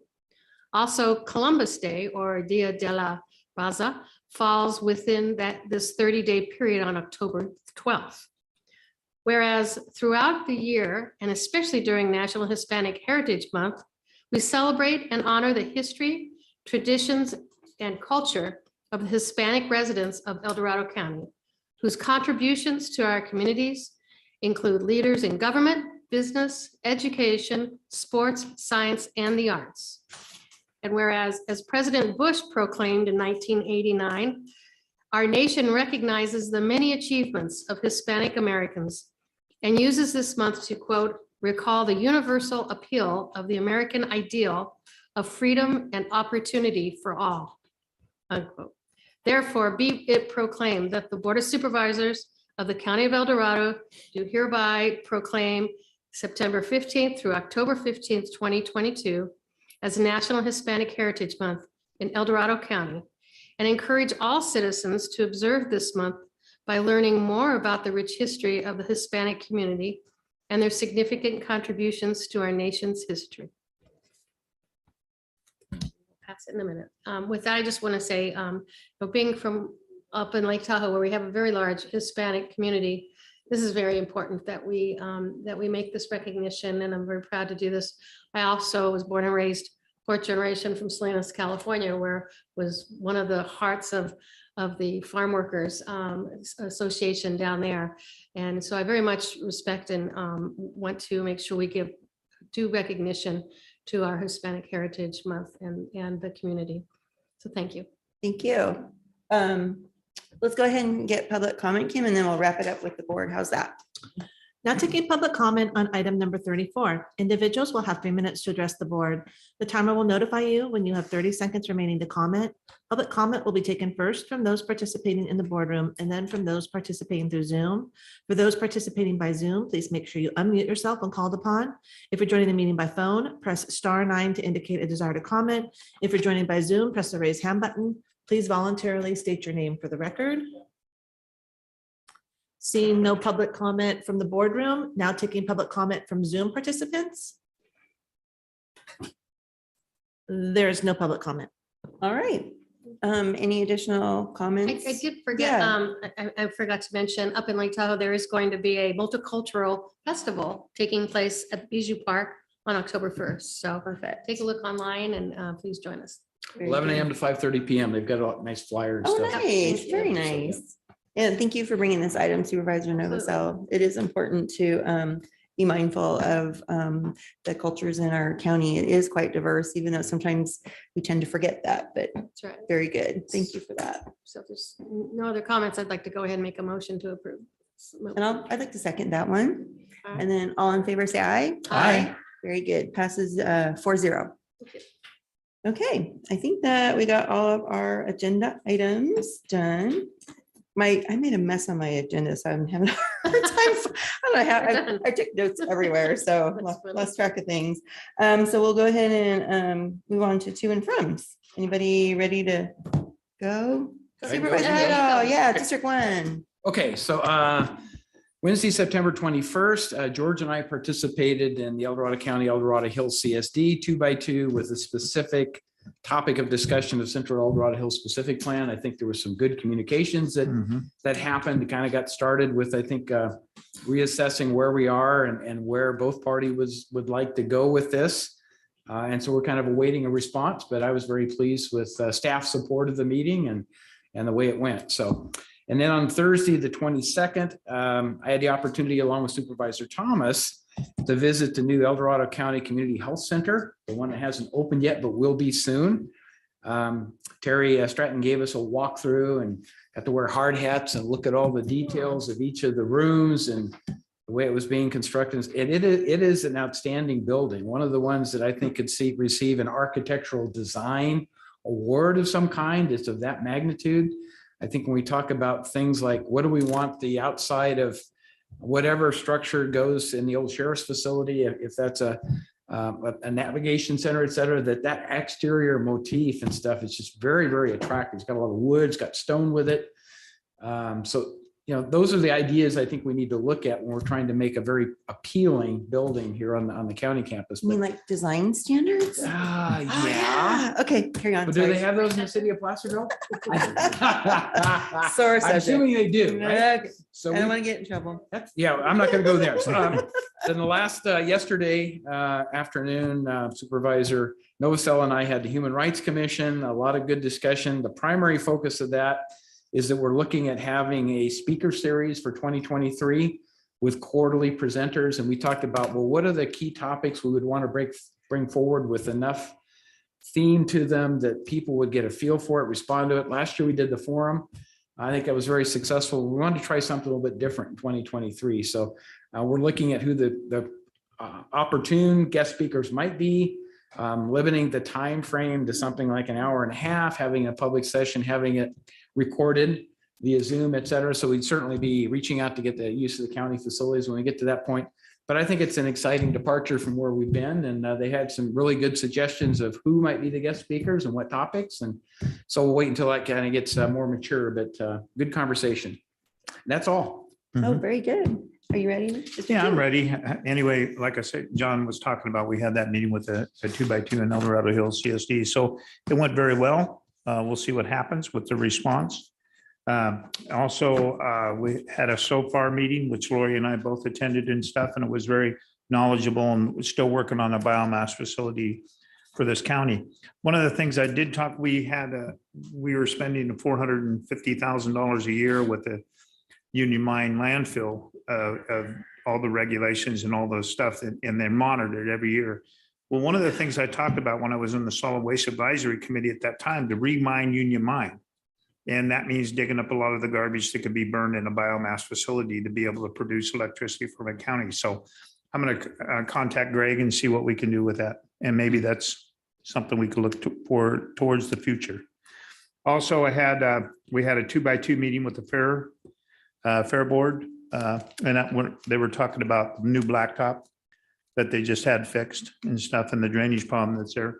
But also they're looking forward to redoing the Forney building, because Forney building is a big, I mean, it's that Forney building's been used by a lot of people, and we need to do whatever we can to remodel it or make it, more presentable. And also we brought up the issue about the train issue again from the Cameron Park. And that is basically not putting tracks down, but it could be put with rubber tires where it can be actually drove all over the place. So that's something we could look into. So that's an idea, because they have them all over the place too, these little trains, and they have conversion kits that actually would go on this and fix that problem. So they won't have to run on tracks. So that might be a good thing especially during our fair and stuff. Also, I had a ride along with Brian Mullins, and Sand Ridge Road did get graded. That was one of the big complaints we had. And Raphael said it was going to happen when it rained. Well, it rained, and they took care of that problem. So I really want to thank DOT for all the efforts they done and getting that fixed, especially for the constituents on Sand Ridge Road. Thank you very much. Very good. In District 5. Oh, not a whole lot. I had my wings clipped last week. I was in quarantine. But they did have a town hall meeting for our transportation district where they had the state transportation agency up. And I heard it was very well attended and very hopeful that they're going to be getting some grant money out of that. Also, I did sign up for the conference. CSAT conference is November 14th through 18th. I would highly recommend any of the board members you come if you can, because it's always a great event. And this year is kind of fun. It's going to be a Disneyland. Oh, man. Oh, cool. Oh. So it should be my last conference. Go figure. And then, as John mentioned, the Human Rights Commission went really well, talking about pretty much strategic planning, I guess I would call it, for the next year, or what kind of speakers they wanted to have and where they were going to focus. I thought that went really well too. And then I just again, shout out to all my fellow Jews, Shana Tova, which means happy New Year's. Thank you. And a good Jewish joke is so far so good. Very good. Very good. All right. That apply to the American River? All right. So then a lot of little meetings all over the place. So last Wednesday, I listened in on the American River Basin Study webinar. The study was a big collaborative effort with the Bureau of Reclamation, Placer County Water Agency, our water agency. And so the study basically illustrates, of course, our dire water situation in our region, but it identifies 6 strategies to help the Sacramento region adapt to the projected weather extremes that are coming. We've already, you can see the patterns, and then the changes in the way our precipitation comes now. It's shorter, faster, and it's wetter.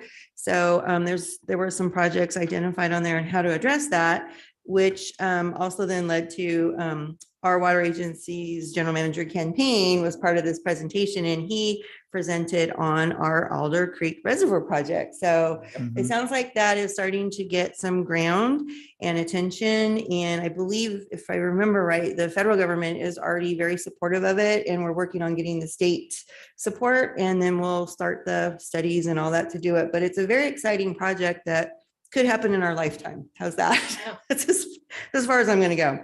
And then on the SOFAR biomass meeting, we got the news that the Black Oak Mine School District grant was rejected. However, they got good feedback on their application, and they were asked to reapply. The deadline, I believe, is September 30th. So I'm not sure if they're going to reapply, but I really hope they do. It's an exciting project up there to do a biomass facility, by the high school with some ROP components, and it just was very exciting. So I'm really hoping that they do have the wherewithal after dealing with mosquito fire and all that, of course, but to reapply for that with some good feedback.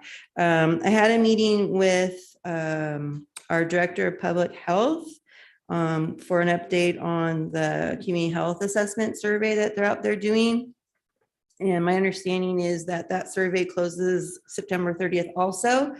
And I was reminded that I should actually take the survey too. So if you guys haven't taken the survey, please do. I forgot, we should participate in our surveys. And then they're going to be still out there, I believe, through October at community events, doing their dots and, trying to do the survey live.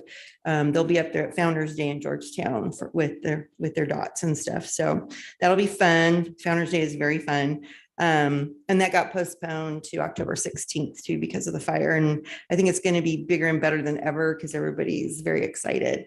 And then I participated in the governor's NorCal External Affairs group, is reaching out to all of the Northern California counties and just doing quick kind of 30-minute listening sessions with the chairs of each of the counties. And so I had my bullet points ready, checked in with Dawn about making sure I covered, our 5 big things, and got that list to them. And then I'm going to follow up with some documentation. One of them was, we were hoping, they were very interested, it piqued their interest when I mentioned that our individual assistants for Caldor Fire for FEMA, they were actually quite interested in that. So I'm going to be sending them all the documentation from Supervisor Turnblu's office, and they're going to see what they can do about that. So that's exciting. Be awesome. We're always looking for new connections there. And then Friday I had another meeting with public health, and I think a lot of you are having the same conversation about the flavored tobacco products. And there's a ballot measure about that. So we'll see how that goes. Enforcement will always be an issue though, even if the ballot measure passes, but, and some things that potentially could happen within our community, regardless of the ballot measure. I'm kind of excited about maybe a campaign with some fun slogans and all that. And I brought out my Woodsy Owl Give a Hoot Don't Pollute button to remind them of, those are the kinds of, I've had that button, you guys, since grade school, but I loved it so much and I thought it was so fun. So anyway, those things stick with you and are meaningful. I never litter because of Woodsy Owl. So there you go. On Sunday, I attended they had a pop-up community resource event. It's true. Littering is so bad to me because of Woodsy Owl. Those things. Sorry, Sue. I know it's true. But they had a pop-up resource event up at Georgetown Elementary School for the mosquito fire survivors.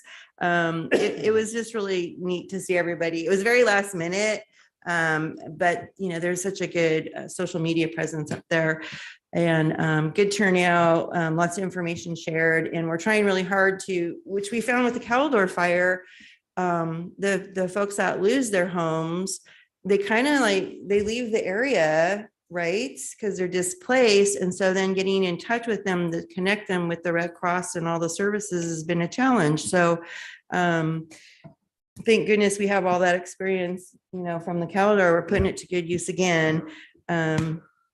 And the community is rallying around all those to support them. That's what our communities are all about. And speaking of support, I just want to give a special thank you again to Carla Haas. She's been amazing, letting me ping her anytime I have a mosquito fire question about those resources and the recovery. Now we're moving into recovery, and it's a little bit unknown. These numbers are different. And so it's a challenge for, I think, the community members, because they are going and looking at the Caldor Fire recovery page, and yet we don't know yet if we're going to be going down the same or a different path, because there's, all those thresholds and stuff. So Carla's working on creating, it might be ready today, I'm not sure, the mosquito fire recovery information, and we're waiting for the state to make some determinations, I believe, on that. So and it's really hard for folks to be waiting, and things are so iffy, but I'm doing my best to share information on that. So that's all I have. CAO. No updates other than a reminder that we're dark next week. We'll be back on October 11th. Yay. All right. I think I then, want to say you have a go one back? more thing. I just want to say that Carla Haas has been a real big asset for the EOC. She really has done a great job. And anytime there was any concerns with the Caldor fire, she was always there. So I want to appreciate all the hard work she has done. Yeah, having her in there is invaluable, because I don't know how else we would have that information stream, and it go in both ways. Yeah. When I have, because I ended up having to text her on the weekend. I felt bad, but I was at that pop-up event, and I met with one of the people that lost their home, and they had, a really pertinent question. And, you're looking at these folks and they just have such a need. So Carla was amazing and responded to me on the weekend. And I think she might even be on vacation on top of that or something. But anyway, just can't thank her enough for being that conduit of information. It's really important right now. So with that, we will adjourn at 3:10. All right. Thank you, guys.